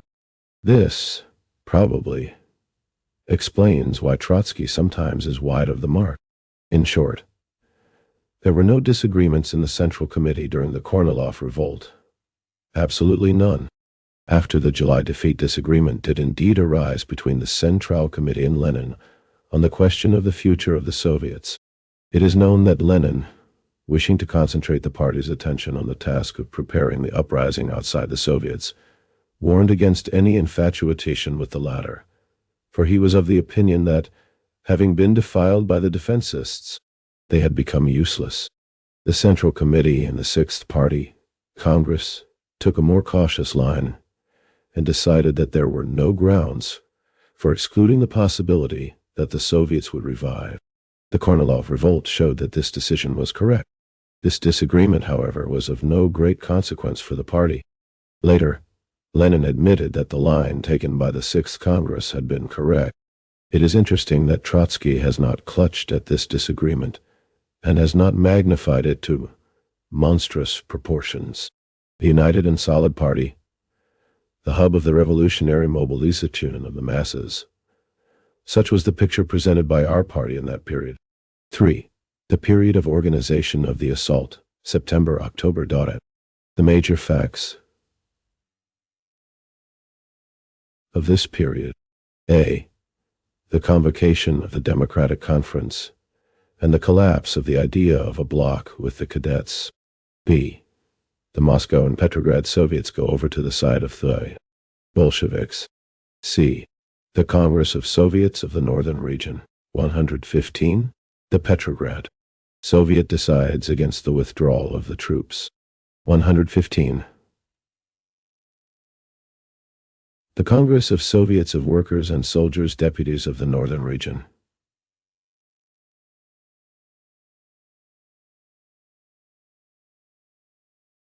Took place in Petrograd on October 24-26, 11/13, 1917.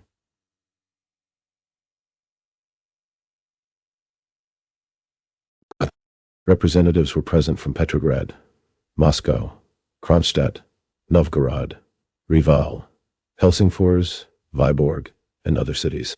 In all, there were 94 delegates, of whom 51 were Bolsheviks. The Congress adopted a resolution on the need for immediate transference of all power to the Soviets, central and local.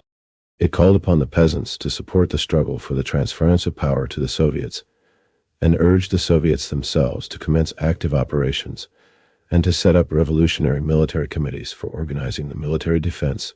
The revolution. The Congress set up a Northern Regional Committee and instructed it in 98. Second, the party in the preparation for October. D. The decision of the Central Committee on the uprising and the formation of the Revolutionary Military Committee of the Petrograd Soviet. C. The Petrograd garrison decides to render the Petrograd Soviet armed support. A network of commissars of the Revolutionary Military Committee is organized. F. The Bolshevik armed forces go into action. The members of the UPR provisional government are arrested. G. The Revolutionary Military Committee of the Petrograd Soviet takes power. The Second Congress of Soviets sets up the Council of People's Commissars. The characteristic feature of this period is the rapid growth of the crisis. the utter consternation reigning among the ruling circles, the isolation of the socialist revolutionaries and Mensheviks, and the mass flight of the vacillating elements to the side of the Bolsheviks.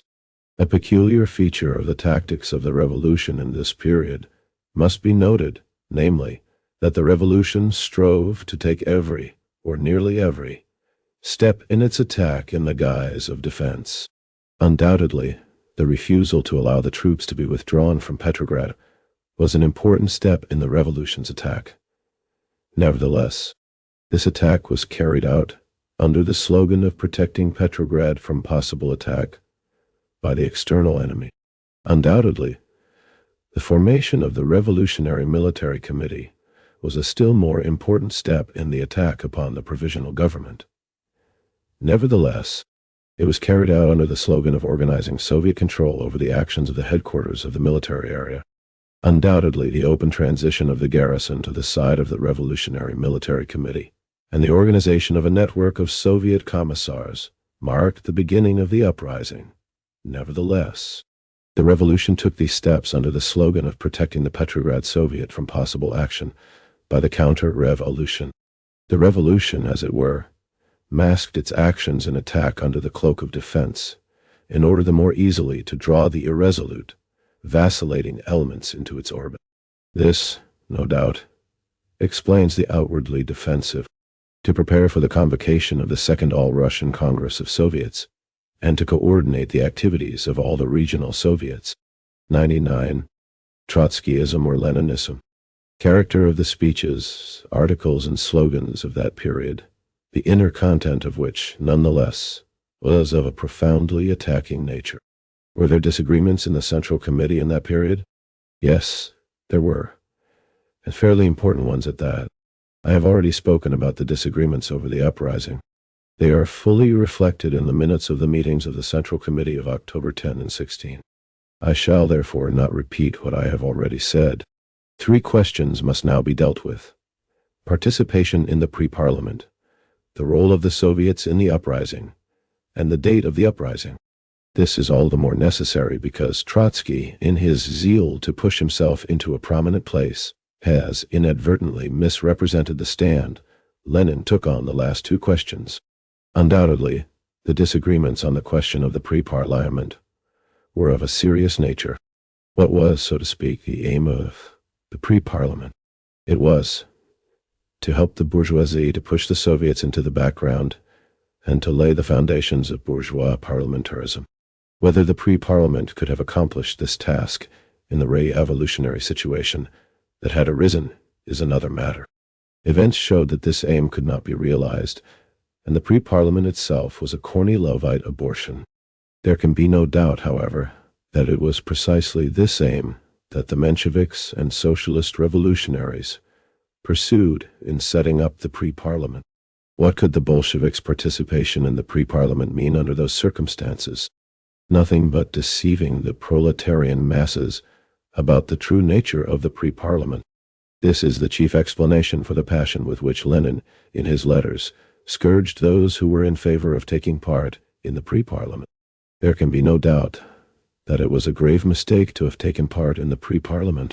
It would be a mistake, however, to think, as Trotsky does, that those who were in favor of taking part in the pre-parliament went into it for the purpose of constructive work, for the purpose of directing the working class movement into the channel of social democracy. That is not at all the case. It is not true. Had that been the case, the party would not have been able to rectify this mistake in 2 ticks by demonstratively walking out. 100. The party in the preparation for October of the pre-parliament. Incidentally, the swift rectification of this mistake was an expression of our party's vitality and revolutionary might. And now permit me to correct a slight inaccuracy that has crept into the report of Lenzner, the editor of Trotsky's works, about the meeting of the Bolshevik group at which a decision on the question of the pre-parliament was taken.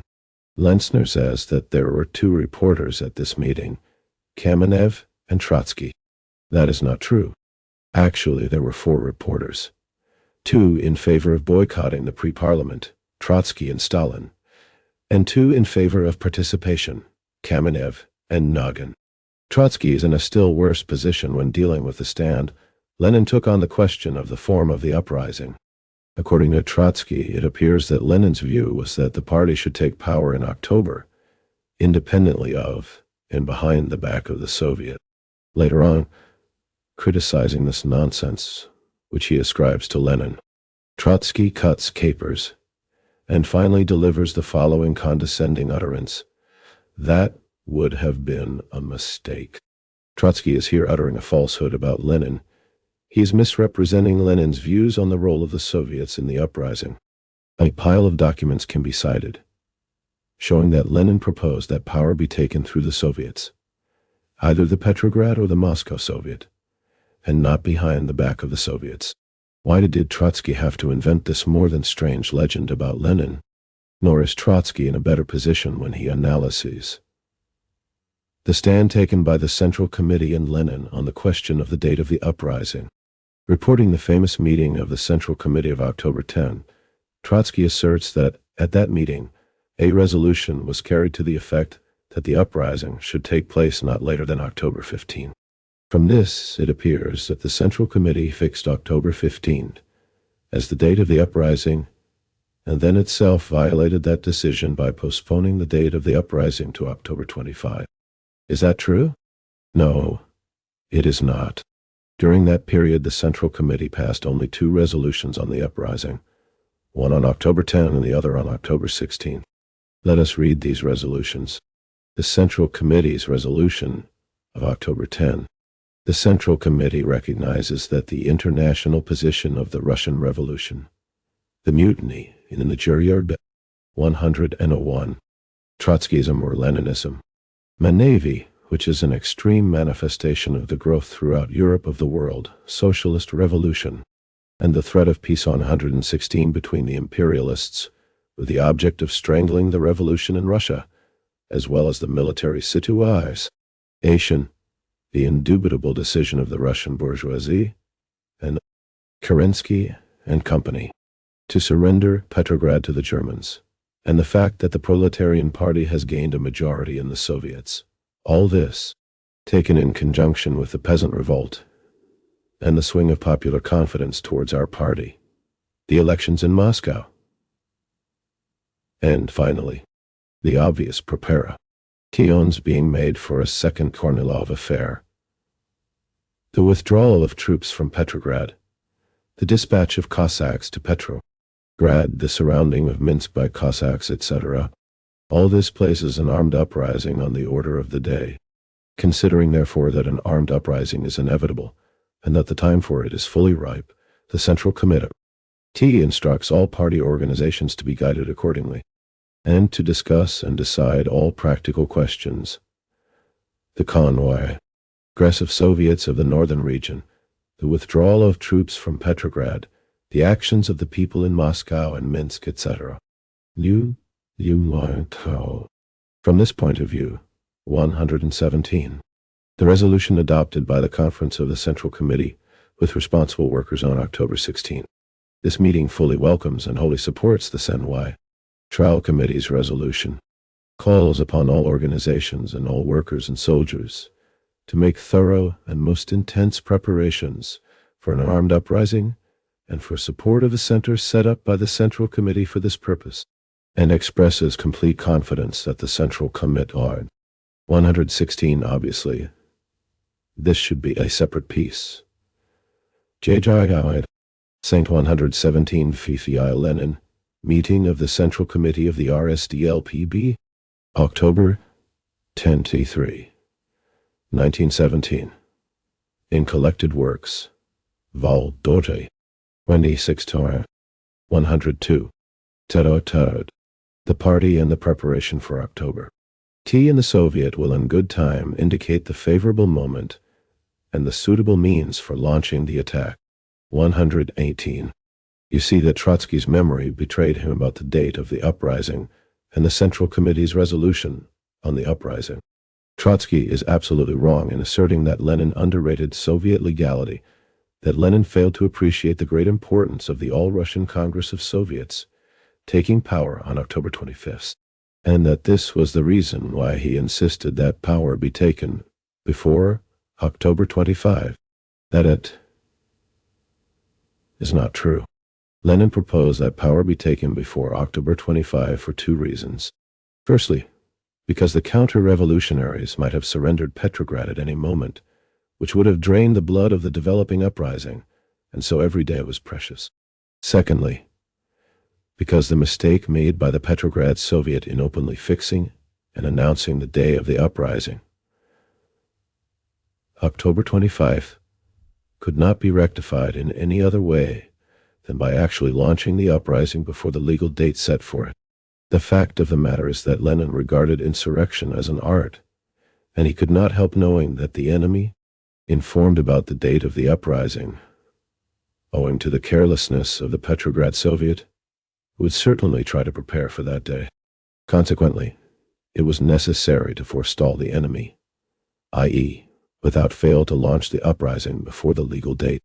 This is the chief explanation for the passion with which Lenin in his letters scourged those who made a fetish of the date, October 25 Tar. Events showed that Lenin was absolutely right. It is well known that the uprising was launched prior to the All-Russian Congress of Soviets. It is well known that power was actually taken before the opening of the All-Russian Congress of Soviets, and it was taken not by the Congress of Soviets, but by the Petrograd Soviet, by the Revolutionary Military Committee. The Congress of Soviets merely took over power from the Petrograd Soviet. That is why Trotsky's lengthy arguments about the importance of Soviet legality are quite beside the point. A virile and mighty party standing at the head of the revolutionary masses who were storming and overthrowing bourgeois rule. Such was the state of our party in that period. 118 V.I. Lenin, meeting of the Central Committee of the RSDLP. B.B. October 16, 29th. 1917. In Collected Works, Val-Bultori. 26 day. 103. Trotskyism or Leninism. That is how matters stand with the legends about the preparation for October. 104. Third. Trotskyism or Leninism. 30. Trotskyism or Leninism. We have dealt above with the legends directed against the party, and those about Lenin spread by Trotsky and his supporters in connection with October and the preparation for it. We have exposed and refuted these legends. But the question arises, for what purpose did Trotsky need all of these legends about October and the preparation for October, about Lenin and the party of Lenin? What is the purpose of Trotsky's new literary pronouncements against the party? What is the sense, the purpose, the aim of these pronouncements now, when the party does not want a discussion? When the party is busy with a host of urgent tasks, when the party needs united efforts to restore our economy and not a new struggle around old questions.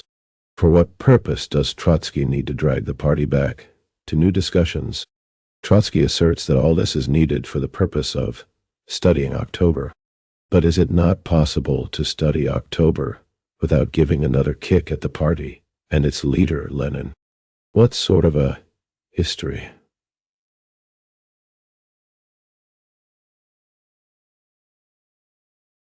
of October is it that begins and ends with attempts to discredit the chief leader of the October uprising?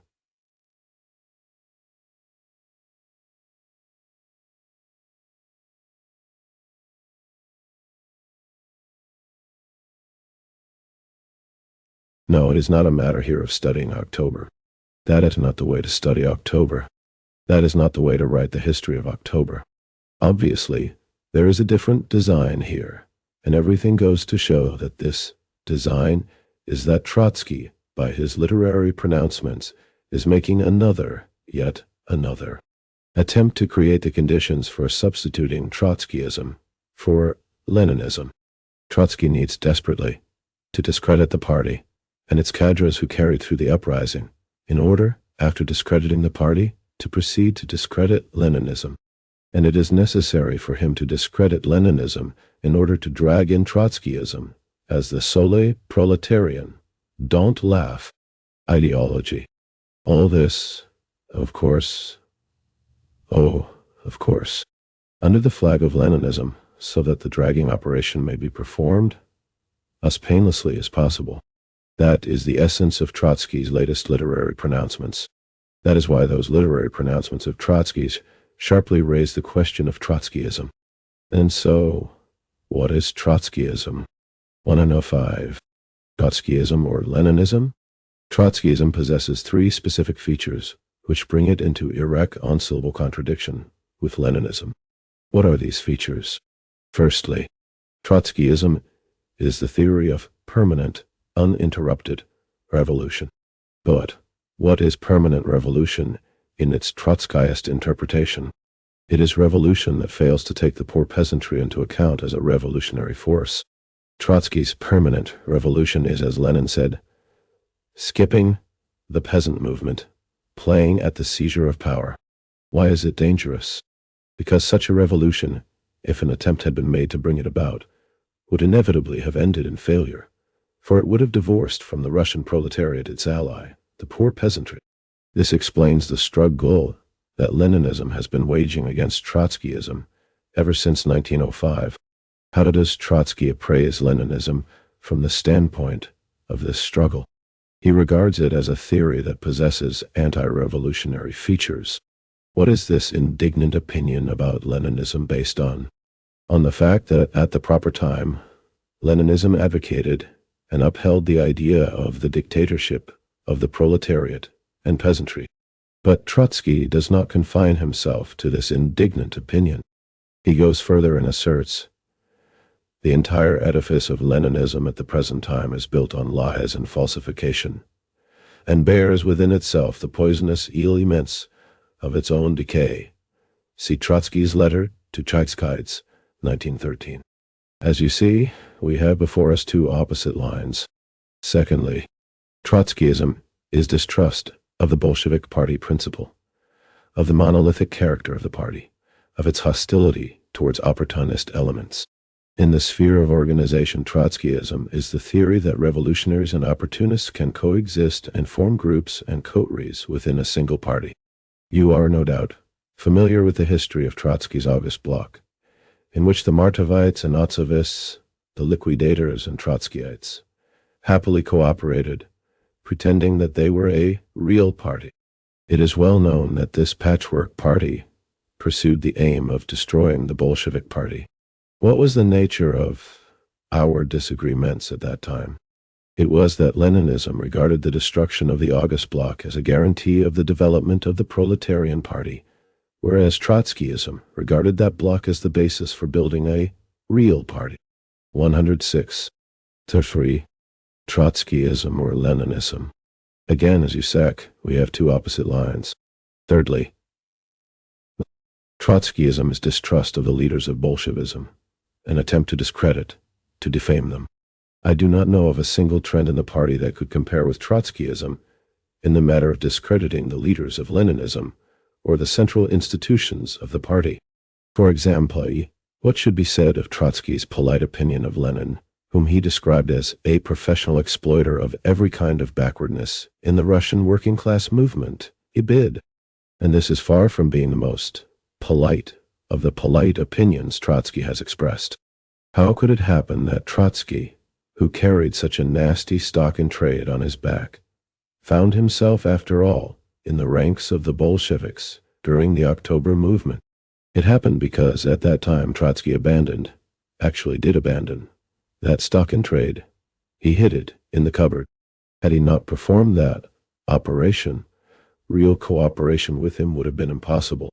The theory of the August Bloc, i.e., the theory of unity with the Mensheviks, had already been shattered and thrown overboard by the revolution. For how could there be any talk about unity when an armed struggle was raging between the Bolsheviks and the Mensheviks? Trotsky had no alternative but to admit that this theory was useless. The same misadventure happened to the theory of permanent revolution, for not a single Bolshevik contemplated the immediate seizure of power on the morrow of the February Revolution, and Trotsky could not help knowing that the Bolsheviks would not allow him, in the words of Lenin, to play at the seizure of power. Trotsky had no alternative but recognized the Bolsheviks' policy of fighting for influence in the Soviets, of fighting to win over the peasantry. As regards the third specific feature of Trotskyism, distrust of the Bolshevik leaders, it naturally had to retire into the background owing to the obvious failure of the first two features.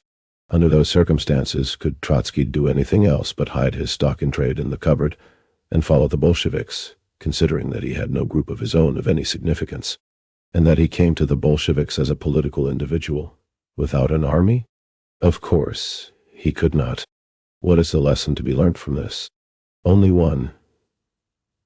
That prolonged collaboration between the Leninists and Trotsky is possible only if the latter. 107. Trotskyism, or Leninism, completely abandons his old stock in trade, only if he completely accepts Leninism.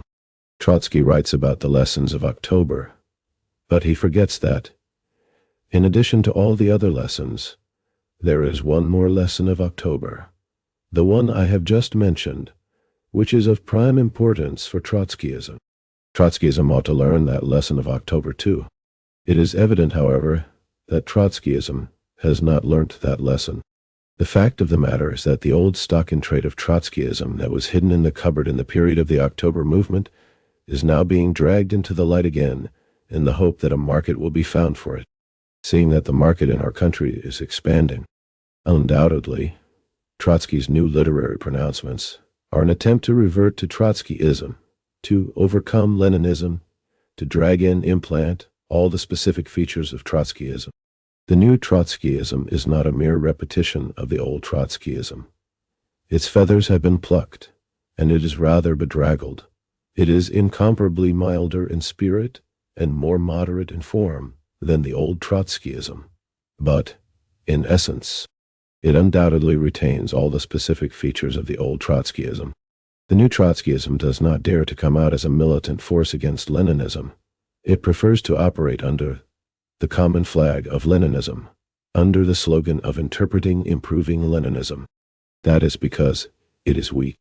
It cannot be regarded as an accident that the appearance of the new Trotskyism coincided with Lenin's departure. In Lenin's lifetime, it would not have dared to take this risky step. What are the characteristic features of the new Trotskyism? 1. On the question of permanent revolution, the new Trotskyism does not deem it necessary openly to uphold the theory of permanent revolution. It simply asserts that the October Revolution fully confirmed the idea of permanent revolution. From this it draws the following conclusion. The important and acceptable part of Leninism is the part that came after the war. In the period of the October Revolution, on the other hand, the part of Leninism that existed before the war, before the October Revolution, is wrong and unacceptable. Hence, the Trotskyites' theory of the division of Leninism into two parts.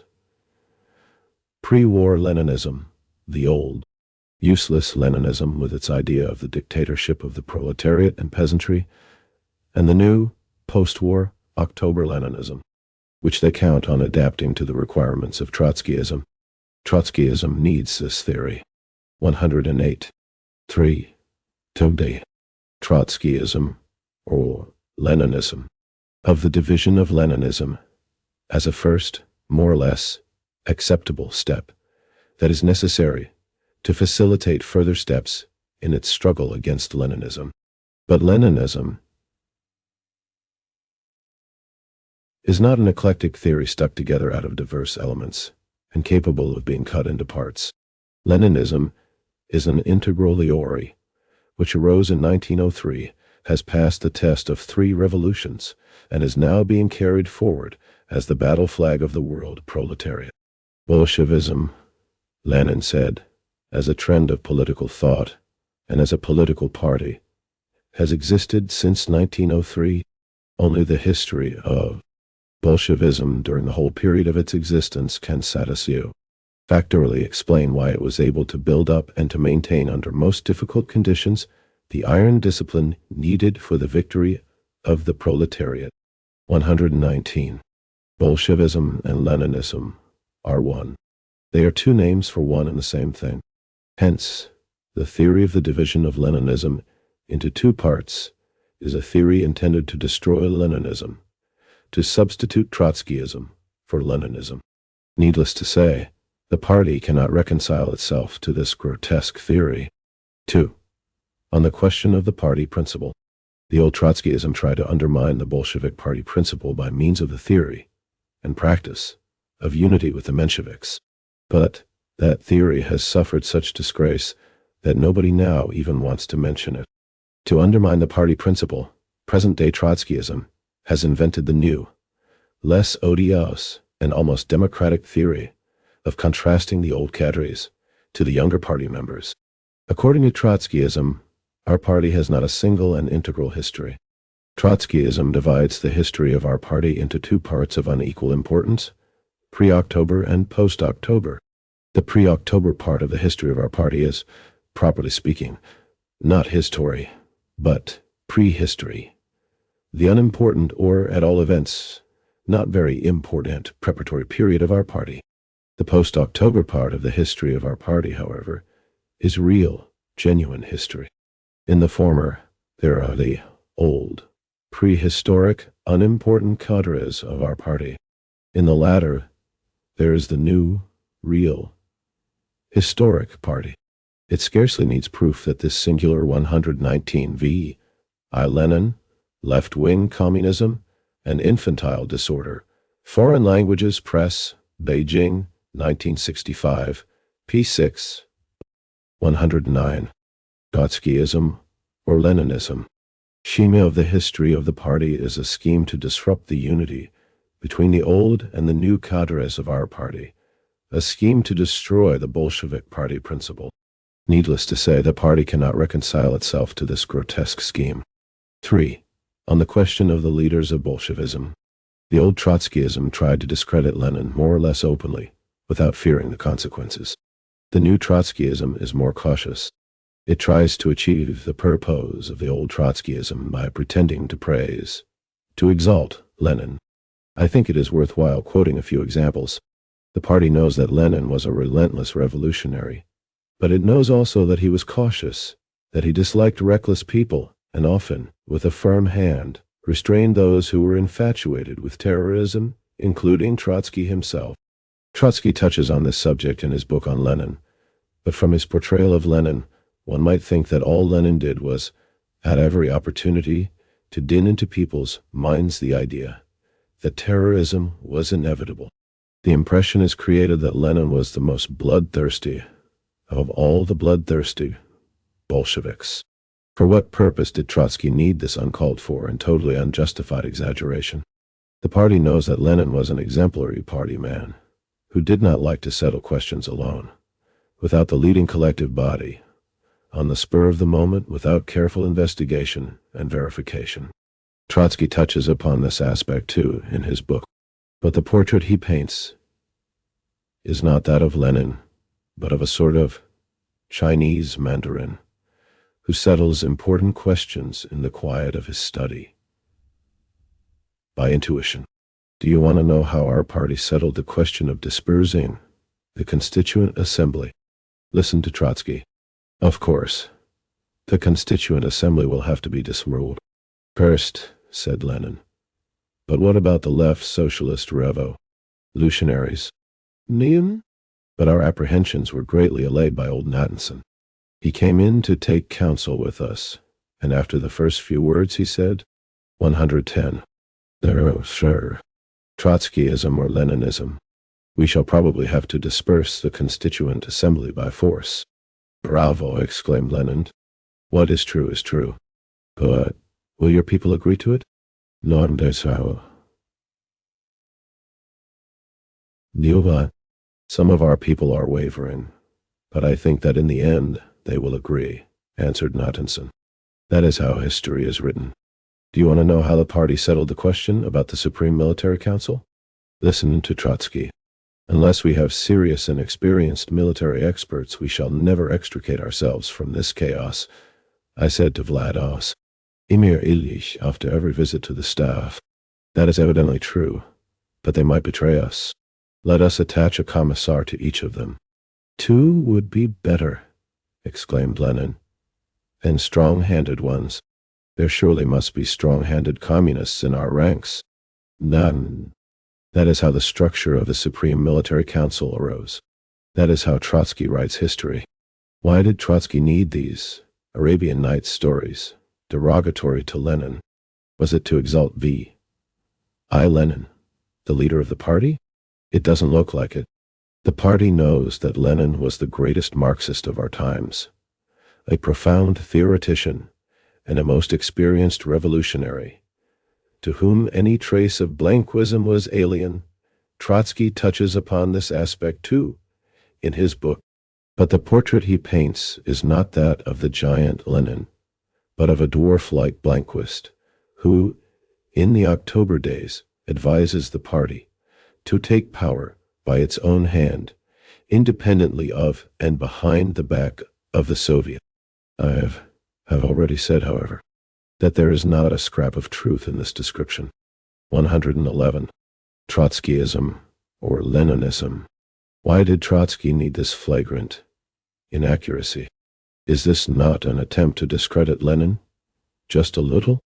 Such are the characteristic features of the new Trotskyism. What is the danger of this new Trotskyism? It is that Trotskyism, owing to its entire inner content, stands every chance of becoming the center and rallying point of the non-proletarian elements who are striving to weaken, to disintegrate the proletarian dictatorship. You will ask, what is to be done now? What are the party's immediate tasks in connection with Trotsky's new literary pronouncements? Trotskyism is taking action now in order to discredit Bolshevism and to undermine its foundations. It is the duty of the party to bury Trotskyism as an ideological trend. There is talk about repressive measures against the opposition and about the possibility of a split. That is nonsense, comrades. Our party is strong and mighty. It will not allow any splits. As regards repressive measures, I am emphatically opposed to them. What we need now is not repressive measures, but an extensive ideological struggle against renascent Trotskyism. We did not want and did not strive for this literary discussion. Trotskyism is forcing it upon us by its anti-Leninist pronouncements. Well, we are ready, comrades. Pravda. No. 269. November 26, 1924. 112. The Trotskyist opposition. Before and now. I.e. Some minor questions. Speech delivered at a meeting of the joint plenum of the Central Committee and the Central Control Commission of CPSUB. 120. October 23, 1927. Some minor questions. Comrades, I have not much time. I shall therefore deal with separate questions. First of all, about the personal factor. You have heard here how assiduously the oppositionists hurl abuse at Stalin, abuse him with all their might. That does not surprise me, comrades. The reason why the main attacks were directed against Stalin is because Stalin knows all the opposition's tricks better, perhaps, than some of our comrades do, and it is not so easy, I dare say, to fool him. So they strike their blows primarily at Stalin. Well, let them hurl abuse to their heart's content. And what is Stalin? Stalin is only a minor figure. Take Lenin. Who does not know that at the time of the August block the opposition headed by Trotsky waged an even more scurrilous campaign of slander against Lenin? Listen to Trotsky, for example. The wretched squabbling systematically provoked by Lenin, that old hand at the game, that professional exploiter of all that is backward in the Russian labor movement. Seems like a senseless obsession.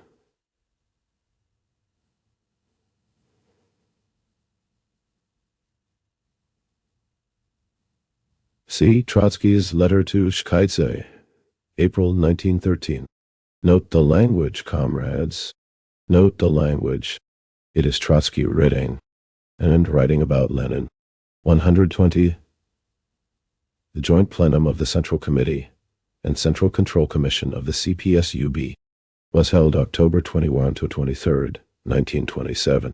It discussed and approved the draft thesis submitted by the Political Bureau of the Central Committee of the CPSUB on the questions of the agenda of the 15th Congress of the CPSUB, namely, directives for drawing up a 5-year plan for the national economy, work in the countryside. The plenum approved the appointment of reporters, resolved to open a discussion in the party and decided to publish the theses for the 15th Congress for discussion at party meetings and in the press. In view of the attack of the leaders of the Trotsky-Zinoviev opposition against the manifesto issued by the Central Executive Committee of the USSR in commemoration of the 10th anniversary of the Great October Socialist Revolution, particularly against the point about going over to a 7-hour working day, the plenum discussed this question and in a special deviation declared that the political bureau of the Central Committee had acted rightly in 115. The Trotskyist opposition before and now. Is it surprising then that Trotsky, who wrote in such an ill-mannered way about the great Lenin, whose shoelaces he was not worthy of tying, should now hurl abuse at one of Lenin's numerous pupils, Comrade Stalin? More than that, I think the opposition does me honor by venting all its hatred against Stalin. That is, as it should be. I think it would be strange and offensive if the opposition, which is trying to wreck the party, were to praise Stalin, who is defending the fundamentals of the Leninist party principle. Now about Lenin's will? The oppositionists shouted here, you heard them, that the Central Committee of the party concealed Lenin's will. We have discussed this question several times at the plenum of the Central Committee and Central Control Commission, you know that. A voice. Scores of times.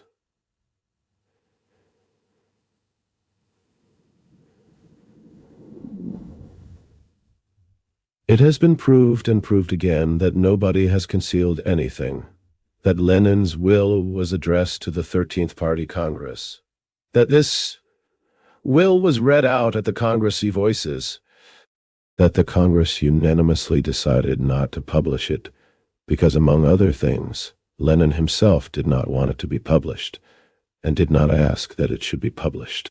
The opposition knows all this just as well as we do. Nevertheless, it has the audacity to declare that the Central Committee is concealing the will. The question of Lenin's will was brought up, if I am not mistaken, as far back as 1924. There is a certain Eastman, a former American communist who was later expelled from the party. This gentleman, who mixed with the Trotskyists in Moscow, picked up some rumors and gossip about Lenin's will, went abroad and published a book entitled After Lenin's its initiative in the publication of the manifesto of the Central Executive Committee of the USSR and approved the manifesto itself. The plenum heard a report of the Presidium of the Central Control Commission on the factional activities of Trotsky and Zinoviev after the August 1927 plenum of the Central Committee and Central Control Commission of the CPSUB. During the discussion of this matter at the meeting of the plenum held on October 23rd, J.V. Stalin delivered the speech. The Trotskyist opposition before and now, for deceiving the party and waging a factional struggle against it. The plenum expelled Trotsky and Zinoviev from the Central Committee and decided to submit to the 15th Party Congress all the documents relating to the splitting activities of the leaders of the Trotsky-Zinoviev opposition. For the resolutions and decisions of the plenum, see Resolutions and Decisions of CPSU. Congresses, Conferences, and Central Committee Plenums, Part 2, 1953, pp. 275, 311, 116. Some minor questions. Death, in which he did his best to blacken the party, the Central Committee, and the Soviet regime, and the gist of which was that the Central Committee of our party was concealing Lenin's will. In view of the fact that this Eastman had at one time been connected with Trotsky, we, the members of the Political Bureau, called upon Trotsky to dissociate himself from Eastman, who, clutching at Trotsky and referring to the opposition, had made Trotsky responsible for the slanderous statements against our party about the will. Since the question was so obvious, Trotsky did indeed publicly dissociate himself from Eastman in a statement he made in the press. It was published in September 1925 in Bolshevik, number 16. Permit me to read the passage in Trotsky's article in which he deals with the question whether the party and its Central Committee were concealing Lenin's will or not. I quote Trotsky's article. In several parts of his book, Eastman says that the Central Committee, concealed from the party.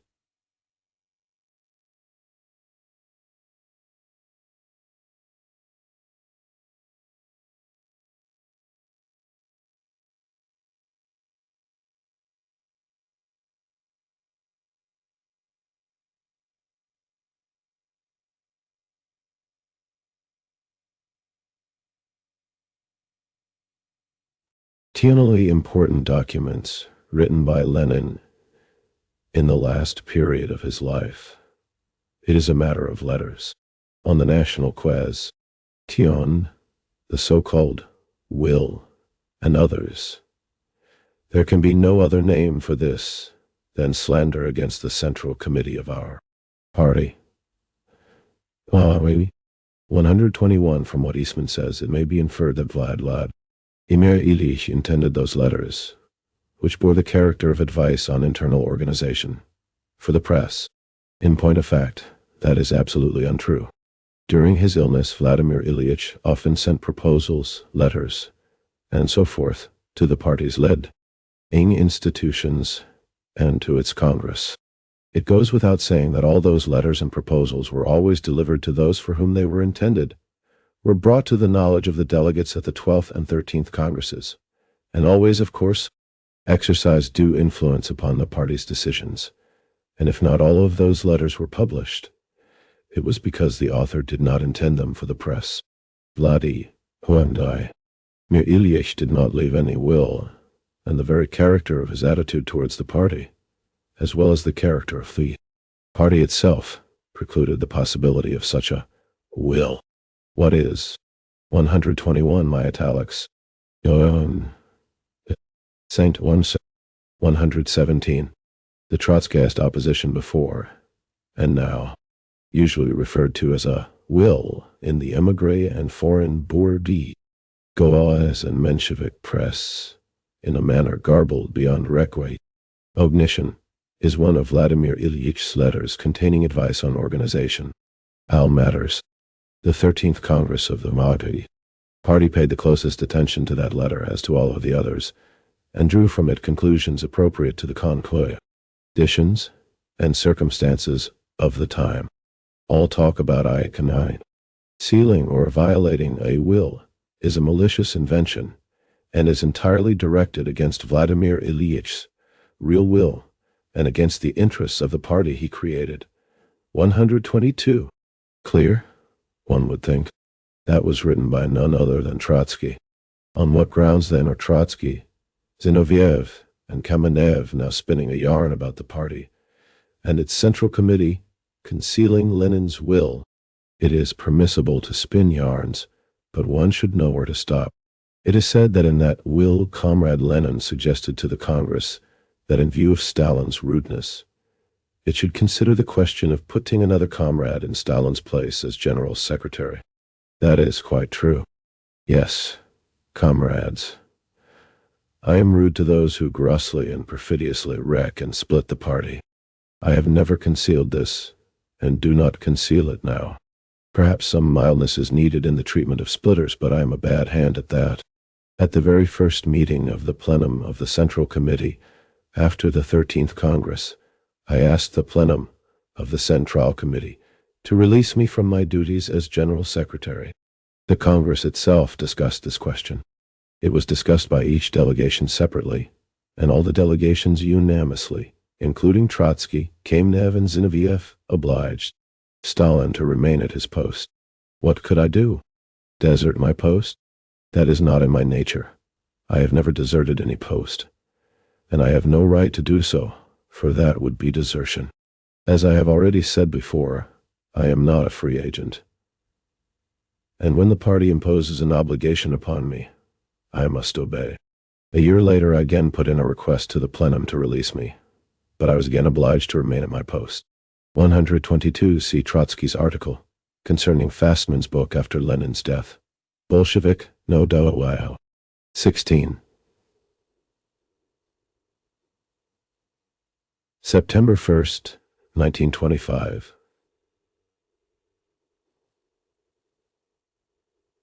P68, 118. Some minor questions. What else could I do? As regards publishing the will, the Congress decided not to publish it, since it was addressed to the Congress and was not intended for publication. We have the decision of a plenum of the Central Committee and Central Control Commission in 1926 to ask the 15th Congress for permission to publish this document.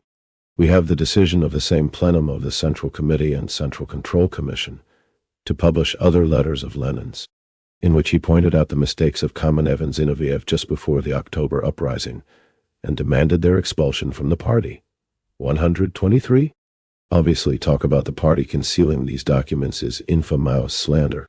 Among these documents are letters from Lenin urging the necessity of expelling Zinoviev and Kamenev from the party. The Bolshevik Party, the Central Committee of the Bolshevik Party, have never feared the truth. The strength of the Bolshevik Party lies precisely in the fact that it does not fear the truth and looks the truth straight in the face. The opposition is trying to use Lenin's will as a trump card, but it is enough to read this will to see that it is not a trump card for them at all. On the contrary, Lenin's will is fatal to the present leaders of the opposition. Indeed, it is a fact that in his will Lenin accuses Trotsky of being guilty of non-Bolshevism, and, as regards the mistake Kamenev and Zinoviev made during October, he says that that mistake was not accidental. What does that mean? It means that Trotsky, who suffers from non-Bolshevism, and Kamenev and Zinoviev, whose mistakes are not accidental and can and certainly will be repeated, cannot be politically trusted. It is characteristic that there is not a word, not a hint in the will about Stalin having made mistakes. It refers only to Stalin's rudeness. But rudeness is not and cannot be counted as a defect in Stalin's political line or position. Here is the relevant passage in the will. 123.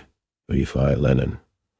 Letter to Bolshevik Party members and letter to the Central Committee of the RSDLP, B. In Collected Works, Vol. 60 to Taurus. 119. The Trotskyist opposition before and now. I shall not go on to characterize the personal qualities of the other members of the Central Committee. I shall merely remind you that the October episode with Zinoviev and Kamenev was, of course, not accidental, but that they can be blamed for it, personally, as little as Trotsky can be blamed for his non-Bolshevism. Clear, one would think. 120. Tudutai. The opposition's platform. Tudutai. The opposition's platform. Next question. Why did not the Central Committee publish the opposition's platform? Zinoviev and Trotsky say that it was because the Central Committee and the party fear the truth. Is that true? Of course not. More than that. It is absurd to say that the party or the Central Committee fear the truth. We have the verbatim reports of the plenums of the Central Committee and Central Control Commission. Those reports have been printed in several thousand copies and distributed among the members of the party. They contain the speeches of the oppositionists as well as of the representatives of the party line. They are being read by tens and hundreds of thousands of party members, whose voices. That's true. If we feared the truth, we would not have circulated those documents. The good thing about those documents is precisely that they enable the members of the party to compare the Central Committee's position with the views of the opposition and to make their decision. Is that fear of the truth? In October 1926, the leaders of the opposition strutted about and asserted, as they are asserting now, that the Central Committee feared the truth, that it was hiding their platform, concealing it from the party, and so forth. That is why they went snooping among the party units in Moscow. Recall the Avia Priber factory? In Leningrad, recall the Putilov works, and other places. Well, what happened? The communist workers gave our oppositionists a good drubbing. Such a drubbing, indeed, that the leaders of the opposition were compelled to flee from the battlefield. Why did they not at that time dare to go farther? To all the party units, to ascertain which of us fears the truth, the opposition or the Central Committee. It was because they got cold feet, being frightened by the real, and not imaginary, truth. And now, speaking honestly, is not a discussion going on now in the party units? Point to at least one unit, containing at least one oppositionist, and where at least one meeting has been held during the past 3 or 4 months, in which representatives of the opposition have not spoken, in which there has been no discussion. Is it not a fact that during the past 3 or 4 months the opposition has been coming forward whenever it could in the party units with its counter-resolutions? Voices. Quite. 121. The Trotskyist opposition before and now. True.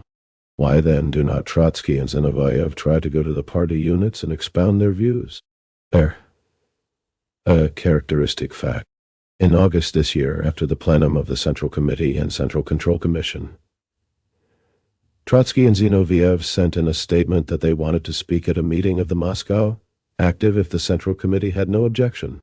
To this the Central Committee replied, and the reply was circulated among the local organizations, that it had no objection to Trotsky and Zinoviev speaking at such a meeting, provided, however, that they, as members of the Central Committee, did not speak against the decisions of the Central Committee. What happened? They dropped their request. General laughter.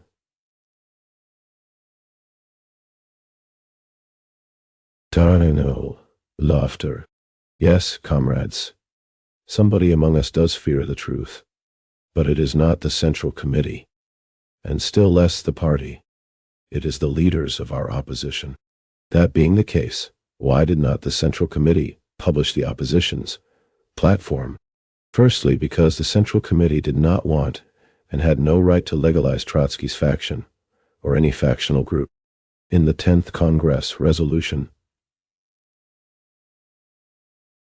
on unity, Lenin said that the existence of a platform is one of the principal signs of factionalism. In spite of that, the opposition drew up a platform and demanded that it be published, thereby violating the decision of the 10th Congress. Supposing the Central Committee had published the opposition's platform, what would it have meant? It would have meant that the Central Committee was willing to participate in the opposition's factional efforts to violate the decisions of the 10th Congress. Could the Central Committee and the Central Control Commission agree to do that? Obviously, no self-respecting Central Committee could take that factional step. Voices. Quite true. Further, in this same 10th Congress resolution on unity, writ 10 by Lenin, it is said, the Congress orders the immediate dissolution of all groups without exception that have been formed on the basis of one platform or another. That non-observance of this decision of the Congress shall involve certain and immediate expulsion from the party. The directive is clear and definite. Supposing the Central Committee and the Central Control Commission had published the opposition's platform, 122, the opposition's platform, could that have been called a dissolution of all groups without exception formed on one platform or another? Obviously not. On the contrary, it would have meant that the Central Committee and the Central Control Commission themselves were intending not to dissolve, but to help to organize groups and factions on the basis of the opposition's platform. Could the Central Committee and the Central Control Commission take that step towards splitting the party? Obviously, they could not. Finally, the opposition's platform contains slanders against the party, which, if published, would do the party and our state irreparable harm. In fact, it is stated in the opposition's platform that our party is willing to abolish the monopoly of foreign trade and make payment on all debts, hence also on the war debts. Everybody knows that this is a disgusting slander against our party, against our working class, against our state. Supposing we had published the platform containing this slander against the party and the state, what would have happened? The only result would have been that the international bourgeoisie would have begun to exert greater pressure upon us. It would have demanded concessions to which we could not agree at all, for example. The abolition of the monopoly of foreign trade, payments on the war debts, and so forth, and would have threatened us with war. When members of the Central Committee like Trotsky and Zinoviev supply false reports about our party to the imperialists of all countries, assuring them that we are ready to make the utmost concessions, including the abolition of the monopoly of foreign trade, it can have only one meaning. Monsieur the bourgeois press harder on the Bolshevik party, threaten to go to war against them. The Bolsheviks will agree to every concession if you press hard enough.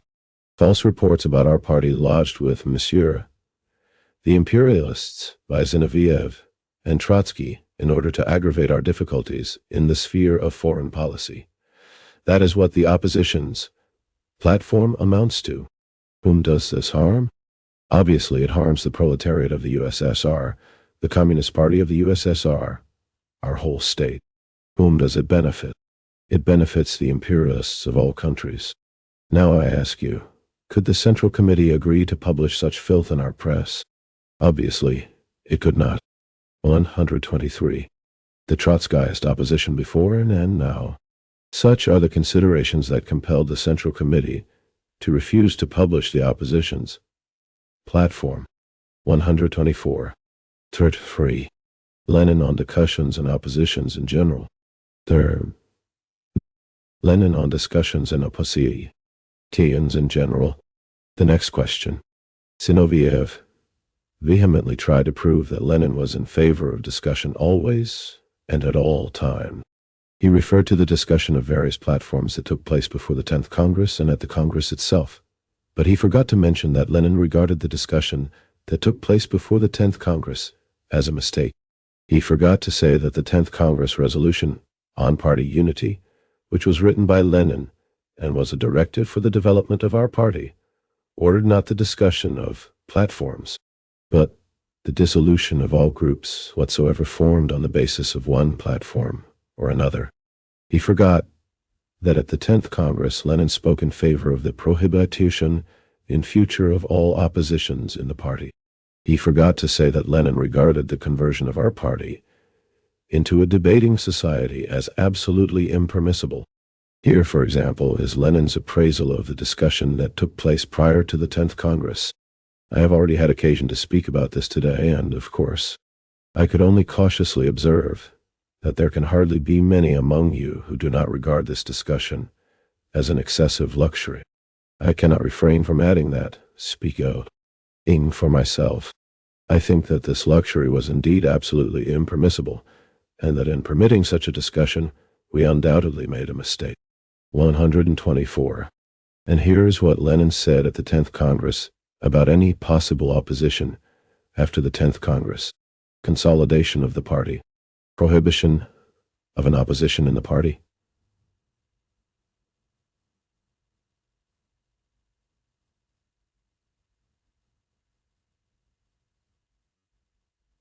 Such is the political conclusion to be drawn from the present situation.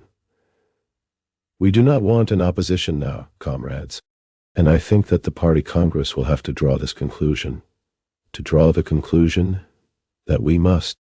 124v. I, Lenin, 10th Congress of the RCPB, reported a political work of the Central Committee, March 8, in Collected Works, Volt. 22. 125. The Trotskyist opposition before and now. Now put an end to the opposition. Finish with it. We have had enough of oppositions now. 125. That is how Lenin regarded the question of discussion and of opposition in general. 125. V. I. Lenin, 10th Congress of the RCPB, summing up speech on the report of the CC of the RCPB, March 9. In Collected Works, Vol. 22. 126. Thou, Lenin, deviations. The opposition and the third force. Home. The opposition and the third force. The next question. What was the need for Comrade Menjinsky's statement about the White Guards, with whom some of the workers at the Trotskyist illegal anti-party printing press are connected? Firstly, in order to dispel the lie and slander that the opposition is spreading in connection with this question in its anti-party sheets. The opposition assures everyone that the report about white guards who are connected in one way or another with allies of the opposition like Shcherbakov, Tverskoy, and others is fiction, an invention, put into circulation for the purpose of discrediting the opposition. Comrade Manjinsky's statement, with the depositions made by the people under arrest, leaves no doubt whatever that a section of the workers at the Trotskyists' illegal anti-party printing press are connected, indubitably connected, with white guard counter-revolutionary elements. Let the opposition try to refute those facts and documents.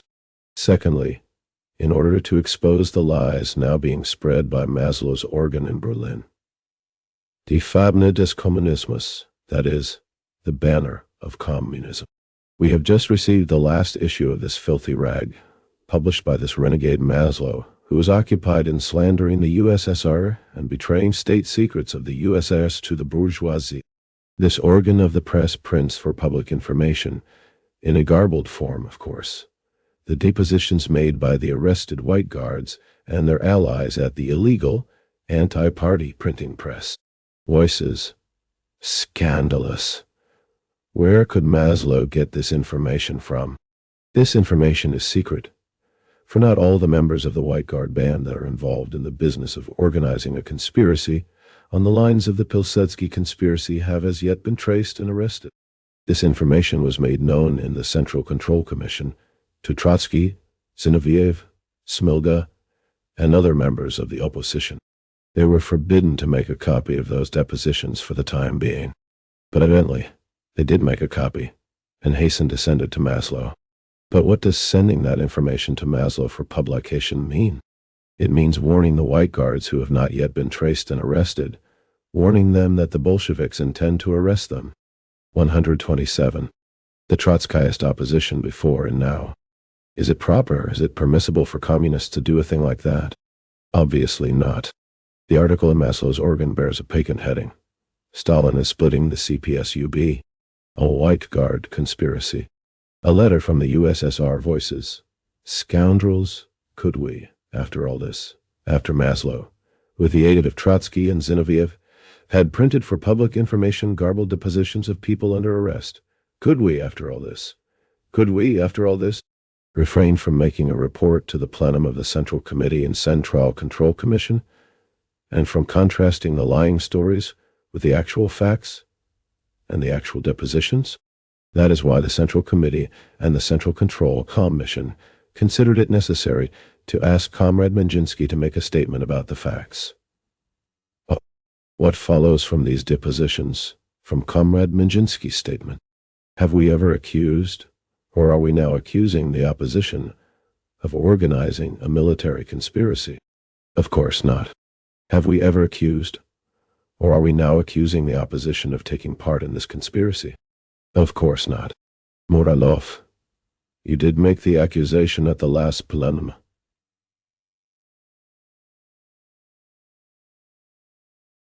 Muralov, that is not true, Muralov. We have two statements by the Central Committee and the Central Control Commission about the illegal anti-party printing press and about the non-party intellectuals connected with that printing press. You will not find a single sentence, not a single word, in those documents to show that we are accusing the opposition of participating in a military conspiracy. In those documents, the Central Committee and the Central Control Commission merely assert that, when organizing its illegal printing press, the opposition got into contact with bourgeois intellectuals, and that some of these intellectuals were, in their turn, found to be in contact with white guards who were hatching a military conspiracy. I would ask Muralov to point out the relevant passage in the documents published by the Political Bureau of the Central Committee and the Presidium of the Central Control Commission in connection with this question. Muralov cannot point out such a passage because it does not exist. That being the case, what are the charges we have made and still make against the opposition? 128. The opposition and the third force. Firstly, that the opposition, in pursuing a splitting policy, organized an anti-party, illegal printing press. Secondly, that the opposition, for the purpose of organizing this printing press, entered into a bloc with bourgeois intellectuals, part of whom turned out to be in direct contact with counter-revolutionary conspirators. Thirdly, that by enlisting the services of bourgeois intellectuals and conspiring with them against the party, the opposition, independently of its will or desire, found itself encircled by the so-called third force. No. The opposition proved to have much more confidence in those bourgeois intellectuals than in its own party. Otherwise, it would not have demanded the release of all those arrested in connection with the illegal printing press, including Sherbakov, Tverskoy, Bolshakov, and others, who were found to be in contact with counter-revolutionary elements. The opposition wanted to have an anti-party, illegal printing press. For that purpose, it had recourse to the aid of bourgeois intellectuals. But some of those intellectuals proved to be in contact with downright counter-revolutionaries, such as the chain that resulted. Comrades, independently of the opposition's will or desire, anti-Soviet elements flocked around it and strove to utilize its splitting activities for their own ends. Thus, what Lenin predicted as far back as the 10th Congress of our party. See the 10th Congress resolution on party unity, where he said that the third force, that is, the bourgeoisie, would certainly try to hitch on to the conflict within our party in order to utilize the opposition's activities for its own class ends, has come true. It is said that counter-revolutionary elements sometimes penetrate our Soviet bodies also. At the fronts, for example, without having any connection with the opposition. That is true. In such cases, however, the Soviet authorities arrest those elements and shoot them. But what did the opposition do? It demanded the release of the bourgeois intellectuals who were arrested in connection with the illegal printing press, and were found to be in contact with counter-revolutionary elements. That is the trouble, comrades. That is what the opposition's splitting activities lead to. Instead of thinking of all these dangers, instead of thinking of the pit that is yawning in front of them, our oppositionists heap slander on the party, and try with all their might to disorganize, to split our party. 129. The Trotskyist opposition before and now. There is talk about a former Wrangel officer who is helping the OGPU to unmask counter-revolutionary organizations. The opposition leaps and dances and makes a great fuss about the fact that the former Wrangel officer to whom the opposition's allies, all these Sherbakovs and Tverskoys, applied for assistance, proved to be an agent of the OGPU. But is there anything wrong in this former Wrangel officer helping the Soviet authorities to unmask counter-revolutionary conspiracies? Who can deny the right of the Soviet authorities to win former officers to their side in order to employ them for the purpose of unmasking counter-revolutionary organization? Sherbakov and Tverskoy addressed themselves to this former Wrangel officer, not because he was an agent of the OGPU, but because he was a former Wrangel officer, and they did so in order to employ him against the party and against the Soviet government. That is the point, and that is the misfortune of our opposition. And when, following up these clues, the OGPU quite unexpectedly came across the Trotskyists' illegal anti-party printing press, it found that, while arranging a bloc with the opposition, Messieurs the Sherbakovs, Tverskoys, and Bolshakovs were already in a bloc with counter-revolutionaries, with former Kolchak officers like Kostrov and Novikov, as Comrade Menjinsky reported to you today. That is the point, comrades, and that is the trouble with our opposition.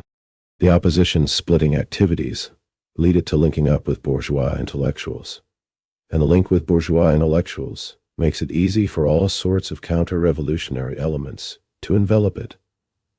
That is the bitter truth.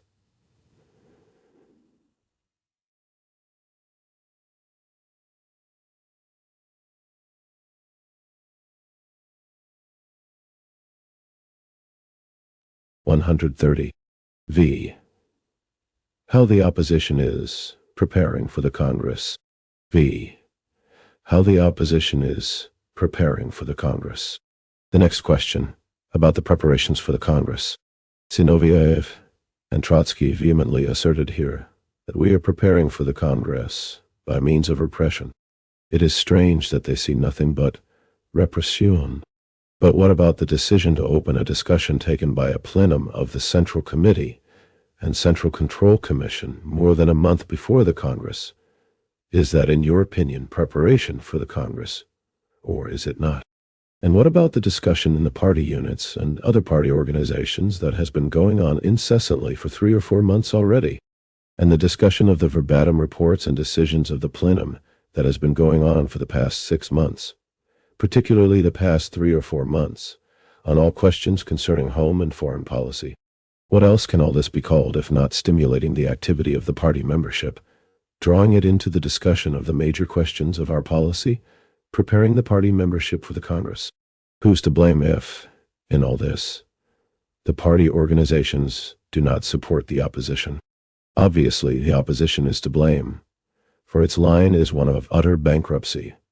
Its policy is that of a bloc with all the anti-party elements, including the renegades Maslow and Souverine, against the party and the Comintern. Evidently, Zinoviev and Trotsky think that preparations for the Congress ought to be made by organizing illegal anti-party printing presses, by organizing illegal anti-party meetings, by supplying false reports about our party to the imperialists of all countries, by disorganizing and splitting our party. You will agree that this is a rather strange idea of what preparations for the party Congress mean. And when the party takes resolute measures, including expulsion, against the disorganizers and splitters, the opposition raises a howl about repression. Yes, the party resorts and will resort to repression against disorganizers and splitters. For the party must not be split under any circumstances, either before the Congress or during the Congress. It would be suicidal for the party to allow out-and-out splitters, the allies of all sorts of share. 131. The Trotskyist opposition before, and now, Bakov's, to wreck the party just because only a month remains before the Congress. Comrade Lenin saw things in a different light. You know that in 1921, Lenin proposed that Shapnikov be expelled from the Central Committee and from the party, not for organizing an anti-party printing press, and not for allying himself with bourgeois intellectuals, but merely because, at a meeting of a party unit, Shapnikov dared to criticize the decisions of the Supreme Council of National Economy. If you compare this attitude of Lenin's with what the party is now doing to the opposition, you will realize what license we have allowed the disorganizers and splitters. You surely must know that in 1917, just before the October uprising, Lenin several times proposed that Kamenev and Zinoviev be expelled from the party merely because they had criticized unpublished party decisions in the semi-socialist, in the semi-bourgeois newspaper Novaya Zvezda 26. But how many secret decisions of the Central Committee and the Central Control Commission are now being published by our opposition in the columns of Maslow's newspaper in Berlin, which is a bourgeois, anti-Soviet, counter-revolutionary newspaper? Yet we tolerate all this, tolerate it without end, and thereby give the splitters in the opposition the opportunity to wreck our party. Such is the disgrace to which the opposition has brought us. But we cannot tolerate it forever, comrades. Voices. Quite right. Applause. It is said that disorganizers who have been expelled from the party and conduct anti-Soviet activities are being arrested. Yes, we arrest them, and we shall do so in future if they do not stop undermining the party and the Soviet regime. Voices. Quite right. Quite right. It is said that such things are unprecedented in the history of our party. That is not true. What about the Myasnikov group? 127. What about the Workers' Truth group? Who does not know that the members of those groups were arrested with the full consent of Zinoviev, Trotsky, and Kamenev? Why was it permissible 3 or 4 years ago to arrest Disor? 126. Novaya Zizn, New Life, a Menshevik newspaper published in Petrograd from April 1917, closed down in July 1918. 127. Myasnikov Group, a counter-revolutionary underground group which called itself the Workers' Group. It was formed in Moscow in 1923 by G. Masnikov and others who had been expelled from the RCPB and had very few members. It was dissolved in the same year. 132. V. How the opposition is preparing for the Congress. Organizers who had been expelled from the party, but is impermissible now. When some of the former members of the Trotskyist opposition go to the length of directly linking up with counter-revolutionaries, you heard Comrade Minchinsky's statement. In that statement, it is said that a certain Stepanov, an armyman, a member of the party, a supporter of the opposition, is in direct contact with counter-revolutionaries, with Novikov, Kostrov, and others, which Stepanov himself does not deny in his depositions. What do you want us to do with this fellow, who is in the opposition to this day? Kiss him or arrest him? Is it surprising that the OBPU arrests such fellows? Voices from the audience. Quite right. Absolutely right. Applause. What so? Lenin said that the party can be completely wrecked if indulgence is shown to disorganizers and splitters. That is quite true. That is precisely why I think that it is high time to stop showing indulgence to the leaders of the opposition and to come to the conclusion that Trotsky and Zinoviev must be expelled from the Central Committee of our party. Voices. Quite right. That is the elementary conclusion and the elementary minimum measure that must be taken in order to protect the party from the disorganizers' splitting activities. At the last plenum of the Central Committee and Central Control Commission, held in August this year, some members of the plenum rebuked me for being too mild with Trotsky and Zinoviev, for advising the plenum against the immediate expulsion of Trotsky and Zinoviev from the Central Committee. Voices from the audience. That's right, and we rebuke you now.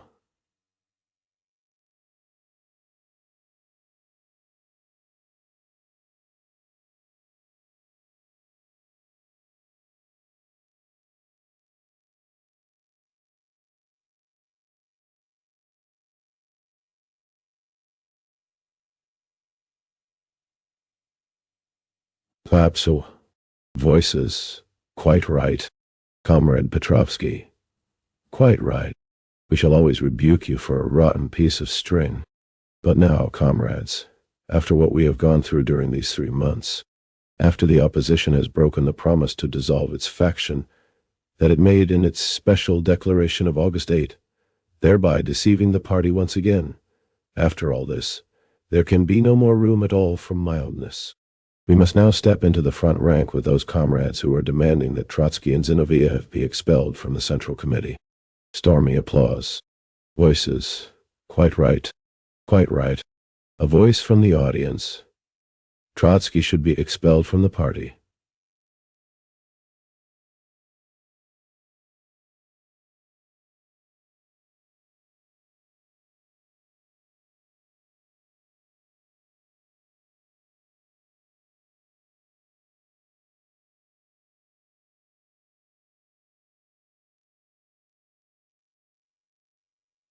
Let the Congress. No, ma'am. 133. The Trotskyist opposition before and now.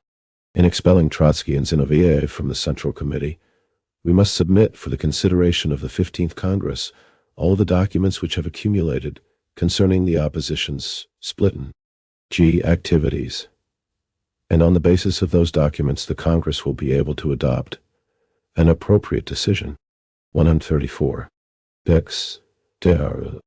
From Leninism to Trotskyism. Vix total. Vivarois. Tokotars. Victory.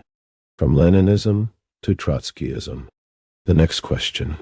In his speech, Zinoviev touched upon the interesting question of mistakes in the party's line during the past 2 years and of the correctness of the opposition's line. I should like to answer this briefly by clearing up the question of the bankruptcy of the opposition's line and the correctness of our party's line during the past 2 years. But I'm taking up too much of your attention, comrades. Voices. Please, go on. The chairman. Anyone against? Voices, please go on. What is the main sin of the opposition, which determined the bankruptcy of its policy?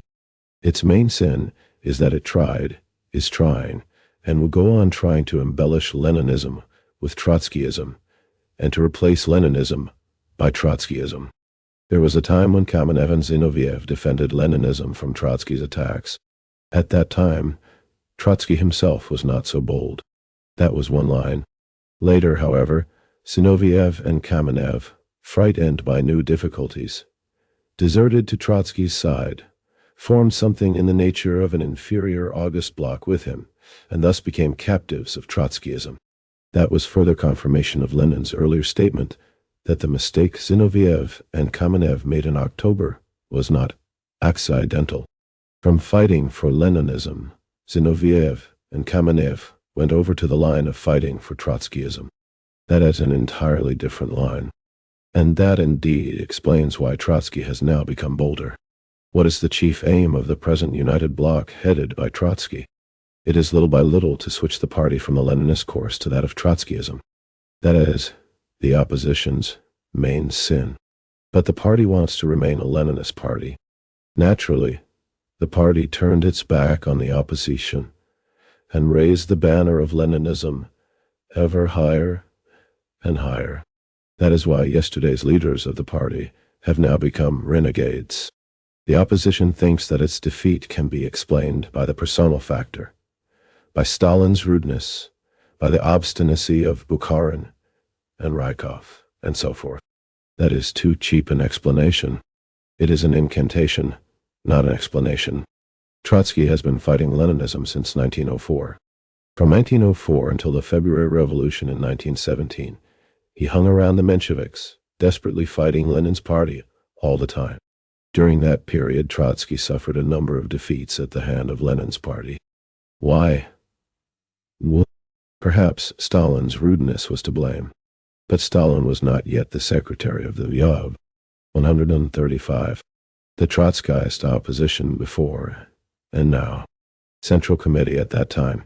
He was not abroad, but in Russia, fighting Tsarism underground, whereas the struggle between Trotsky and Lenin raged abroad. So what has Stalin's rudeness got to do with it?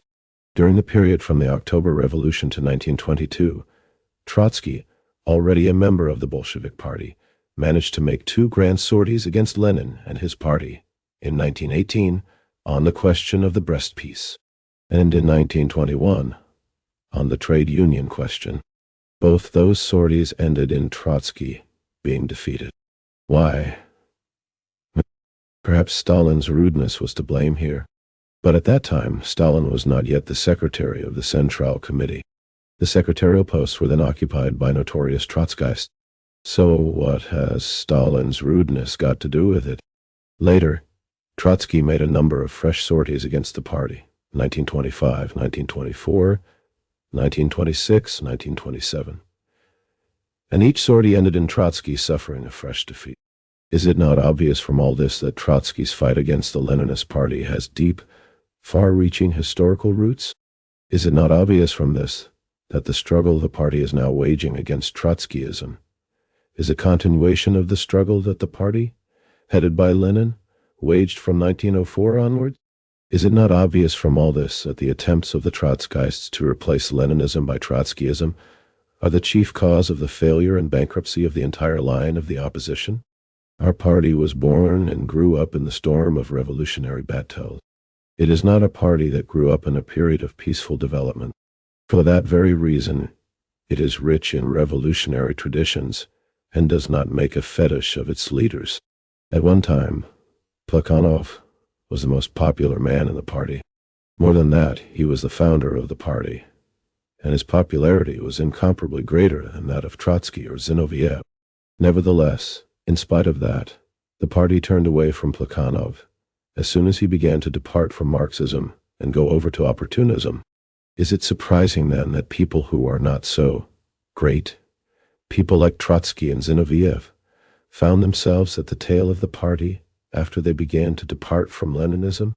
But the most striking indication of the opposition's opportunist degeneration, the most striking sign of the opposition's bankruptcy and fall, was its vote against the manifesto of the Central Executive Com 136. Deviations, from Leninism to Trotskyism. Committee of the USSR. The opposition is against the introduction of a 7-hour working day. The opposition is against the manifesto of the Central Executive Committee of the USSR. The entire working class of the USSR, the entire advanced section of the proletarians, in all countries, enthusiastically welcome the manifesto, unanimously applaud the idea of introducing a 7-hour working day. But the opposition votes against the manifesto and adds its voice to the general chorus of bourgeois and Menshevik critics. It adds its voice to those of the slanderers on the staff of Vorwitz, 128. I did not think that the opposition could sink to such a disgrace. 128 Vorwärts, forward. A newspaper, central organ of the Social Democratic Party of Germany, published from 1876 to 1933. After the Great October Socialist Revolution, it became a center of anti-Soviet propaganda. 137. Debatten. Some of the most important results of the party's policy. Debatten taught. Some of the most important results of the party's policy during the past few years. Let us pass now to the question of our party's line during the past 2 years. Let us examine and appraise it. Zinoviev Trotsky said that our party's line has proved to be unsound. Let us turn to the facts. Let us take 4 principal questions of our policy and examine our party's line during the past 2 years from the standpoint of these questions. I have in mind such decisive questions as that of the peasantry, that of industry and its re-equipment, that of peace, and lastly, that of the growth of the communist elements throughout the world. The question of the peasantry. What was the situation in our country 2 or 3 years ago? You know that the situation in the countryside was a serious one. Our Volost Executive Committee chairman and officials in the countryside generally were not always recognized and were often the victims of terrorism. Village correspondents were met with sawn-off rifles. Here and there, especially in the border regions, there were bandit activities, and in a country like Georgia, there were even revolts. 129. Naturally, in such a situation the kulaks gained strength, the middle peasants rallied around the kulaks, and the poor peasants became disunited. The situation in the country was aggravated particularly by the fact that the productive forces in the countryside grew very slowly. Part of the arable land remained quite untilled, and the crop area was about 70 to 75% of the pre-war area. This was in the period before the 14th conference of our party. At the 14th conference, the party adopted a number of measures in the shape of certain concessions to the middle peasants designed. 2. 129. This refers to the counter-revolutionary revolts that broke out in Georgia on August 28, 1924. They were organized by the remnants of the defeated bourgeois nationalist parties and by the émigré Menshevik government of Jordania on the instructions and with the financial assistance of the imperialist states and the leaders of the Second International. The revolts were quelled on August 29th, the day after they broke out, with the active assistance of the Georgian workers and laboring peasantry. 139. The Trotskyist opposition before and now. Accelerate the progress of peasant economy. Increase the output of agricultural produce, food and raw materials. Establish a stable alliance with the middle peasants, and hasten the isolation of the kulaks. At the 14th Congress of our party, the opposition, headed by Zinoviev and Kamenev, tried to disrupt this policy of the party, and proposed that we adopt instead what was, in essence, the policy of dekulakization, a policy of restoring the poor peasants' committees. In essence, that was a policy of reverting to civil war in the countryside. The party repulsed this attack of the opposition. It endorsed the decisions of the 14th Conference, approved the policy of revitalizing the Soviets in the countryside, and advanced the slogan of industrialization as the main slogan of socialist construction. The party steadfastly kept to the line of establishing a stable alliance with the middle peasants and of isolating the kulaks. What did the party achieve by this? What it achieved was that peace was established in the countryside, relations with the main mass of the peasantry were improved, conditions were created for organizing the poor peasants into an independent political force. The kulaks were still further isolated, and the state and cooperative bodies gradually extended their activities to the individual farms of mill lions of peasants. What does peace in the countryside mean? It is one of the fundamental conditions for the building of socialism. We cannot build socialism if we have bandit activities and peasant revolts. The crop area has now been brought up to pre-war dimensions, 95%. We have peace in the countryside, an alliance with the middle peasants, a more or less organized poor peasantry, strengthened rural Soviets, and the enhanced prestige of the proletariat and its party in the countryside. We have thus created the conditions that enable us to push forward the offensive against the capitalist elements in the countryside and to ensure further success in the building of socialism in our country. Such are the results of our party's policy in the countryside during the 2 years. Thus it follows that our party's policy on the major question of the relations between the proletariat and the peasantry has proved to be correct. 140. Some of the most important results of the party's policy. The question of industry. History tells us that so far, not a single young state in the world has developed its industry, and its heavy industry, in particular, without outside assistance, without foreign loans, or without plundering other countries, colonies, and so forth. That is the ordinary path of capitalist industrialization. Britain developed her industry in the past by draining the vital sap from all countries, from all colonies, for hundreds of years and investing the loot in her industry. Germany has begun to rise lately because she has received loans from America amounting to several thousand million rubles. We, however, cannot proceed by any of these paths. Colonial plunder is precluded by our entire policy, and we are not granted loans. Only one path is left to us, the path indicated by Lenin, namely, to raise our industry, to re-equip our industry on the basis of internal accumulations. The opposition has been croaking all the time about internal accumulations not being sufficient for the re-equipment of our industry. As far back as April 1926, the opposition asserted at a plenum of the Central Committee that our internal accumulations would not suffice for making headway with the re-equipment of our industry. At that time, the opposition predicted that we would suffer failure after failure. Nevertheless, on making a check, it has turned out that we have succeeded in making headway with the re-equipment of our industry during these 2 years. It is a fact that during the 2 years we have managed to invest over 2,000 million rubles in our industry. It is a fact that these investments have proved to be sufficient to make further headway with the re-equipment of our industry and the industrialization of the country. We have achieved what no other state in the world has yet achieved. We have raised our industry. We have begun to re-equip it. We have made headway in this matter on the basis of our own accumulations. There you have the results of our policy on the question of the re-equipment of our industry. Only the blind can deny the fact that our party's policy in this matter has proved to be correct. The question of foreign policy. The aim of our foreign policy, if one has in mind diplomatic relations with bourgeois states, is to maintain peace. What have we achieved in this sphere? What we have achieved is that we have upheld, well or ill, nevertheless, we have upheld peace. 141. The Trotskyist opposition before and now. What we have achieved is that, in spite of the capitalist encirclement, in spite of the hostile activities of the capitalist governments, in spite of the provocative sorties in Peking, 130, London 131, and Paris 102.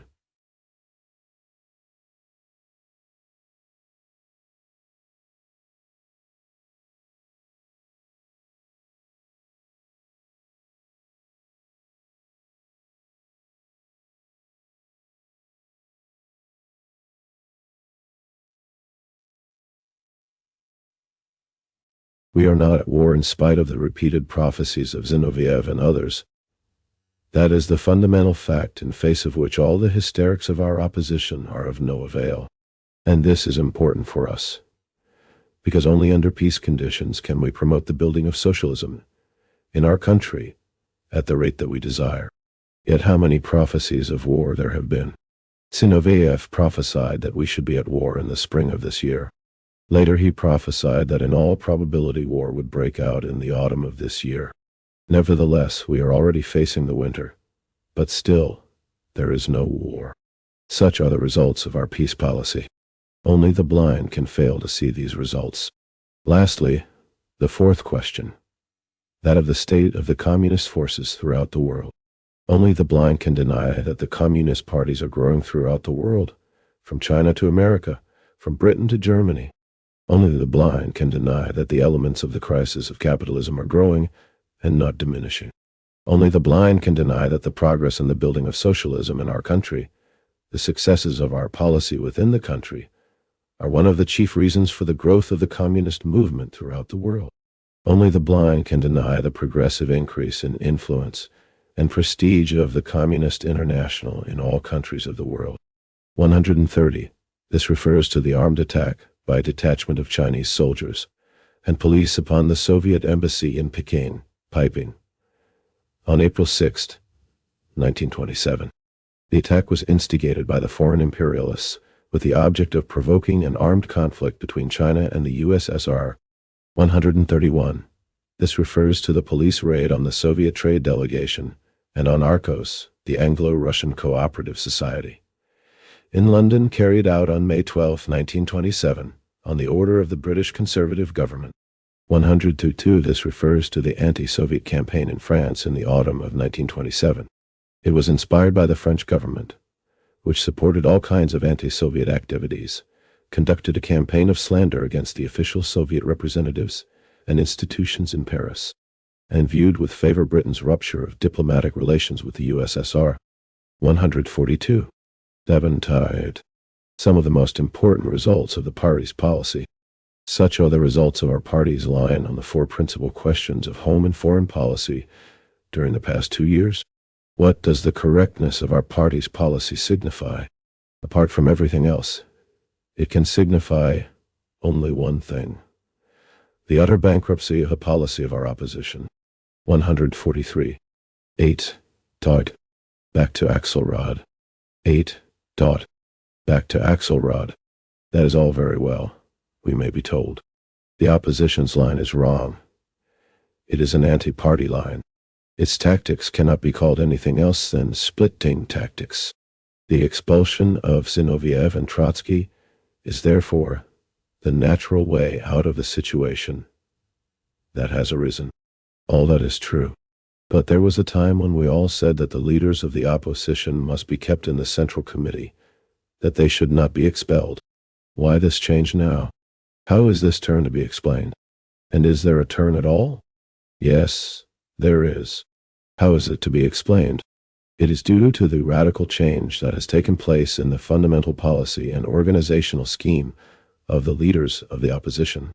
The leaders of the opposition, and primarily Trotsky, have changed for the worse.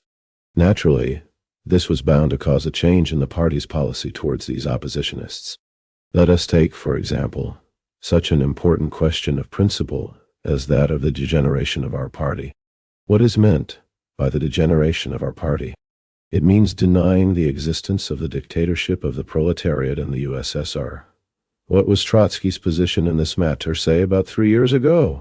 You know that at that time, the liberals and Mensheviks, the Smeenovikists and 133, and all kinds of renegades kept on reiterating that the degeneration of our party was inevitable. You know that at that time they quoted examples from the French Revolution and asserted that the Bolsheviks were bound to suffer the same collapse as the Jacobins in their day suffered in France.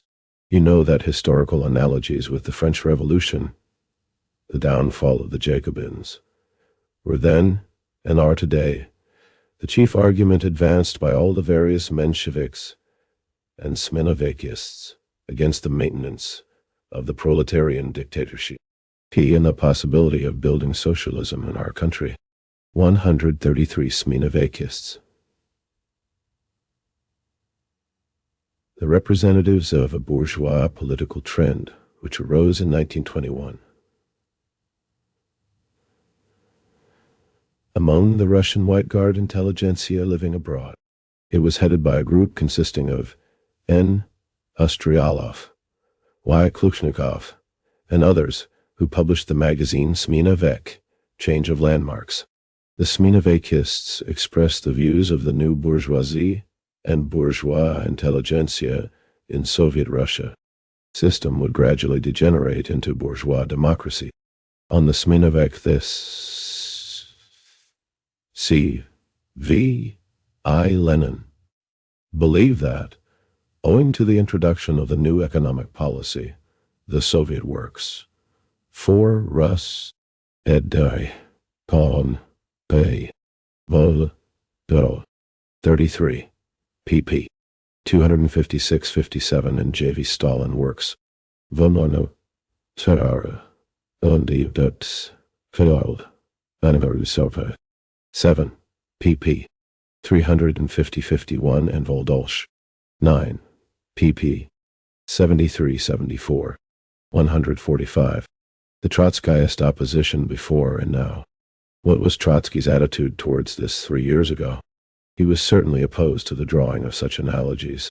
Here is what he wrote at that time in his pamphlet The New Course, 1924. The historical analogies with the Great French Revolution, the downfall of the Jacobins, which liberalism and Menschevism utilize and console themselves with, are superficial and unsound. 134, 135. Clear and definite. It would be difficult, I think, to express oneself more emphatically and definitely. Was Trotsky right in what he then said about the historical analogies with the French Revolution that were being zealously advanced by all sorts of Smenovikists and Mensheviks? Absolutely right. But now? Oh. Does Trotsky still adopt that position? Unfortunately, he does not. On the contrary, even.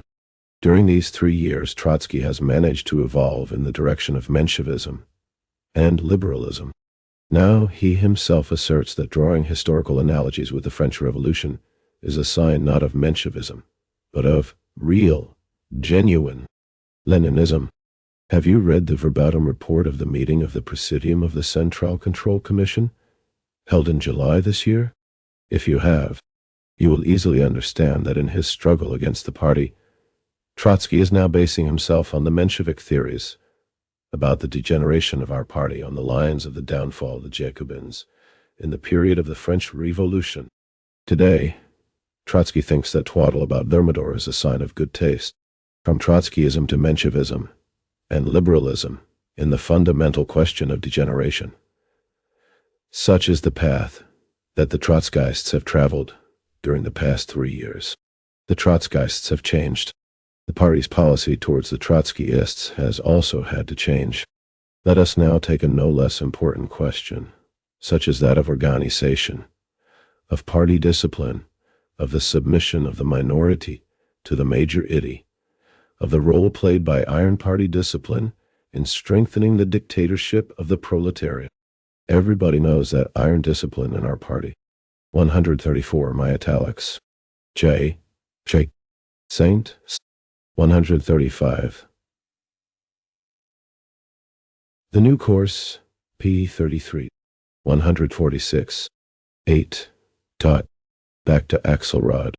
Is one of the fundamental conditions for maintaining the dictatorship of the proletariat and for success in building socialism in our country. Everybody knows that the first thing the Mensheviks in all countries try to do is to undermine the iron discipline in our party. There was a time when Trotsky understood and appreciated the importance of iron discipline in our party. Properly speaking, the disagreements between our party and Trotsky never ceased. But Trotsky and the Trotskyists were clever enough to submit to the decisions of our party.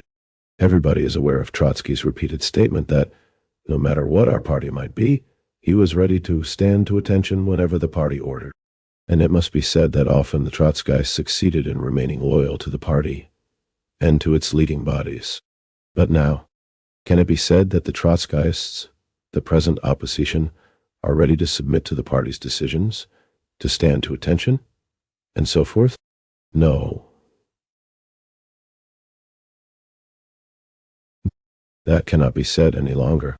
after they have twice broken their promise to submit to the party's decisions, after they have twice deceived the party, after they have organized illegal printing presses in conjunction with bourgeois intellectuals, after the repeated statements of Zinoviev and Trotsky made from this very rostrum that they were violating the discipline of our party, and would continue to do so, after all that it is doubtful whether a single person will be found in our party who would dare to believe that the leaders of the opposition are ready to stand to attention before the party. The opposition has now shifted to a new line, the line of splitting the party, the line of creating a new party.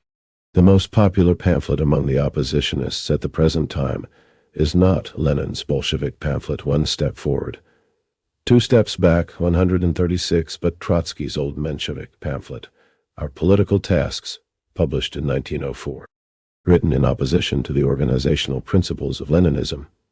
In opposition to Lenin's pamphlet, One Step Forward, Two Steps Back. You know that the essence of that old pamphlet of Trotsky's is repudiation of the Leninist conception of the party and of party discipline. In that pamphlet, Trotsky never calls Lenin anything but Maximilian Lenin, hinting that Lenin was another Maximilian Robespierre, striving, like the latter, for personal dictatorship. In that pamphlet, Trotsky plainly, 136, V.I. Lenin, One Step Forward, Two Steps Back, Foreign Languages Press, Beijing, 1976, 147. The Trotskyist opposition before and now says that party discipline need be submitted to only to the degree that party decisions do not contradict the wishes and views of those who are called upon to submit to the party. That is a purely Menshevik principle of organization. Incidentally, that pamphlet is interesting because Trotsky dedicates it to the Menshevik P. Axelrod.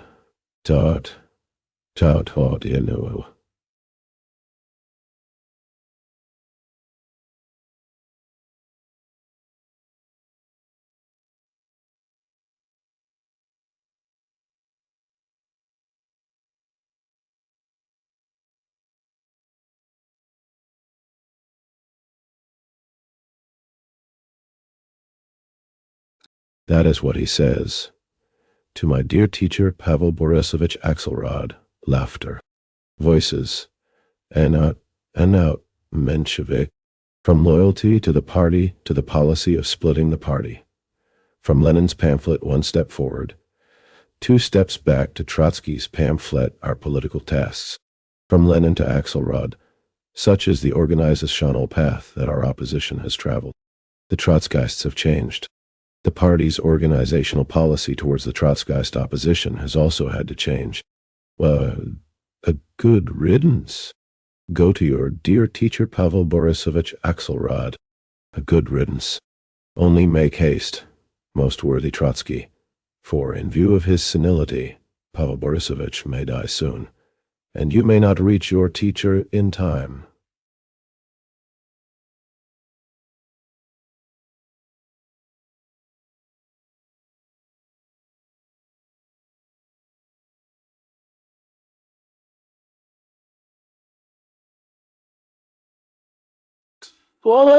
Prolonged applause.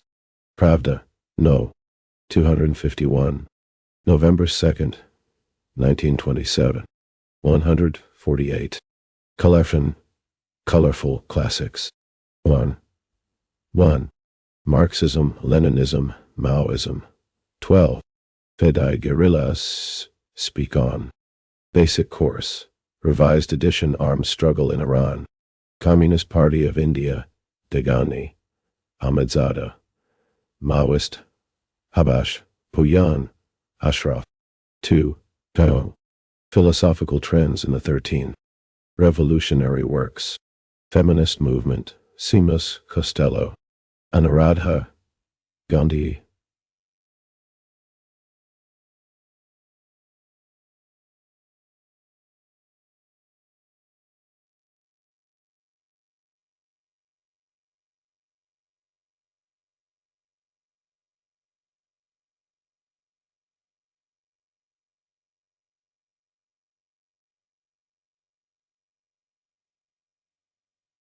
Urban Perspective.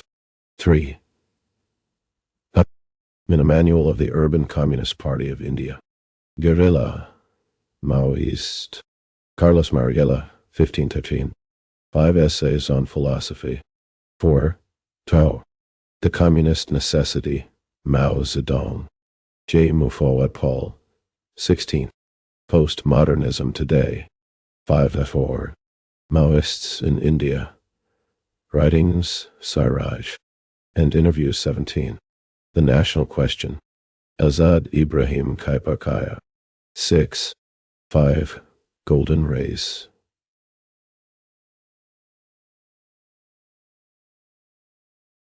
18. Historic 8 Documents. Mao Zedong, Karu, Mazumdar. 7. Stand for Socialism Against 19. A New Outlook on Health. Modern Revisionism Advocators. Armando Liwanite, 20 Tarrier. Basic Principles of Marxism. 8. Tao, Strategy for the Liberation Leninism. A Primer of Palestine, Jose Maria Sison. Phelp 21. Toward a Scientific Analysis of 9 Tartide. Against Avakianism, The Gay Question. Aegith Los Angeles Research Group. 10. Specific Characteristics of R22 TI. Activist Study. Erling. Activista. People's War. Arak. Jose Maria Sison Padepa. 11. Rethinking Socialism. What is 23? Education to Govern. Socialist Transition. Advocators. Deng Yuan Hashu and Pao Yu. Qin. Collection. Works of Maoism. 1. Tao. Collected Works. 1968 to 1987.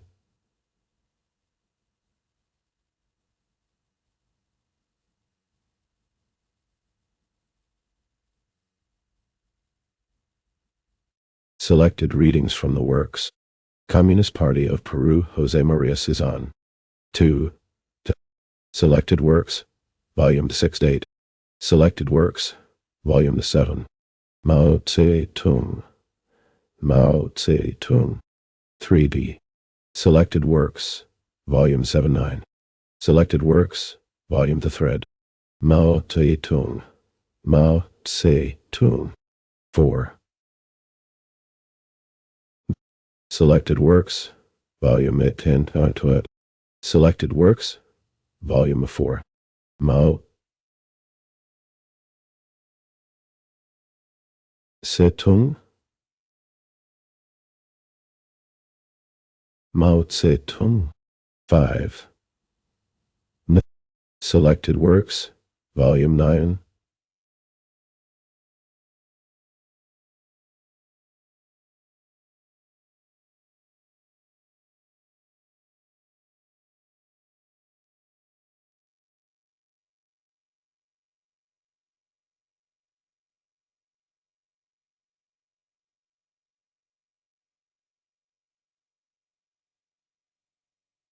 Selected Works, Volume V. Mao Tse-tung. Mao Tse-tung. 6. Selected Works, Volume of Ferns.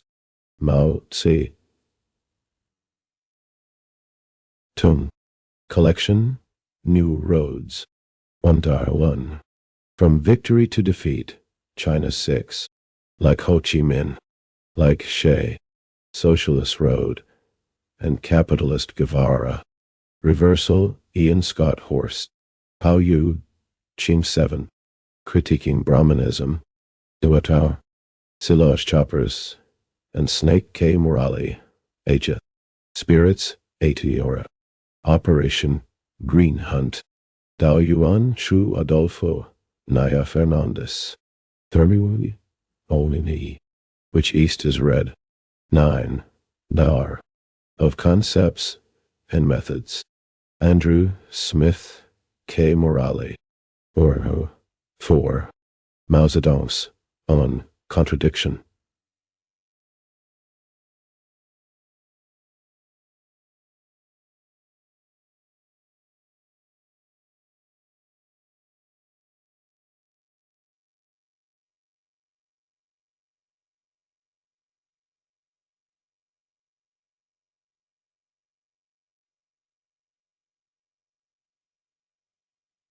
The German Communist.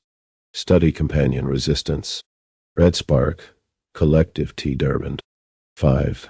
The Critique of Maoist Reason. J. Mufawad Paul. Collection. Foundations. 1. 1. The Foundations of Leninism. 14. The Modern Prince. Joseph Stalin, and Other Writings. 2.